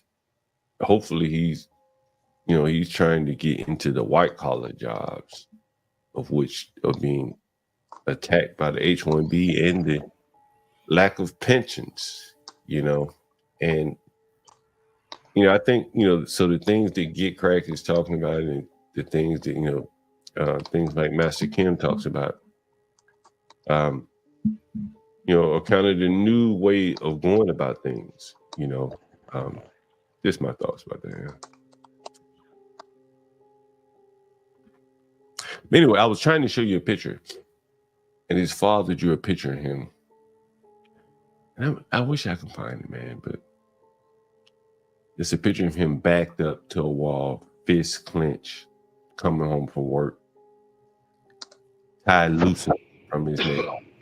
An angry man. And I've never felt that way going to work. And I always enjoy what I did. I was a software developer. Only a few jobs, one job I can think of that I hated. But I always took the bull by the horn and did my own shit. Something I enjoy. Yeah, even though I'm in the hood, I show you ghetto ass pictures and shit. But I don't have any anger. Nobody's gonna draw a picture of me with my fist balled up, tied. Just you wait, man. That white John Galt's gonna get you mad. The show, right? And so I think the point I'm trying to make is, man, like, you have to take the bull by the horns. A lot of times people are trying to force square pegs in a round hole, doing some things that they don't enjoy doing because, well, that's what everyone else says, and the key to happiness is doing what you enjoy doing, and you do it better than anyone else, honestly. Yep. Anyway, you got it. And you might not make $1 million doing it. Mm-mm. And I'm going to be honest,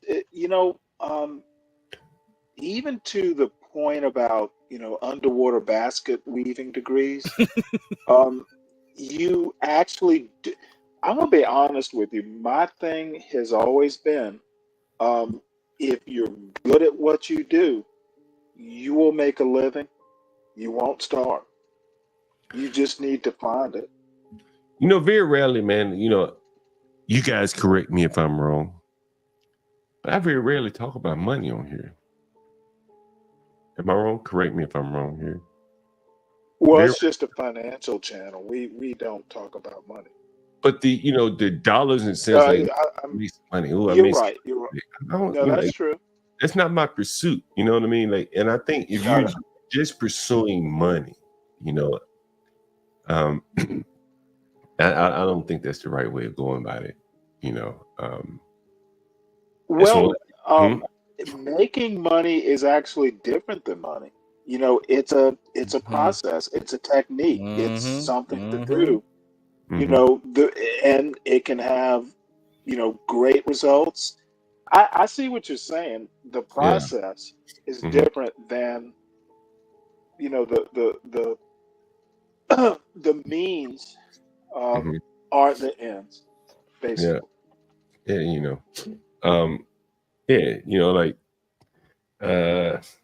I was about to go somewhere with this, but I better not. But yeah, so I just, I'm keen on telling people that, that I think the paradigm is shifting in the way that, say, you made a living and made a comfortable living. You're sitting here most days, you're talking to us, you're not having to get out and go work anywhere. It's going to be a lot harder for people, say, your son, to accomplish the same thing, taking the same approach. And so for those people, maybe not. The weird thing is that he is very lucky. I am very lucky. Not everyone is this lucky. That's why you don't necessarily listen. If my father used to say, if you're following, someone whose circumstances aren't necessarily like yours, like you go follow somebody who, has a fallback. And I'm gonna be blunt. You go following these white boys whose, parents have a business they can fail into. That's not the best way to do it. You don't have that support net. Well, I was thinking things like, say, Social Security. For the most part of your life, you've had moderate inflation. You haven't had these roller coaster prices. For goods and services, housing, things like that. A lot of the things that you hear it talked about all the time, that will seemingly maybe easy for you or your generation, would become more and more difficult, right? Like think about the young people that moan about buying a house in New York City today. It's almost impossible. Washington, D.C., almost impossible. Why do they have to live there, though? Well, but they're not going to live, as we talked about the other day, the majority of the people live on the coast of this country, pretty much like a U, from the top of Washington all the way down across the border of Texas. Well, yeah, but I mean, are you going to live in D.C. or are you going to live in Manassas? Well, Manassas, you know what I'm saying? You don't live in the middle of D.C. We talked to the people in Springfield, Ohio, small town of 50,000. They talk about how high the housing prices are and how short in supply they are. Manassas, I guarantee. And let me see, what do you think the average cost of a house rent in Manassas? Oh, it's going to be probably a decent house, probably $200,000 to $300,000. You think so? But I know so. Okay, yeah, I haven't looked. Prince George, is it Prince George? Is it Prince? It's Prince something county, right next to Fairfax. It's right along 66. Is it Prince William? Something like that. I want to say it might be Prince William. It's Manassas, Virginia. It's right next to Fairfax County. And I know this stuff because I lived in Warren County. When did you live in Warren County? Now about 8 years ago. I'm gonna pull up. Well, I lived in Linden, Virginia. It was right on the Fauquier, Warren County line. Right up 60th.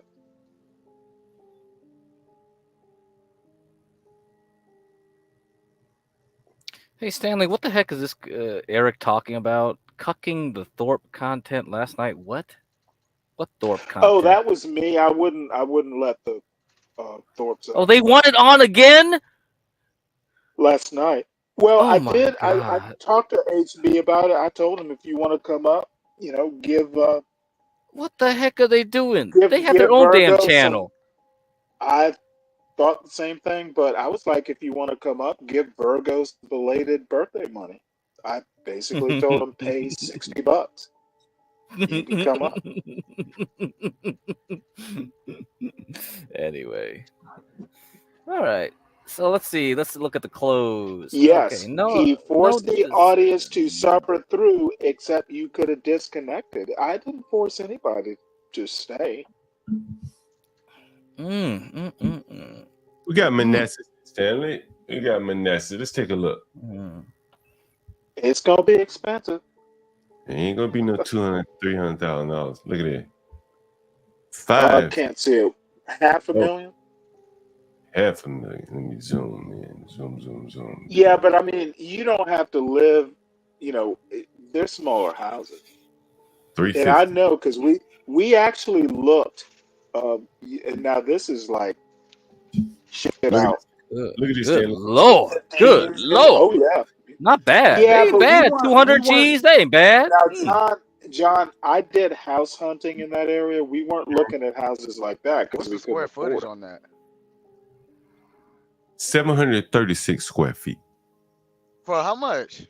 200K. Oh hell no! Hell no! Yeah. Hell I mean, it no. looks bigger outside. What the heck? Yeah, that shit look like a damn 2-story house. What was that? A duplex? Wait, are we just a subunit or Well, something? What's going on here? Is it right here? No, that's. Oh my Lord. That shit look big as hell. Oh yeah, townhouses. Okay. Yeah, we're they're like a subdivided. duplex. Nah, F that. hell F that.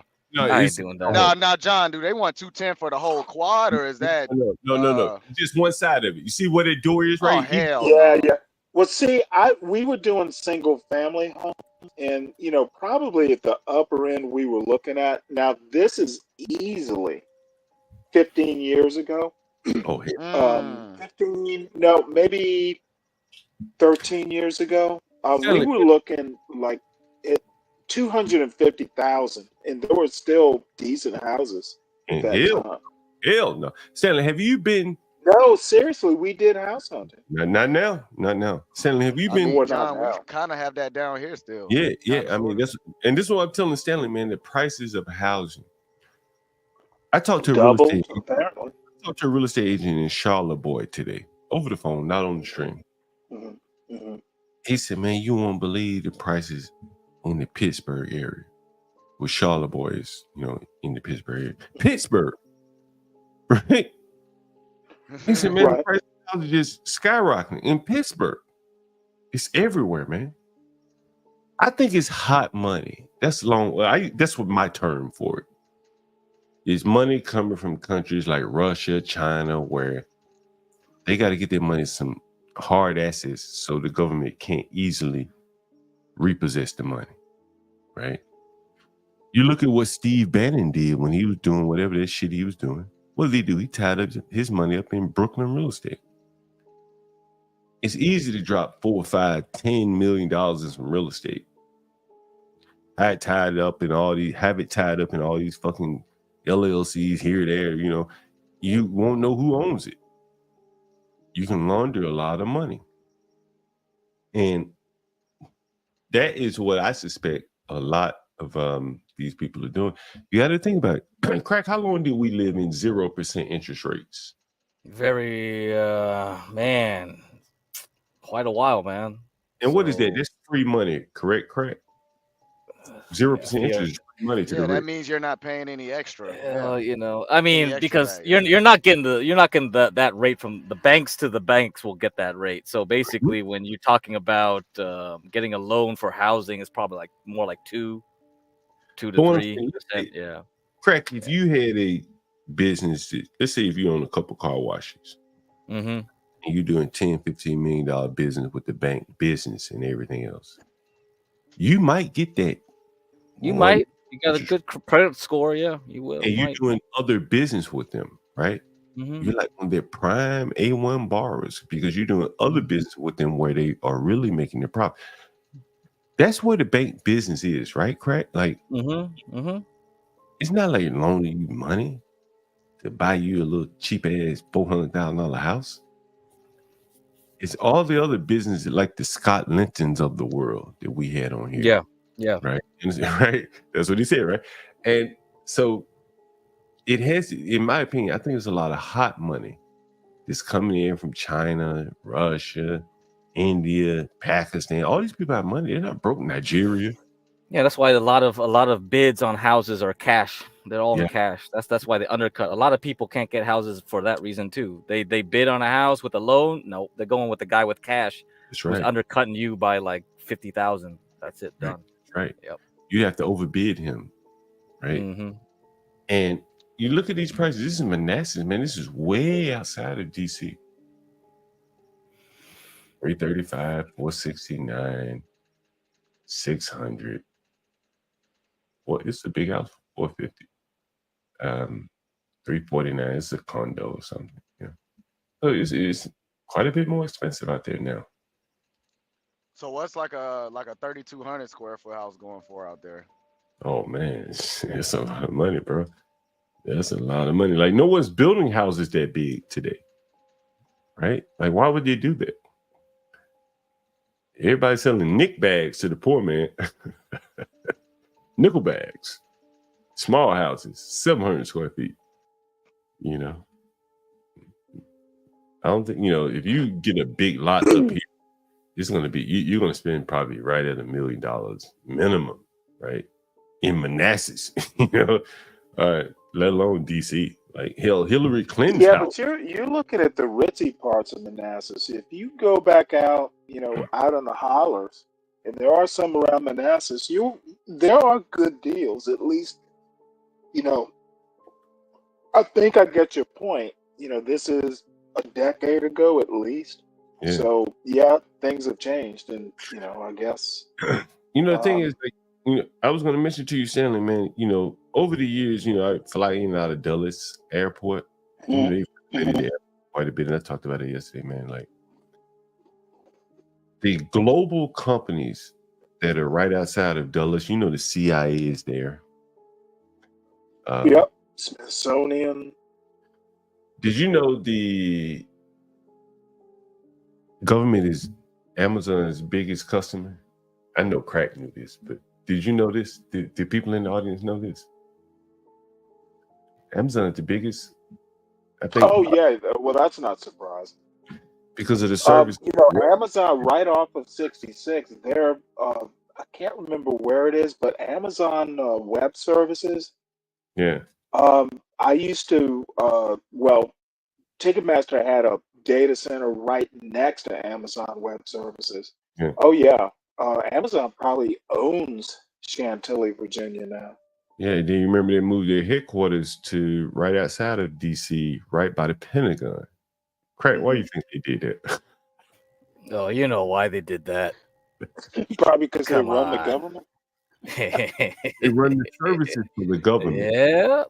All those Pentagon servers and shit. Like, all that Palantir shit. Right?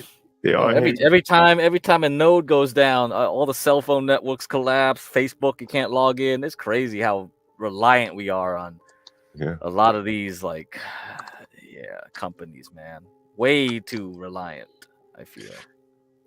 Like, do you remember when Elon Musk bought Google? It was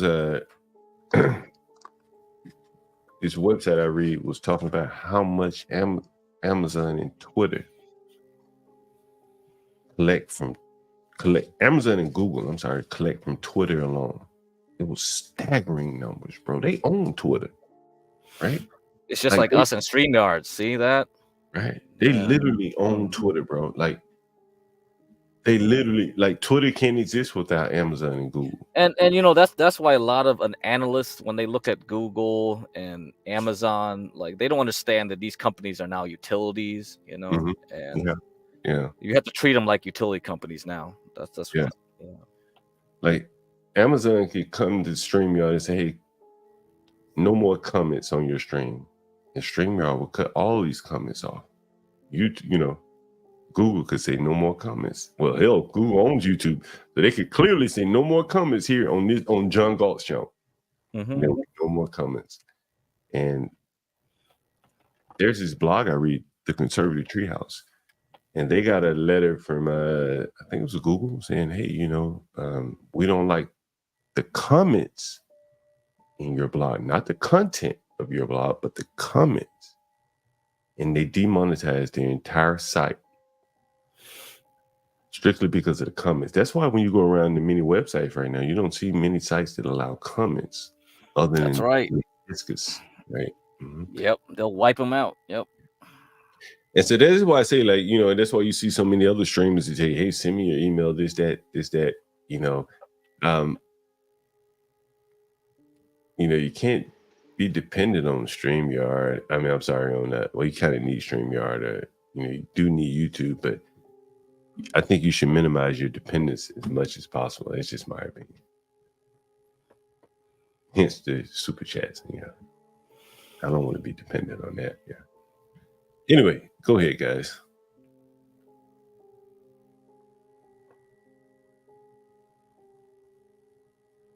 Everyone's quiet. Well, back in the day, my original point was you don't have to live in DC. I literally. You know what? I did, because I wanted to live in the mountains. My wife wanted to live go down to Bealton. Look up Bealton, Virginia. There were like cookie cutter, fairly decent houses, but in neighborhoods, and I just didn't want. I'd have taken like a shack in the middle of 5 acres on a mountain and been happy. But unfortunately, you have to compromise, when you're married. But back then, there were good bargains. John, our real estate agent was a friend of my wife's family. And I think she just got like huge pleasure out of showing us houses because, my wife and I would just joke back and forth. Like, I'm not even going to get out and look at this house. I know you want it.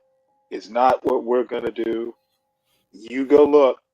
That it was just, actually, it was kind of fun.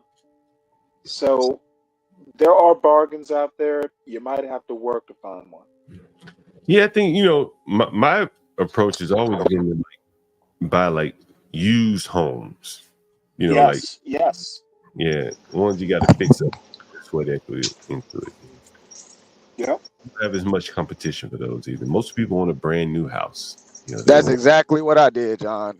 My shit was only a concrete slab when I put the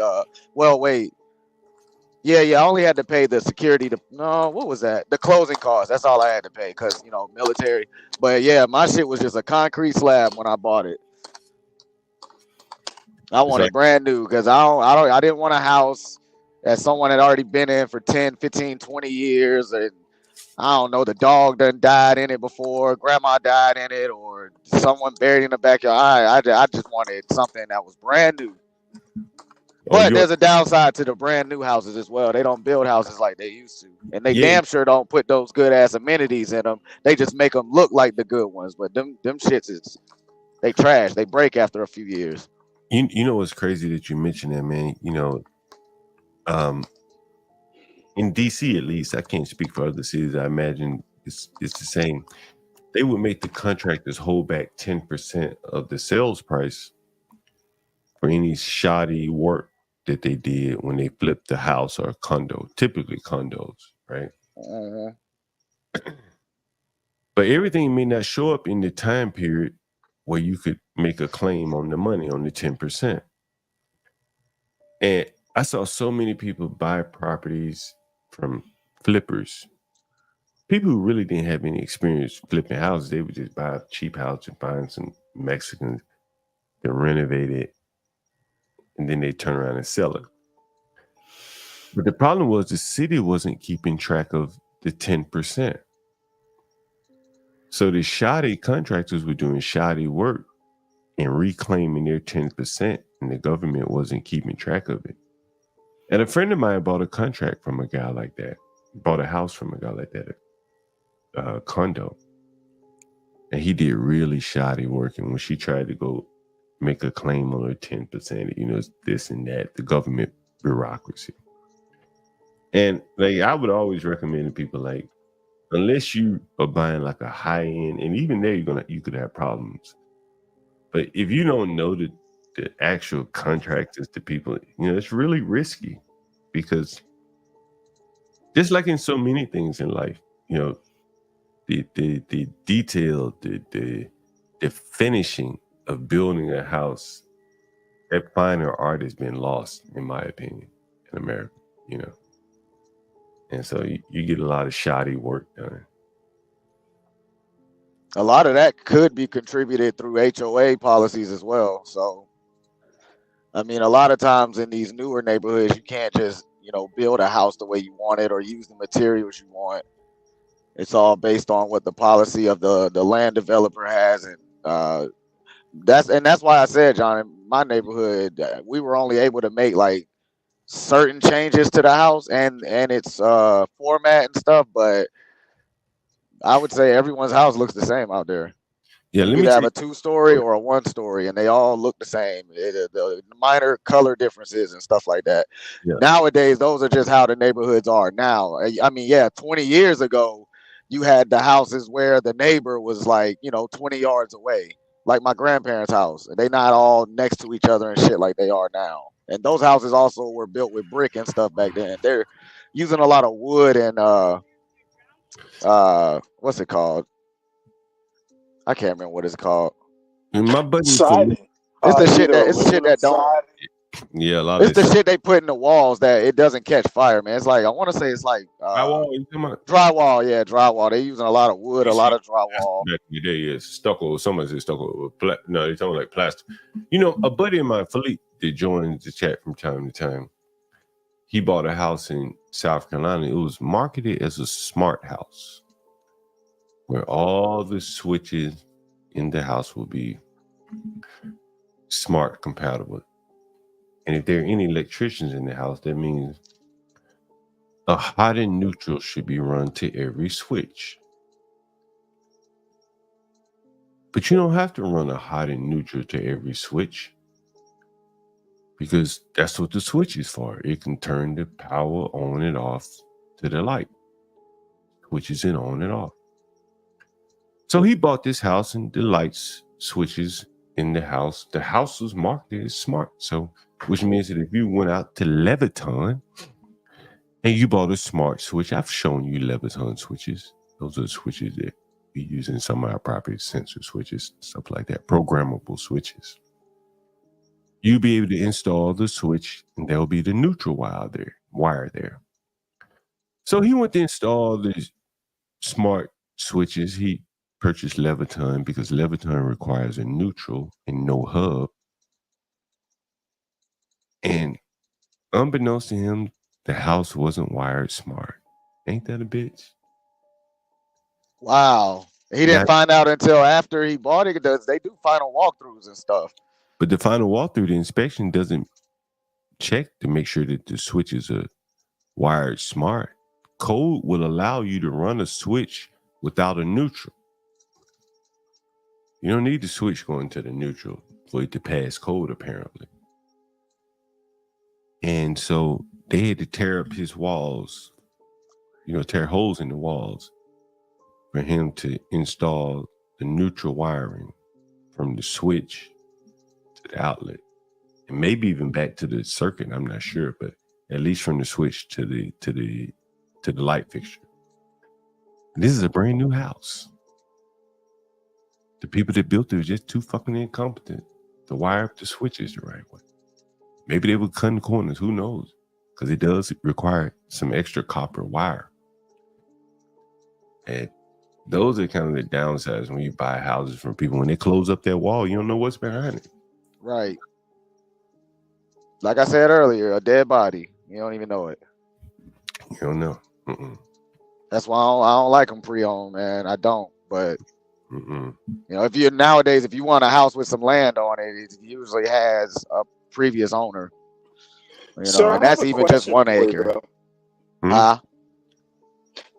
Sir, you wouldn't do historic district of Savannah, or you don't like pre-owned. I understand, but one of the things I had a problem with like brand new developments, I like trees. Yeah. Cookie cutter, every house, 3 or 4 different models side by side. And I know it's good for young folks, but even 20 years ago, I like trees. And as long as an older house is well maintained, I don't have a problem with it. But it has to be well maintained. But the trees, the grass, if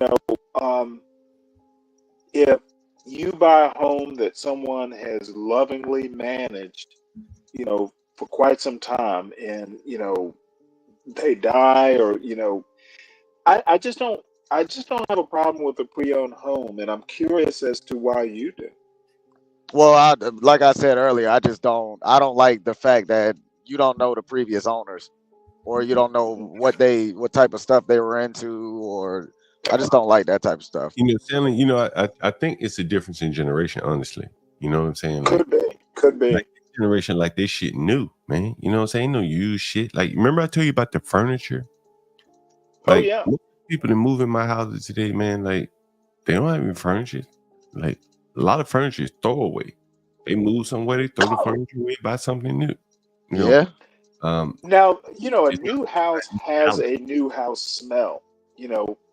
I don't know, and it could. I think you're right, John. It is a generational thing. Man, I was on a conference called a Cracker Barrel, and it was a lady, a black woman. She was project manager or something. And she was like, "We getting some renovation done in my house." And I'm like, "Damn, that's weird. I haven't heard anyone say that since I was back in Alabama." Because she basically was saying that they're fixing up their house a little bit at a time. She was in the South or somewhere, and that's how we used to do it. But people don't. I mean, my mom's doing that right now. My parents did. Young people don't do that shit these days. Man, that shit got. Yeah. Why, man? Fuck. I'm already spending the money on the house. Shit, I might as well have everything brand new. I have a story like my father, my parents. We have a phone number that is fucking 50 years old. Yeah. And when I was a kid, maybe just before we got to high school, my parents talked about moving to Windsor Forest. Back when the houses were nice, it was mostly white, but there were a few well-off blacks who lived there. And my parents, we lived in a decent all-black neighborhood, and I can remember my parents, talking about it for probably a couple of years, because they were thinking about relocating, and in the end, the decision was to stay and renovate the house, and they renovated it, and the house is still there. It's all brick. Even the addition parts are all brick. The brick is matched. They did an excellent job. They didn't want to move. The neighborhood was great. We grew up there, all the kids, and my father's still there. It's still. Go ahead.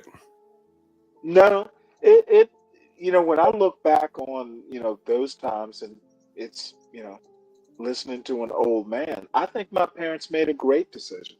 Yeah. Let me show you this video, guys. You know, I'm back on that migration kick. I can't help it. I can't help it. You know, I can't help it.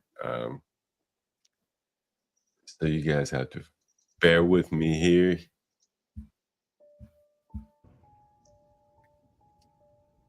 This is outside the Roosevelt Hotel. I live stream, I think, from here. I definitely have shown video from here. You see the people, the migrants, shooting that dice.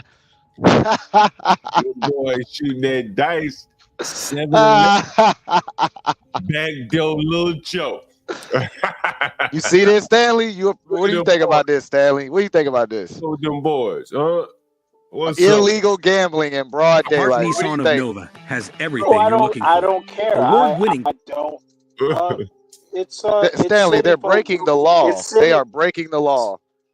Okay, what does this have to? Let me read this article here. I was talking about a comfortable house. I'll give that's what y'all city folk do.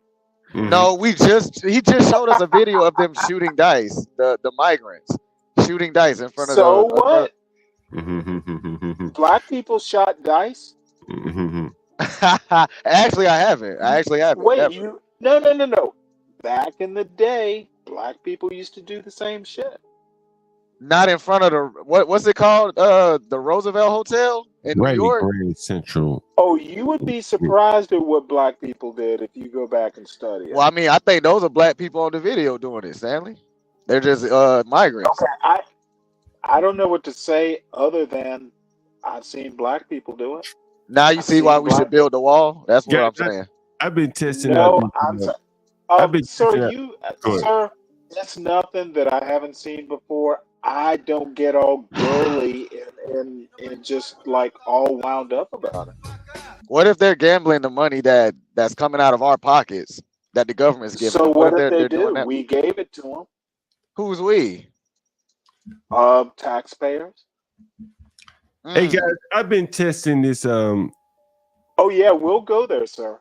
I've been testing some things I want to add to my Roadcaster. And here's one of them. Ain't nobody talking when I'm talking, fellas, so shut the fuck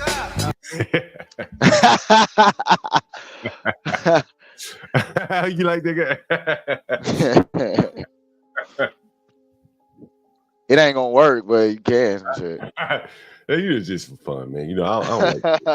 Honestly, I don't like people. Ain't nothing shutting certain people up. That's for sure. You know, honestly, man. You know, I don't like telling people shut up or be quiet or putting people backstage, man. It just ain't my thing. You know, some things I just don't like doing. You know. Anyway, so violence erupts at the Midtown shelter. If you guys are interested, you can go to our immigration playlist and you'll see all about the Roosevelt Hotel and everything like that.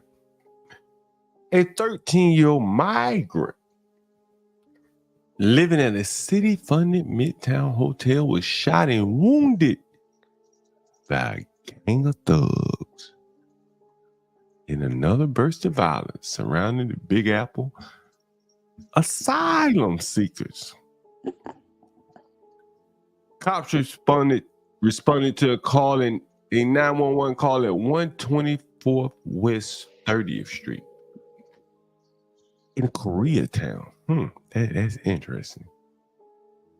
Shortly after 9 p.m. Sunday, on a report of a shooting, the victim, who has been living at the Roosevelt Hotel, 13-year-old boy. What time was he shot? 9 p.m. The city's intake center for thousands of migrants flocking into the 5 boroughs. He had been hit by a single gunshot to his leg.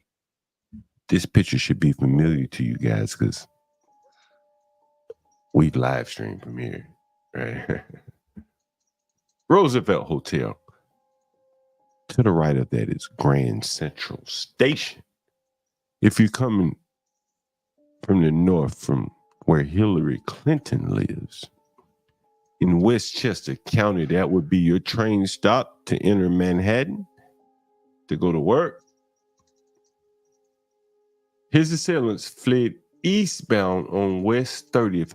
Folks, West 30th, all that area right there, those are multi-million-dollar residences. probably $6,000-$7,000 for an apartment. The teen was rushed to Bellevue Hospital with no life-threatening injuries. Earlier this month, a 26-year-old migrant at the massive Randall Island migrant shelter attacked security guards at the facility and then went after the cops. The result came weeks after a migrant mom was shot dead outside the violence-plagued tent city. What? Got a mama. What the hell? Another massive shelter at Floyd Bennett Field, a former federal airfield, converted into a migrant facility, has become a hotbed of unrest, and violence since the site was converted into a migrant shelter. Randall's Island, as you can see here, is where those cops suggested that we should go and film if we really wanted to see what it looked like. It's a massive tent shelter. Look at these migrants. This is New York City, Midtown Manhattan. Look at that. Wait, you got to share the screen. Yes, share the screen, John. Oh, man. Oh, shit, man. Oh, you're going to love this, guys. Let me zoom in. Y'all niggas ain't ready. What's that you see right there? I'm driving. Guys, put in the chat what you see right there. Oh, what you see. Let me zoom in and make sure people on their phones can see.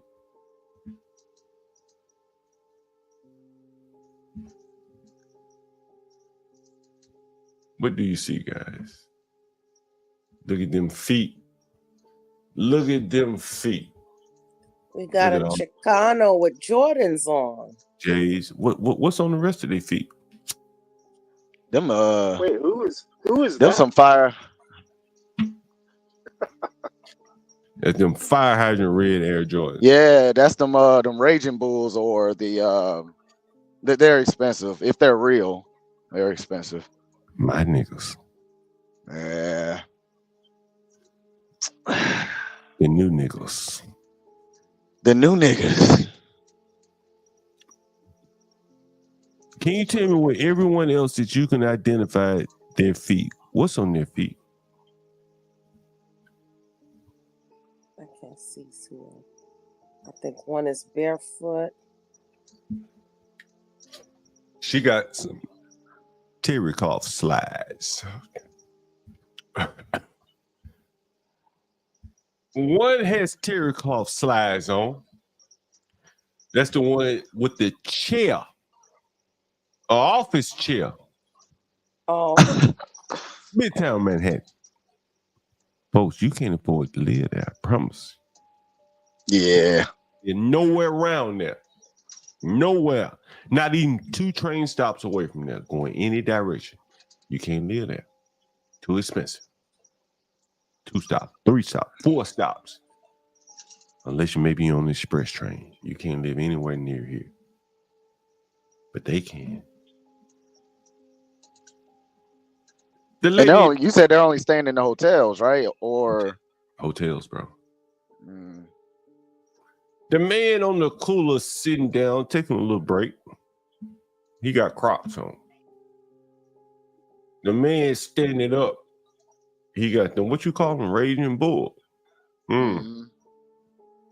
Or some Fire Red 6s. They're expensive Jordans, man. At least like $400, something like that. The other light skin, the Latino sitting down facing us, she got some Crocs or something on. The new niggas. The only one got shoes on, got a pair of Jordans. Anyway, so this is the Roosevelt Hotel. This is a street corner in Manhattan. Amazing, amazing, amazing. That's bad. Anyway, I thought that was interesting. Someone sent me that. I found it somewhere. It's only a matter of time before they start getting into trucking, man. Shit. We're in trouble, bro. You better hope not. They already giving them driver's licenses. Let me ask you this question. What percentage of Manhattan hotels do you think are migrant shelters? John, I would have to have a concept of New York to even know how big Manhattan is. Manhattan is Bright Lights big city. Is That's that like where Times Square is? That's where the Times Square. Okay, okay. That's where Broadway is. From what I've Wall seen, Street. because I haven't lived in New York for a while, so from what I've seen, I would say maybe 38%. I could be wrong. Anybody else want to guess? Anyone in the audience want to guess? I'll go higher than 50. I'd say 60%. Anyone else want to guess? Stanley, give me a number. Throw me a number out there. He's gonna be like, I don't care. Well,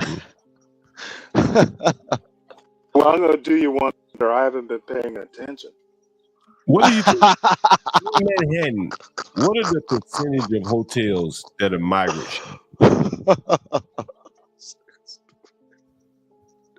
Well, I think all the ones who are failing. You know, I have literally stayed in one of those hotels back in the early 90s, maybe around 94, 95. And, you know, those hotels weren't that great to begin with. They were like 100 years old. Mm-hmm. I think, quite frankly, I'm going to go with 50%.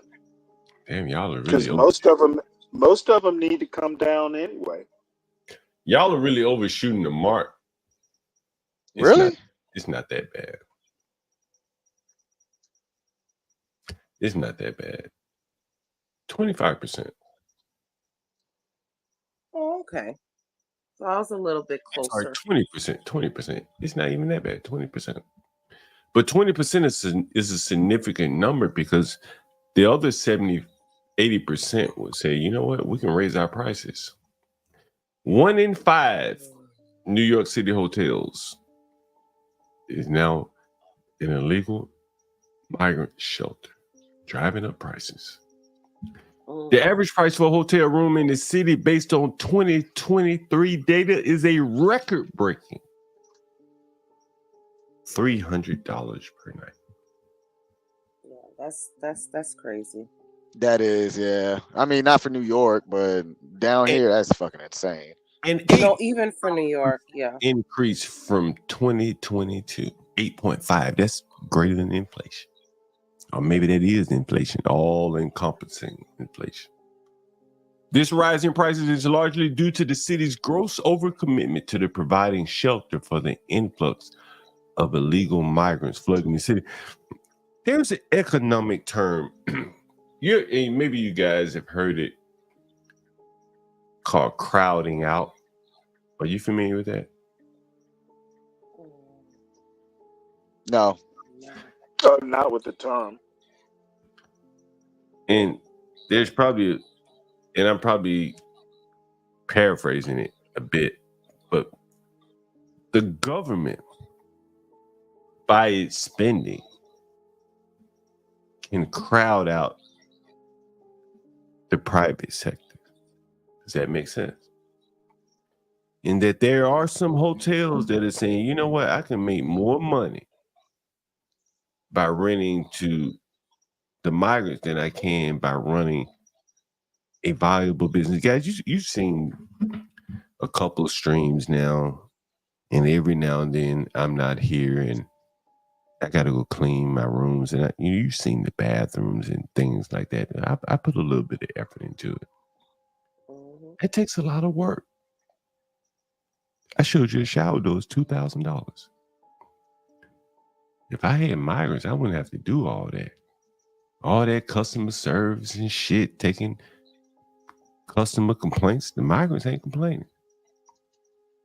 And the government is really crowding out the private sector, the people that will have to really compete for that $300 a night. And that's why the price is going up. The 80% that are left renting to the private people, they don't have to do that much. Because 20% of their customers are off servicing the government. And that's why there's an 8.5% increase year over year from 2023 to 2024. Because 20% of the market has been taken out of the supply and allocated solely to the migrants. That's amazing. You want to take your family to New York, the prices have gone up.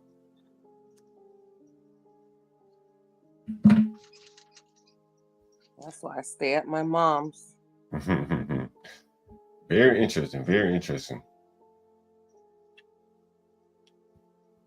I was looking at the New York City shelters, and just how like New York is really like they've gone so overboard.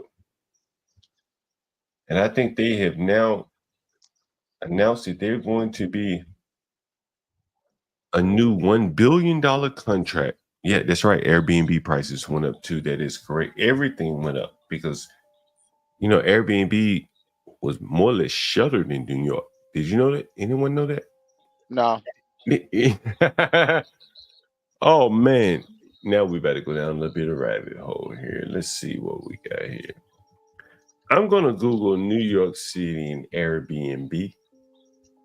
Stanley, I'm about to step off in a few minutes. I got to go do a little cleaning, little house cleaning. Okay.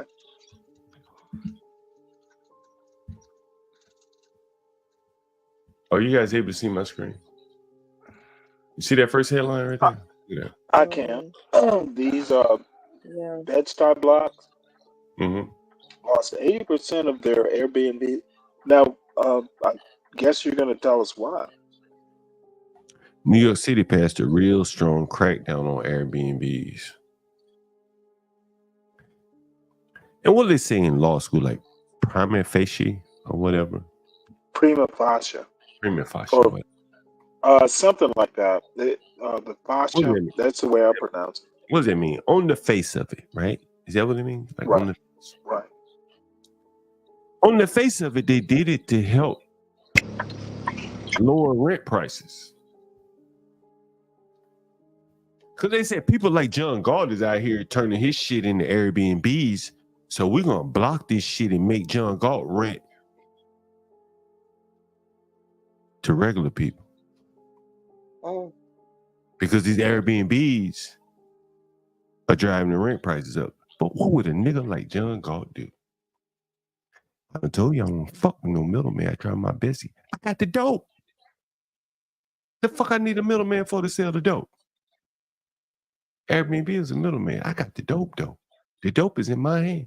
What the hell I need Airbnb for? I can build a website just like they got one. I got the dope. These Bed-Stuy blocks lost 80% of their Airbnb after New York's short-term rental crackdown. So what happened to the rentals?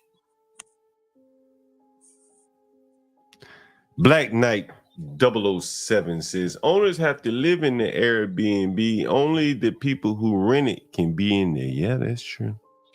I think you can't even have locks on the doors. Someone can look that up. So what did the owners do?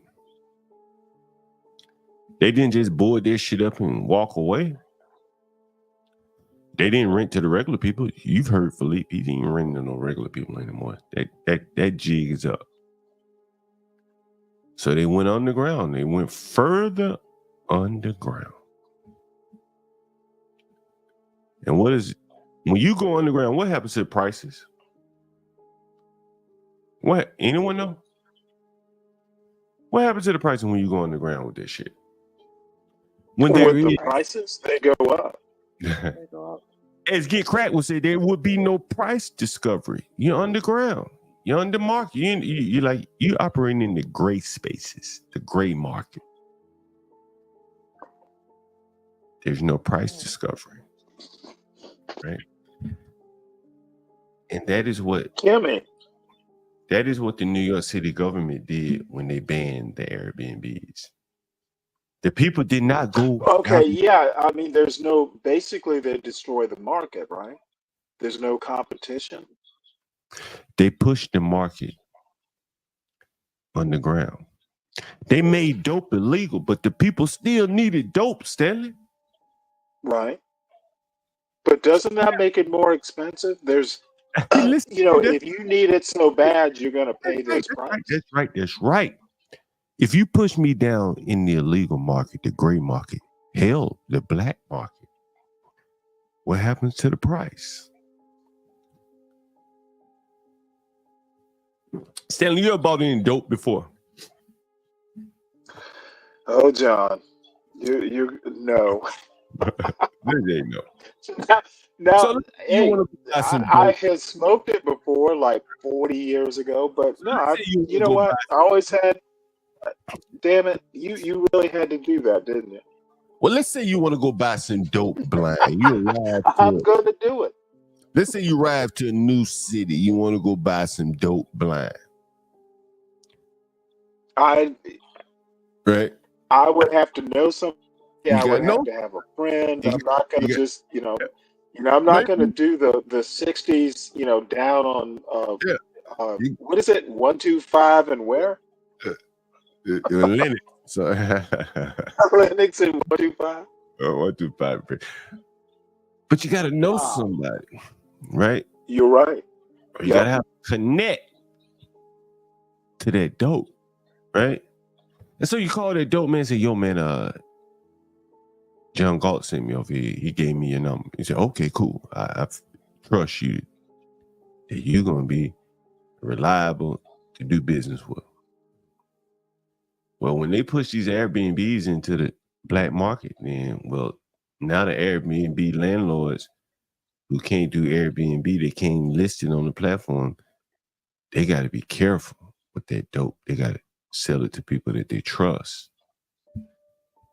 And now the prices go up. This is what happens. They ban. Bro, let me show you. Where's my fucking phone? Where's my phone? I've had a guy now. He been extending every day for about 2 weeks now. Day by day by day. Imagine if Airbnb would have banned this guy. He got to come to me straight now, right? He got to come to me.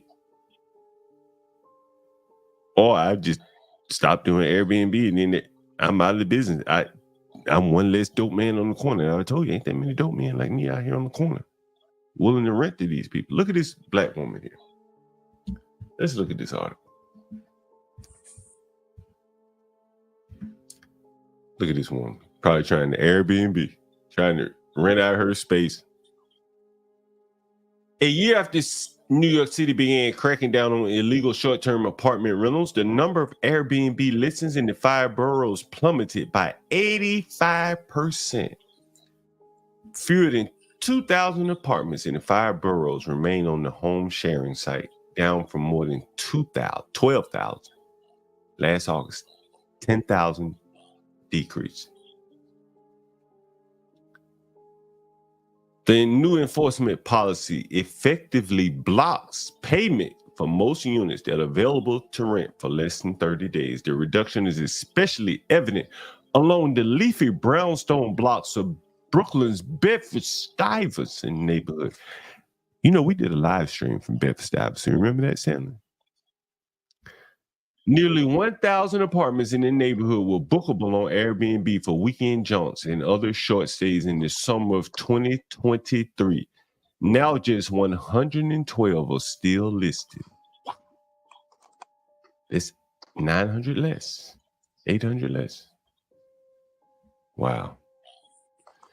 The new analysis of a 24-block section of Bed-Stuy that once boasted the highest concentration of Airbnb listings in the city shows a partial shift from short-term rentals to longer-term leases in the area, the goal of many supporters of stricter enforcement.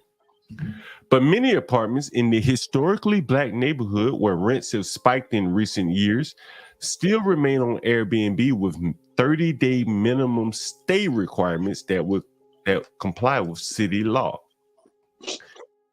Frankie Scott, a retired Parks Department administrator who bought her home in '84, is one of the homeowners who switched from hosting tourists to now housing long-term tenants. Scott, 75. What's she gonna do if one of these young boys decide they don't want to move? Kimmy Cakes, we gotta get Kimmy Cakes up here. Do you remember the guy Drew from Drinks? And the other guy, the other African guy, I can't remember his name, where he had the guy living in his basement off an Airbnb rental, and he couldn't put the guy out. Guy rented his Airbnb for a couple of days and said, I ain't moving. And the guy was a soft guy, couldn't put him out. And the guy just stayed there.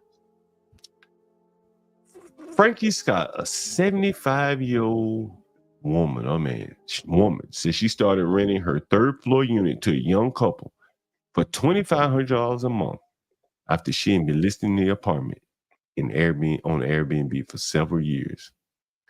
She was reluctant to take on a year-long tenant because past renters had stopped paying her, prompting her to take them to housing court.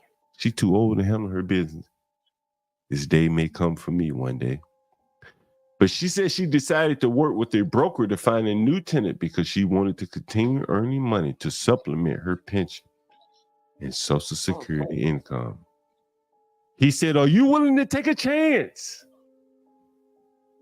I'm a gambler at 75, she said. So I said, of course, and it's paid off so far. She says she's making about the same amount each month. I'm on a fixed income. Now, I can't get overtime to stretch the check because I have an additional bill. That income is quite valuable. But Scott said the city went too far in restricting short-term rentals. She said some neighbors, including the cousin, are struggling to replace the missing income, but are not yet renting their units on year-long leases. Why not? I know why not. I've told you why not. This 75-year-old woman being forced to take on the risk that a young man should be willing to take on. It's some dangerous shit what she just did, because if them young people decide not to pay her, ain't a damn thing she could do but wait 3 years to go to court. He could be dead by then. Unfortunately, she didn't fare well with all of this, Scott said of her cousin's decision not to take in a longer-term tenant. Local Law 18 was enacted last year and prohibits listing companies like Airbnb from processing payments to hosts who rent out entire units for less than 30 days.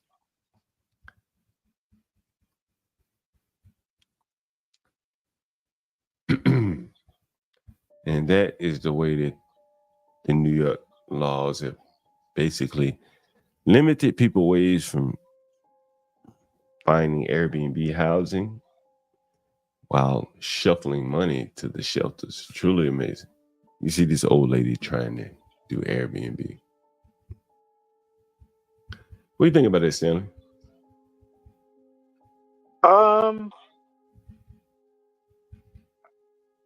My father thought about doing Airbnb with, he wound up not doing it, and probably a better thing.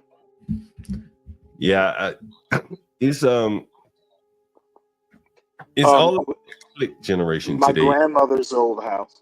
Yeah, there's a lot, like you really have to appeal to the Instagram generation. You know what I mean? People, now, just like tell me, you might have just said, the Instagram generation, they don't know how to clean up. They expect it clean. They hire somebody. You'd be amazed, Stanley. Like, no, I wouldn't be amazed. Man, look, Stanley, I go to, I've told you the story before. I go to some of my houses, man, and I see food. If I go there early in the morning, I'll see food there that they fell asleep and left it out there on the front porch, right? Like, no one's cooking. At best, they're going to microwave, And let me ask you a question, and this is an odd question. I remember, and it might have been a punishment or something. I pissed my father off. He fucking handed me a toothbrush.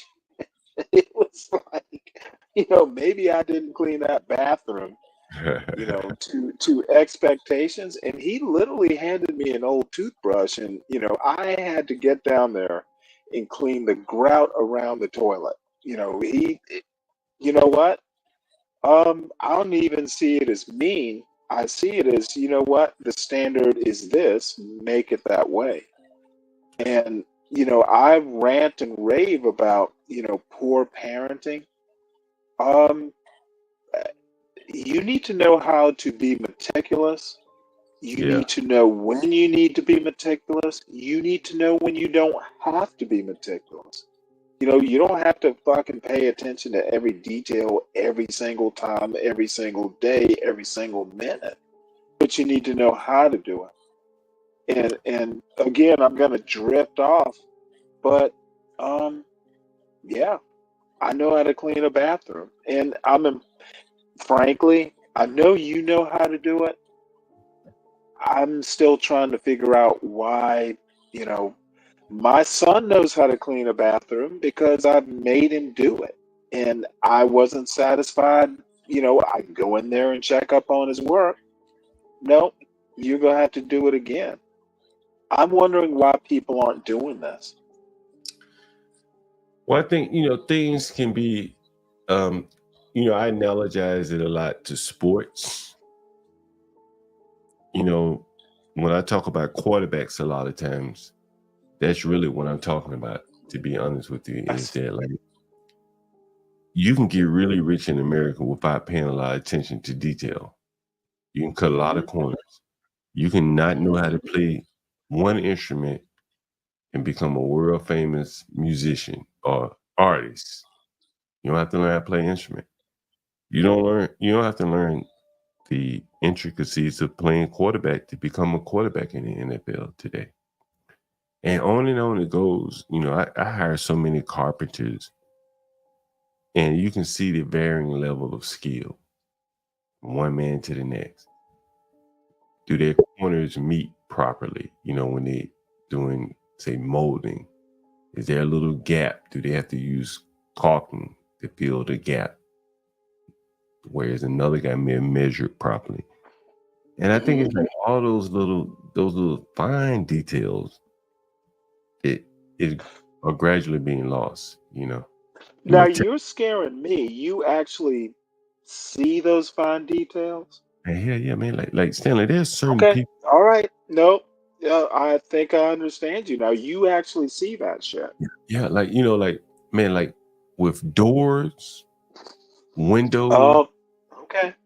You know what I mean? Like even drywall, man. Like, if I like in the ghetto, right? Like, I don't need a level 5 drywall. I don't even need that in the nicer parts of town. But I can tell the difference in who did the work. You know what I mean? Like, and I know who didn't do it. You know what I mean? By the you know who you're reminding me of? My father. Yeah. You know what? That's too much of a gap. I'm like, well, Daddy, it's not so bad. No, we're going to have to close. And I'm like, I see where you're going with this. Yeah. Attention to detail. And okay, I got you. Most people say, well, it's good enough. You know what I mean? And nope. I got you. Yeah, to get to that next level, you got to pursue perfection. You know what I mean? And I think on their way to pursuing perfection, they've already gotten rich, so it dulls their desire. Oh, Yeah. hence my point about mediocrity. It is mediocrity will get you rich. Yeah, it can get you in today's time. Yeah. Like Dion's son, he's already rich, right? Yep. And so now he kind of has time to do other things like make rap albums and stuff like that. If he wasn't rich, he would focus on what has the highest potential to get him rich, and he might hone that craft. But now there's so many distractions that you can get rich so much quicker without the hard work of becoming a quarterback. They'll just become a rapper part-time, sign an NIL deal or whatever. I'm not criticizing. But, I think that's kind of how things... Well, let me ask you a question now. And this is an honest question. I'm not even going to joke about it. Because it is a quandary for me. If you can get rich by leaving, 2 millimeters of a gap, when it should be squared up and there should be no gap, you can spackle it over. Yeah. You can fill in that gap. No one notices. Is that okay? I think, it depends on your... This is deeper philosophically, because to me, I think about it a few days. Like, God damn it, it would literally bug me for a day or two. And I really think it depends on like your quality, the clientele that you have. Like someone's gonna come behind that person and gonna point out, oh man, look at this. They're spackling. Yeah. Right. Because somebody's gonna notice. Right. Mm-hmm. And I think that ends up, if you're looking for high-end clientele, the attention to detail is everything. Is everything. Everyone can put up a wall, but to make sure that it's 100% straight, that's kind of where, where I think like a lot of like the fine art is being lost. It's kind of like art in a way. Well, no, I damn, John, I had no clue you were. Damn. Okay. Well, in Northwest, man, I have to show a little bit finer attention to detail. Right. Things like, I'll do, multiple things. Like I've shown you like 2 shower doors, and one of the shower doors is flimsier than the other. They both look okay, but the installation, you can just tell the difference in the installation. And a guest could, in theory, slam one and break it off off of the slide. But the other one is so heavy, that just the quality of construction and installation. Well, you actually kind of, and I understand the overall theme, like American Man and his plumbing. Yeah. You go back and see what y'all don't understand is I actually understand the agony and the ecstasy. It was Isaac, damn it, I can't remember the name of the author, but it is Michelangelo's kind of like biography, where you suffer for your art, you find the finest marble, you do the best you can, you find you make the best statue, you make the best art because it is what you do. I understand all that, and I think sometimes you, an American Man especially, I actually know this. I'm just not an artist, but I understand the mindset. It's like in the military where they want your suit to be crisp. You know what I mean? Exactly. Like, it may not help you shoot the gun straight or anything like that, but it sends a message. And I think that's really exactly. What it is. Yeah. So, well, apparently, crack is reminded us. Yeah, I saw that. We got 15 minutes. We can wrap it up at any point. Stanley, what are you going to talk about later this evening? No idea. What do you think about that Kamala Hispanic conference thing? I saw it was happening, didn't watch it. I was actually more interested in, the economic news, but I'll figure it out.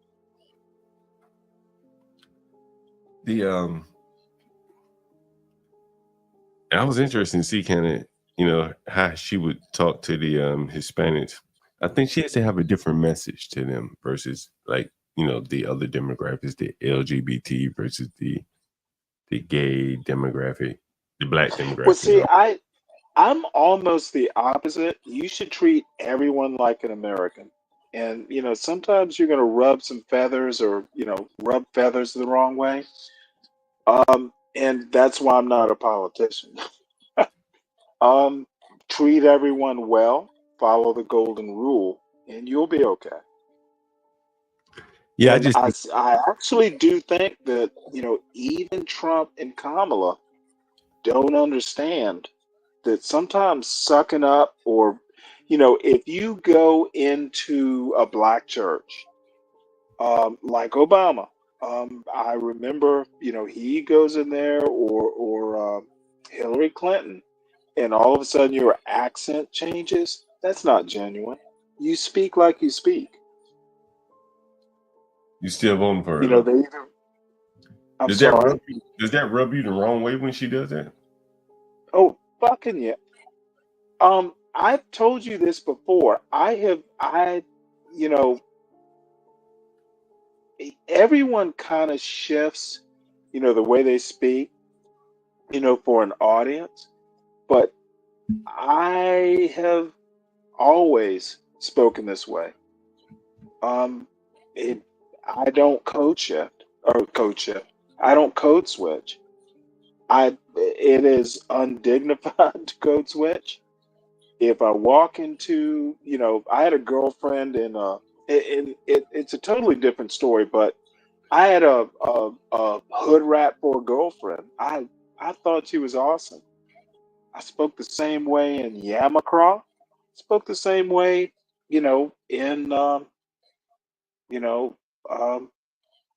at school. I spoke the same way at home in the black neighborhood I was raised in. Spoke the same way in that expensive ass Catholic school.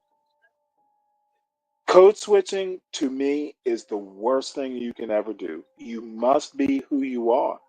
And people might not like you, but they might actually, be okay with it.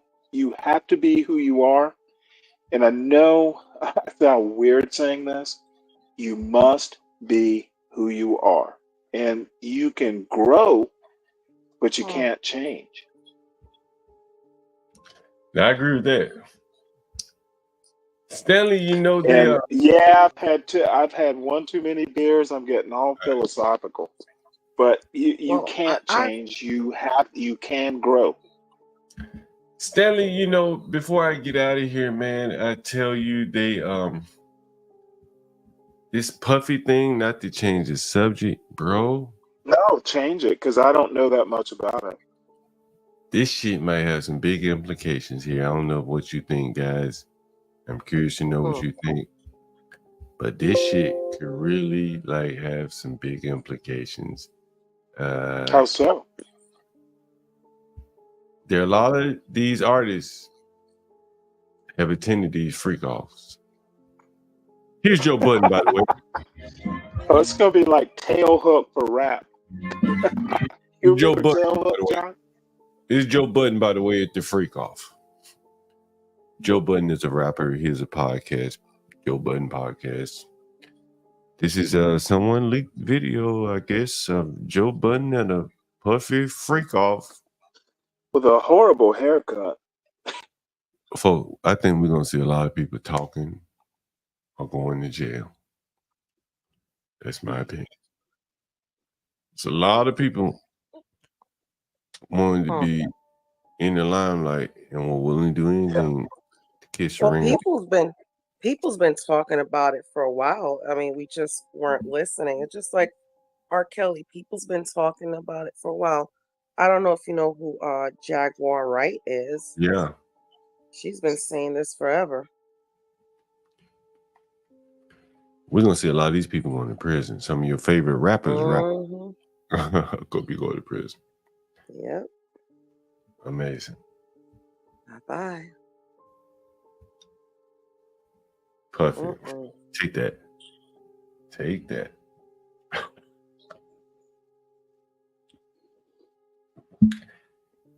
Anyways, and you know what you should talk about tonight? You should talk about the black men for Kamala. Like, what are they in it for? You probably can best explain it more than anyone. I thought I was short and sweet about it. I think her character is better than Trump. Do you want me to expand on that? You think all these black men are You know what? Actually, I can. But I mean, I can go with what I think good character is. I can expand on that. Mm.